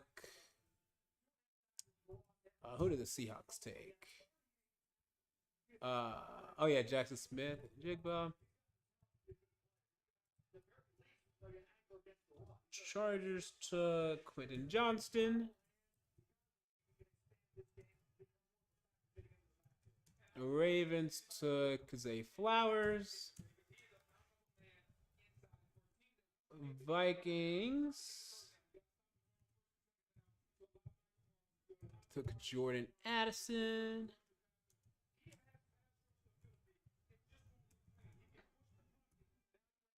Who traded with the Jags?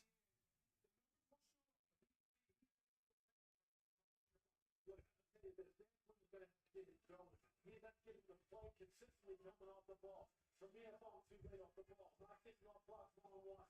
Too much one-for-one at the point of attack. And you're sitting there going, look, man, you're 6'3". You're 323 pounds. You're 34 reps. Oh yeah, it was the Giants who traded up to take Deontay Banks.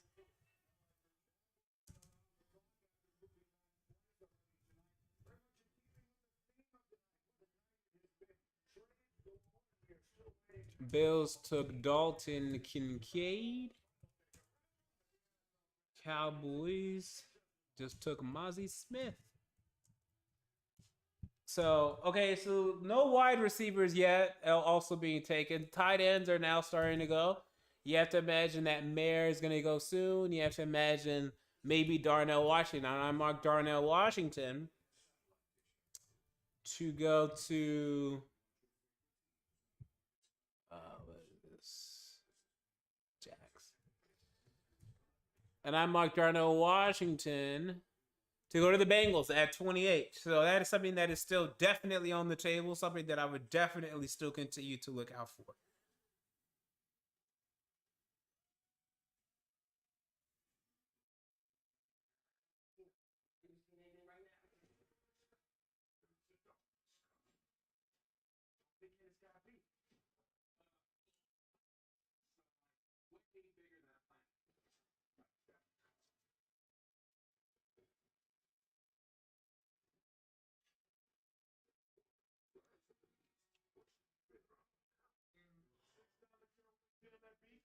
All you taste buds will say hooray. But just 6 bucks your wallet will too. When hunger calls, you know what to do.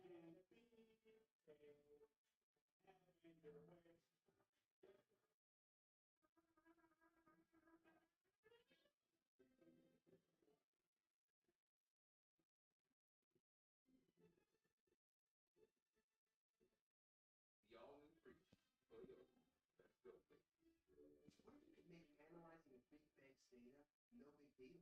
Go on. Well, what if you partnered with IBM and Red Hat and use a hybrid cloud solution to connect data across multiple systems globally, then analyze all that data with Watson? Okay, but this needs to meet our Security standards? Yep.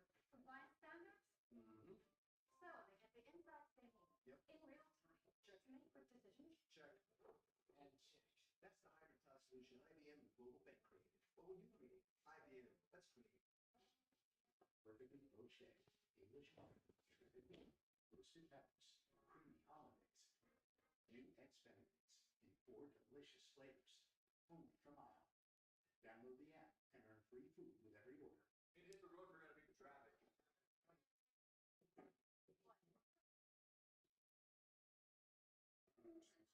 Maybe we'll just beat the traffic tomorrow. The schedule is released. Some great storylines.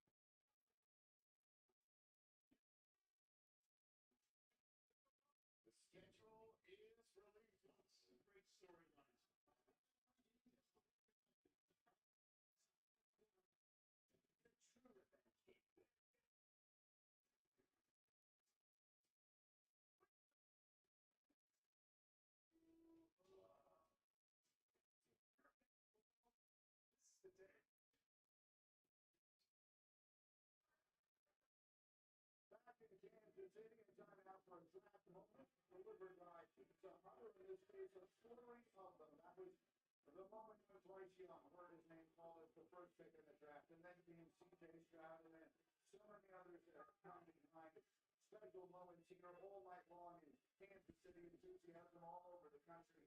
But the NFL draft has continued, filled with a variety of fabulous moments. At the timeout, now we take a look at your best available still remaining in tonight's class, which is brought to you by Courtyard by Mount. The re-injuries have affected this list a little bit. Will Levis with his toe, we're talking about that banged up safely since October 1st. Throughout the rest of the season as well. Campbell through it, love the kid. He'll be a steal for somebody. Don't step with quarterback Coral. He gains in, pushes him down just a bit. Jordan Addison Jr., they got a little fancy at times in cover. Only a shield on that. Still available. How perfect defensive end. That's a head flexibility. And an Anthony Richardson, offensive tackle, right tackle. Starts the first game this year. What does that tell us of the way this game? He had a good career of ball, and he's the next offensive tackle from Jackson illustrated that a couple of times, and we'll see what player it is, Lewis, and they decided to identify here. And obviously, the star young quarterback, Trevor Lawrence, really came into his own. Here we go. They should be protected, right? Take care of that young man. They have the loss on the offensive line. Here he is, right through the goal as a pick. With the 27th pick, the 2023 NFL Draft, Jaguars select Anton Harrison, tackle, Oklahoma. Well, just as you said, personal lineman from Washington, D.C., played mostly left tackle, started 23 games at that spot the last 2 seasons. Another one who played basketball in high school, so he's got the feet, and he's got plenty of power now. He does. You're going to get on one of the press. He had one game at right tackle this year. On the first game, started the season opener against Chiefs at the right tackle. The remaining 11 games were left tackle. That's where he's played his career. He's been playing close to the NFL. 6'4" and a quarter, 315 pounds, with long arm. As a run blocker, drove defenders off the ball. I thought he sealed the combo block. He was really effective. As a pass blocker, the footwork, the technique, the ability to mirror, he did that. He got that movement in the one game. He was a pretty complete offensive lineman. When he was at his best, he played, I thought, at a real season. He was all my big boys. Ended up at 26 on the top. We're 250, 300 big boys. Anton Harrison, 26. He was the next offensive tackle. I think the ability to play right tackle or left tackle makes him valuable. And when you're protecting the franchise down there in Trevor Lawrence. Yeah, I think he's an above-average athlete in the tackle position. And this makes sense when you figure out the report came out that Jaguars left tackle Cam Robinson could be facing a multi-game suspension. So now, if you're Doug Peterson, you're the head coach, and you're a Jaguars, you want to make sure if and when Cam Robinson does get suspended, you have a young tackle in the fold. So this makes perfect sense. Actually, Adam Schefter has a very way to put some perspective on that, Schefter. Well, that's the whole thing here, Brady. Cam Robinson, the Jaguars' single franchise player, is facing suspension for violating the points and the protocol. And it's going through the process right now. He's fighting it, but chances are ultimately he's going to face some type of multi-game suspension. That influence the Jaguars facing, although they also have to play an awful lot. But Cam Robinson is prepared to open the season with that. So in that regard, Lewis, it makes even more sense. Yeah, it sure does, because he has right tackle, left tackle versatility, although he's probably going to be more comfortable on the left tackle. Plug him in right there. What's the thing that this is the only problem I have with this? All the physical talent you have, the squats, you can run as big as you are. When you lift your hands, Yeah, we're gonna have a conversation if Will Levis is still there at 41, yo. We're gonna have a conversation, and I've been anti Will Levis, but at 41, I didn't see what wide receivers are available. I didn't see everyone that's available. I wouldn't hate it at 41. I still would probably prefer to wait till next year, but if you can get Levis at 41, it's not the worst thing you could do. Just next year, though, if you really stink that bad and you throw Levis in there and he stinks, now you wasted another mid-round pick. Well, it's not even mid-round. It's early. It's 41. But you're not committed to him. Throw him away. If he doesn't perform well, his leash is just as short as Malik Willis. And you pull that. You pull that. Okay? There's no need for you to waste years on this kid. There's no need. This is a Colt McCoy line. Colt McCoy was taken 1 year before the Panthers took Cam Newton. He played. He didn't play well. And he didn't deserve to keep his job, so they moved on. Same situation to me. with the 28th pick in the 2023 NFL Draft, the Cincinnati Bengals select Miles Murphy, defensive end, Clemson. A five-star recruit was a top player in his state. Yeah, so my mock is like done. I'm gonna end up with 2 correct picks in my entire mock. Should have just mocked CJ Stroud of the Texans. My previous mock was better. I should have bought the B. John hype. Should have bought the Luke Van Ness to the Packers hype. Those are my big mistakes. I didn't think the Ravens were gonna go wide receiver getting Zay Flowers, but I could have had that. Continued improvement in that area is needed. 2022 and 11 tackles lost only 6.5 of those were sacks. The talent's there, the ability's there. That 4.52 Tornado was impressive. So let me go and prepare this. I will be live right after this to discuss more about the Peter Skoronski pick, my thoughts on that pick, and day 2 strategies for those that missed this live stream or watching other coverages and stuff like that. I want them to have the ability to know my thoughts without having to find where in the video I actually discussed it. So give me a second there. Let me get a good Peter Skoronski pick.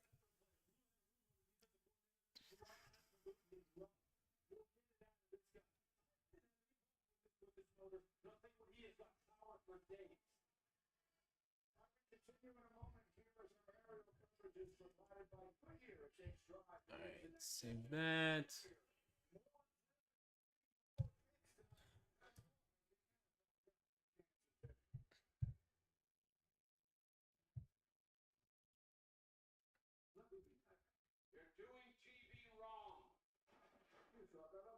Where is?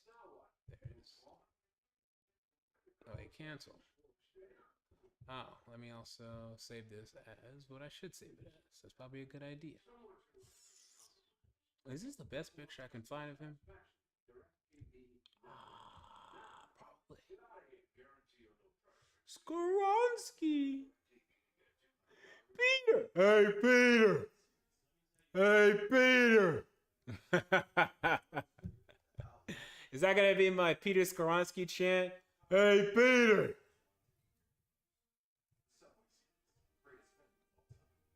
Anytime Peter Skoronski ever does anything dumb, I'm going to say, hey, Peter.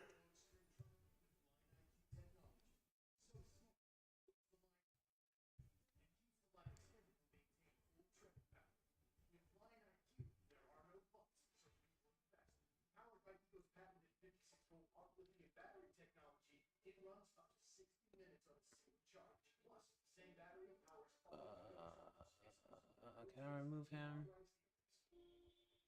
We all have something in common. Passion. 50 years ago, drought, sports. It could be anything. But here's the thing. If you follow it, wherever it takes you, you'll always find what you're looking for. All right, let me find a better picture than that then. If they're really going to be tripping about this guy's arm being in the shot. Doesn't get any better than this. Yeah. Be ashamed if it rained though. That's why I brought these. Oh, yeah, we know.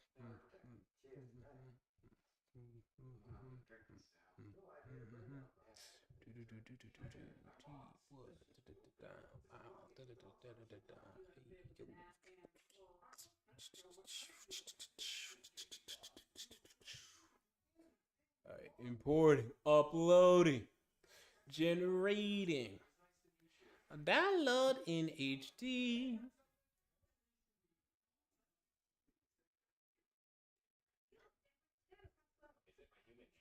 Oh, come on.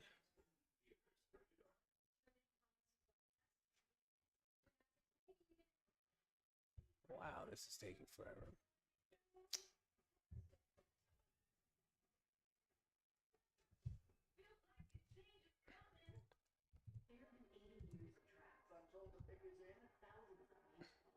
There you go, buddy. Hey, come on, bro. Come on, buddy. That's my Nick Wright impersonation. The idea that somehow the Titans are supposed to improve despite having not taken a quarterback in the first round is insanity. And now, Brew and Wild, I have to sit here for another season watching Ryan Tannehill, even though we know that he is not going to win us an NFL title. It's maddening. Come on, Brew.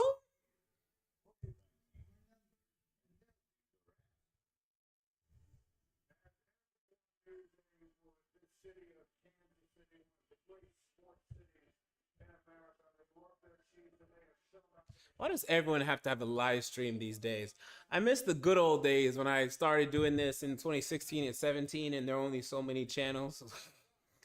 Not because I want the views, but it's just like, wow, the market's oversaturated. Everyone needs to have their own coverage. Every YouTube channel, every subset. You have like 5 Titans channels right now. You have like 10 Redskins, 20 Cowboys. It's like, man.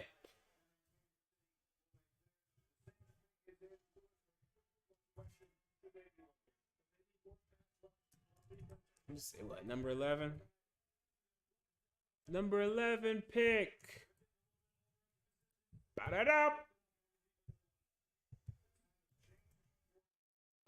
I'd go at least 75.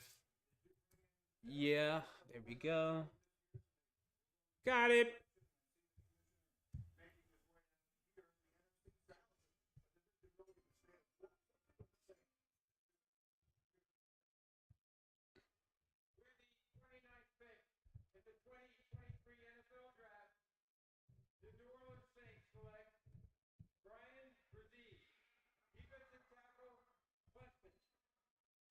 Back-to-back Clemson Tigers Malcolm just mentioned that he's been on the radar a long time.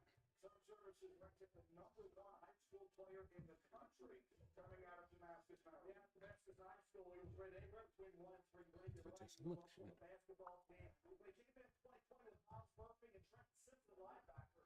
He was ranked out. He was going to be a top 10 pick, top 15 pick. Of course, he had a great 2020 season. 6.5 tackles lost. He got sacked. He had over 4.5 sacks that year. Forced the fumble. He was really active along the interior. Really got after 20 plays for that season. That goes to the Davis Master, his sister man.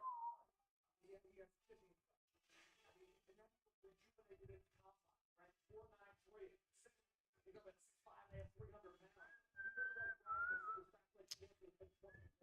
So I think they're going to get a kid here who is now talking about who needs that defense. Who needs the safety defense? They need pass rushers. When you're trying to help out kids, they're getting a little old. They're getting a little long on the defensive side. They need to. Sorry, guys, just getting this Peter Skoronski video ready, and I'll be back to the chat. Disrupted. And as you were saying, hopefully he's healthy now, and he's in a good space mentally to where he can really hit the ground running. Because last year, Should I talk about this tomorrow during the day? Should I call it a night? I mean, I'm fine. I'm just wondering, like, for you people. I mean, not you people, but like, who else? I don't know. I'll just talk about it tonight. It's fine. Because I can go live tomorrow during the day, actually. I have time. But I might also I think I'm going to make grades. Yeah, I think I'm going to make grades tomorrow. So, yeah, let me just go ahead and do this tonight. All right. Rios. All right. So, Tennessee Titans select. It's the lineman, Peter Skoronski.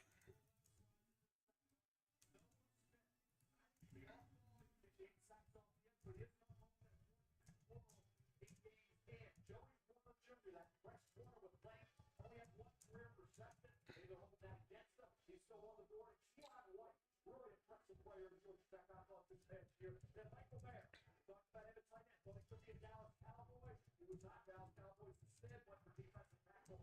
Bobby Smith out of Michigan. So Michael Mayer, also Luke Musgrave, tight end Oregon State. And Darnell Washington, tight end Georgia, still on the board. 21 tight end, Oklahoma tight end. Thought he gave one for receiver.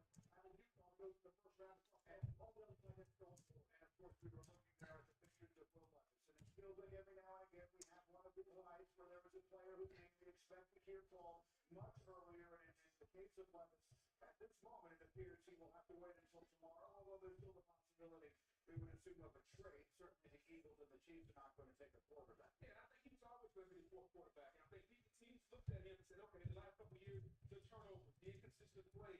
And that's probably why you look at a guy like Will Levis, who was a projected early pick, as our graphic said, now he's falling down the board because his play is up to level as the other guy. And just look at some of those teams that are going to pick at the top of the second round tomorrow. You get a team like the Rams. I mean, Will Levis slices that play that 12 personnel, play action, heavy set with best kind of offense. They play that in Kentucky. Look, I think you're going to have to look for scheme-specific teams that think that they can really match up with his skill set when you talk about tomorrow. And I don't think it's an excuse when you talk about just make sure to throw it out. Yeah. When he was hurt, there were fouls in front of him. Will couldn't do it. Normally, he's running for that yard. Like, he played because he's a gutsy, tough kid. And he played through pain. Well, there's no question about it. I don't know how you hold turnovers from Kentucky with the offensive line fed as it was against Will Levis. We're not the seventh round here. Yeah, Roy Wilson went round 2. I mentioned upside Boomer's size. I thought I talked to him. That kind of brought up Dan Fouts, shotgun night, and all the quarterback. So Boomer was down. It's a second round pick. That was some 3 players in the first round. Ricky Hunt, linebacker. He caught defensive end. Brian Plato's offensive tackle. And Boomer, he becomes the 4th pick in the second round. We almost went for tractor pull before he did that. This is about 40th year after analyzing playoffs at ESPN, and he still remembers the year at Cincinnati. Look at the first round, the year that Boomer signs and won in the second. Let's talk about the Eagles then for a moment here. This is a team that has almost everything, and they obviously made an aggressive move earlier tonight to take Jalen Carter, who many believe is the best player in this draft, although so many questions surrounding him. So they make that pick earlier tonight. In what direction should they be looking here, Lewis? I just wonder if here now it's about the secondary. Could it be a guy like Bryce Young? Yes. Could it be a corner? Because, I mean, no, really, they don't need to. You never say you have too many defensive linemen. I don't think they're going to take a wide receiver. You know, the running back is off the board. The best 2 running backs are off the board. So they don't need that. All right, cool. All right, so this, I will go live. That'll be like in, I'll say 11.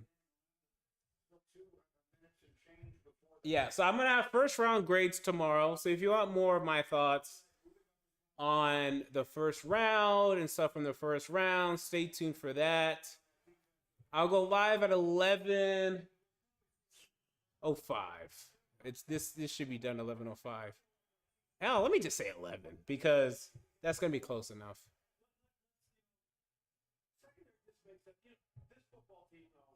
This football team, they love defensive linemen and pass rush. Yeah, they love them. Yeah, they love them. Been banging the drum for Nolan Smith all the way to the first round. Okay. Tell me, his pick's going to be fun.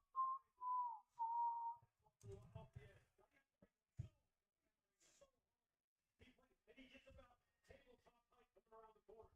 When you talk about Von Miller comparison, yes, that's the kid off that I'm talking about. He's slippery coming up. I mean, it's out there. So like outside race, let's wait. Yeah, exactly. Yeah, exactly. The Americans turned loud cheers behind us. That's because when the Eagles pick went in, the graphic popped up in the building that says the Kansas City Chiefs are now on the clock. And so that's where you're hearing so many of the cheers from the 125,000 fans who are here. I haven't done this scientifically, but I think 124,000 of them are from Kansas City and are rooting for the Chiefs. And it's been remarkable to see how excited this city has been, and understandably so. We're 2 months away from them celebrating a Super Bowl championship with a parade that's culminated almost exactly what we're seeing right now. About Philly, I'm telling you, in that Super Bowl, we're sitting there, we're watching the game, and we're going, we're a team that was ferocious rushing the Panthers. Alrighty. All right, so back to the chat. So I had to set that up. In fact, I might even go sooner than that because this pick actually came in quicker than I anticipated.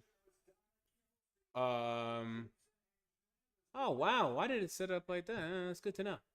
I didn't know it could do that. I'll say 10:55. Actually, I'll just stick with 11. 11's fine. 11! Okay. So, answering some more things in the chat. Yeah, so some people saying, yeah, there's another year to see if Willis is the guy. Eagles get Brancher Smith. We'll see in a moment. I haven't checked it on Twitter yet. Yeah, man. Will Levis and his poor sisters, man. His poor sisters.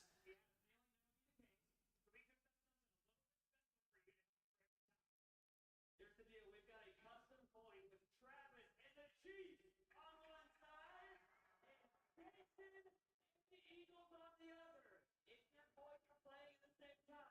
All you have to do is flip it, and it takes the decision out of your hands. All right.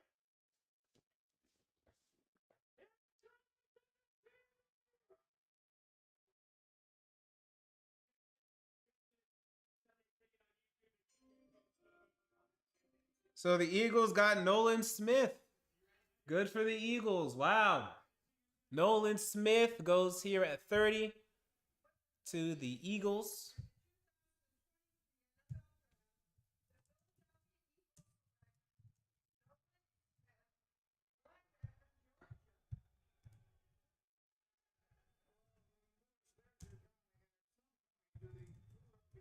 Miles Murphy goes to the Bengals. Saints. Brian Bresee.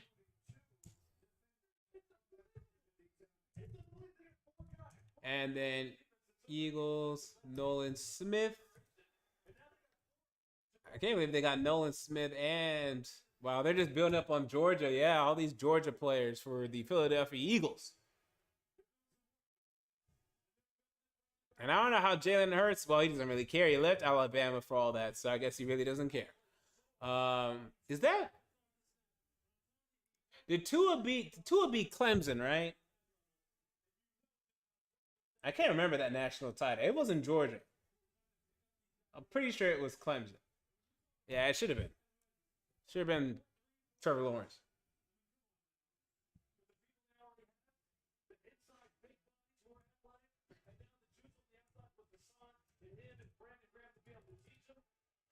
It's unfair, almost what they're putting together up front. He's got the best band in the draft. Talk about the Von Miller like being around the corner. He runs the arm. When he gets to the top of his pass rush, he can bend the corner and get to the quarterback. That's where he creates that bubble. And then we'll see what the Chiefs do at 31 to close out our first round coverage here on Sports Fan Entertainment of the first round of the 2023 NFL Draft. You see, as we mentioned, all of these, the Eagles picks, and you see this room has turned red now for Kansas City, and that's why it's not Philly Bulls on a much louder. But here they are. It's Jalen Carter and Nolan Smith tonight, and Davis and the Kobe Dean a year ago. Again, it was pretty scary. All one defense for him. All those guys played on the 2021 defense that they said was the best defense ever. Now they're recreating it in Philly, and it's so good for Jalen Carter and Nolan Smith. Young guys that can come in with the veterans you mentioned, those that are already there. This is a perfect mixture in Philadelphia. Talk about culture. You got to trade them out. Those guys just came back for 1 year. Fletcher came back for 1 year. Fletcher came back for 1 year. Jack Campbell came back for 1 year. Someone in the chat just asked, another drunk night, said, anyone like us getting Mingo in round 2? Look, I like Mingo. If we get him in round 2, it's a good pick.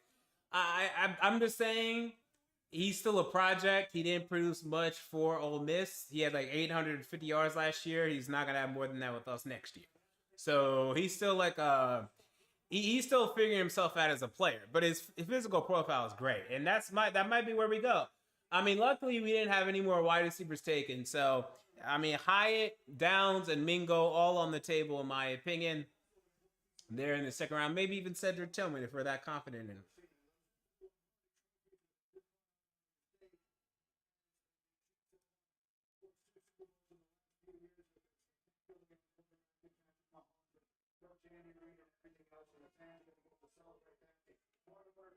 CEO of our company, along with the commissioner, to ask the final pick of the first round, which will be here any moment. As you see, the Chiefs have a little less than 3 minutes left to make that pick, but it's really the culmination of this Super Bowl celebration that we are seeing here tonight, bro. Yeah, it's outstanding, and it's the team having won the Super Bowl. Let's face it, they got the best quarterback in the league, Patrick Mahomes, and they played a lot of rookies in the secondary. So this allowed them at this point where they can go up a number of ways. So they continue to go up front and try to get somebody to replace Frank Clark coming off the edge. He's not going to go over there. You can always fortify your pass rush. But this is a luxury pick for a team that has Patrick Mahomes and a ton of young secondary guys that contribute. And I'm surprised no one even wants, because, you know, if you trade back up for a quarterback here, you get the 5th round option and no one cares. No one has any interest in trading up to get a 5th-round option for Levis or Hooker, which isn't that big of a deal because, I mean, you can just franchise them. But you would get them at a cheaper price. The 5th-year option's way cheaper, assuming they don't make a Pro Bowl, than, you know, getting that 5th-year option. I mean, the Ravens, it worked out because they ended up using that 5th-year option. So it's good to have. The Ravens ended up using it. You might end up using it. But, no, it looks like the Chiefs are going to pick here. Hendon Hooker and Will Levis going to the 2nd round of this NFL draft. I never mocked Hendon Hooker in the 1st. And as I said numerous times, in a lot of my mocks, I said, I think Levis, if he gets past 11, I don't know where he's going. It just doesn't make sense. And ultimately, it didn't make sense. After 11, there was nowhere for him to go, and he fell out of the 1st round. So that's how the cookie crumbles. If they get him at 41, I'm not going to hate it. I'm going to be honest with you guys. A lot of people are going to hate it. I'm not going to hate it. Syracuse is another player on the offensive line. I know he's finished in his career. I'll tell you what, Fields had DK Gonzalez from Kansas State, a pass rusher coming off the edge. He'll be probably a 2nd-round pick. I'm going to get to that list tomorrow for around 2 or 3. Right now, we might still not know what stuff. He was 12 on the big board, showed up against him at 3rd. I mean, again, the Eagles setting up as the number 1 player on my board, Jalen Carter, at 9, get the number 12 at 3rd. That's the way you draft. That's the value. You mentioned Felix and DK Uzama. Should he go here tonight, it would be a dream. He's originally from Kansas City, so he would be the ultimate in the local picks here. And again, this will be the final pick of round 1 tonight. This is a year in which there will only be 31 selections. The Dolphins forfeited their pick. So as you might see on some of the screens, it says pick 32. It's only the 31st pick of the 1st round, but there will only be 31 picks. So this is the last pick of the night. Again, as always, the defending Super Bowl champ will make it. And we are here in Kansas City where this celebration has continued straight up until tonight. They've also made a change in offensive coordinator, Lewis, with Eric Bieniemy no longer here. Yeah, Matt Nagy now taking over the offensive coordinator role. He's someone who really, head coach Sandy Reed got him into coaching when we were all in Philadelphia. And Matt has got him kind of back in his comfort zone with people that he knows, his college teammates and general manager. But this football team is in need of offense. For both positions, they have nothing but alignment and unity. Head coach, general manager, offensive play caller, quarterback, it's all a perfect marriage going on right down here. It's what a great atmosphere to try and build a football team, man. And the longer you think about it, again, Frank Clark, the absence Chris Jones, we know he's dominant. You still need somebody to help Chris Jones up front. They need some dudes coming up there. They got George Karlaftis from Purdue last year, more than power game. Where's the speed? Where's the fastball that Frank Clark brought there? The AFC is about as loaded, particularly with quarterback talent. All right, so my live stream for this is set up if you want to hear my thoughts on the Peter Skoronski decision and pick. I'll be live for that, and the failure to get CJ Stroud. Getting tired here, but I will make sure to get through it.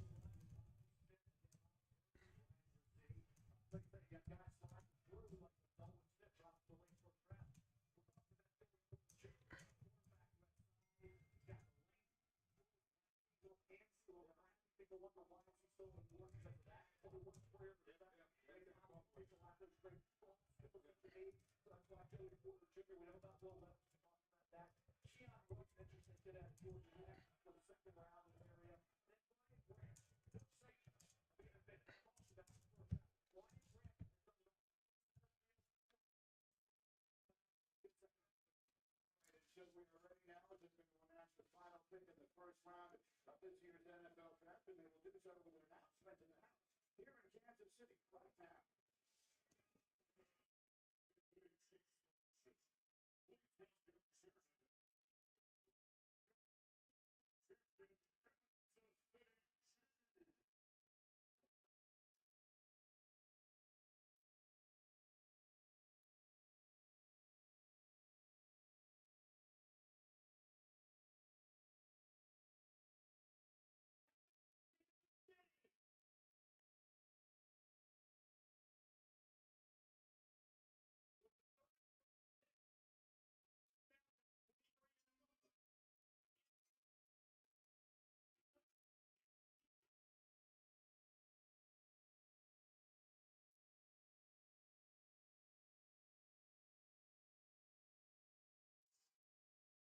All right. So the Chiefs take Felix and Duque Uzoma with the final pick to end us here in the first round. Another edge. They took last year George Karlaftis, who was okay. Maybe not quite what they had hoped, so they could still use some more production there. So this pick makes sense to me. And anytime the Chiefs can improve their defense, it's a good pick because it's their offense that needs more help. Surprising players that do not get picked in the first round tonight. Michael Mayer, the tight end out of Notre Dame, falls to the second round. Joey Porter Jr., the cornerback out of Penn State, also falling to the second round. Will Levis, quarterback out of Kentucky, falls to the second round, as does quarterback Hendon Hooker out of Tennessee. Hendon Hooker, that's not a huge surprise, but certainly Mayer's a surprise. Porter's a surprise. Mayer, not a huge surprise. I've been mocking him at 26 to the Cowboys. I didn't think he was going to go any higher than that. I don't know why he was being mocked higher than that after the combine that he had. Surprising picks, Jahmyr Gibbs, some other picks as well. We're going to go into my draft grades tomorrow. I probably will do that live midday, and then we'll do I'll recap both picks individually for the Titans tomorrow. I'm not going to do a whole live Friday stream, but I'll go live after the Titans pick second. In the second round, I'll go live after the Titans pick in the third round to give you my thoughts on those picks individually. And then I'll go live just after day 3. At day 3, just after the whole day 3, I'll go live and then just recap the draft overall and specifically the day 3 picks more because I will have already discussed the other picks. And then after that, that's when this channel kind of slows down when it comes to the Titans content. Because, guys, what is there to talk about? But, I might do like some tape breakdowns or something, some fun topics. But it's going to be a long off season, plenty of speculation, top 5 lists, roster projections, this, and that, yada, yada, yada. We're going to have all off season for that. So I'm not going to go crazy with that sort of content, but I always appreciate you guys sticking around and watching me for whatever content that I do make. So go ahead and get ready to hop over to that live stream. Thank you all for joining me here for live commentary and coverage of the first round of the 2023 NFL Draft. Until next time, this has been MJ of Sports Fan Entertainment, and I'm out. See you all later.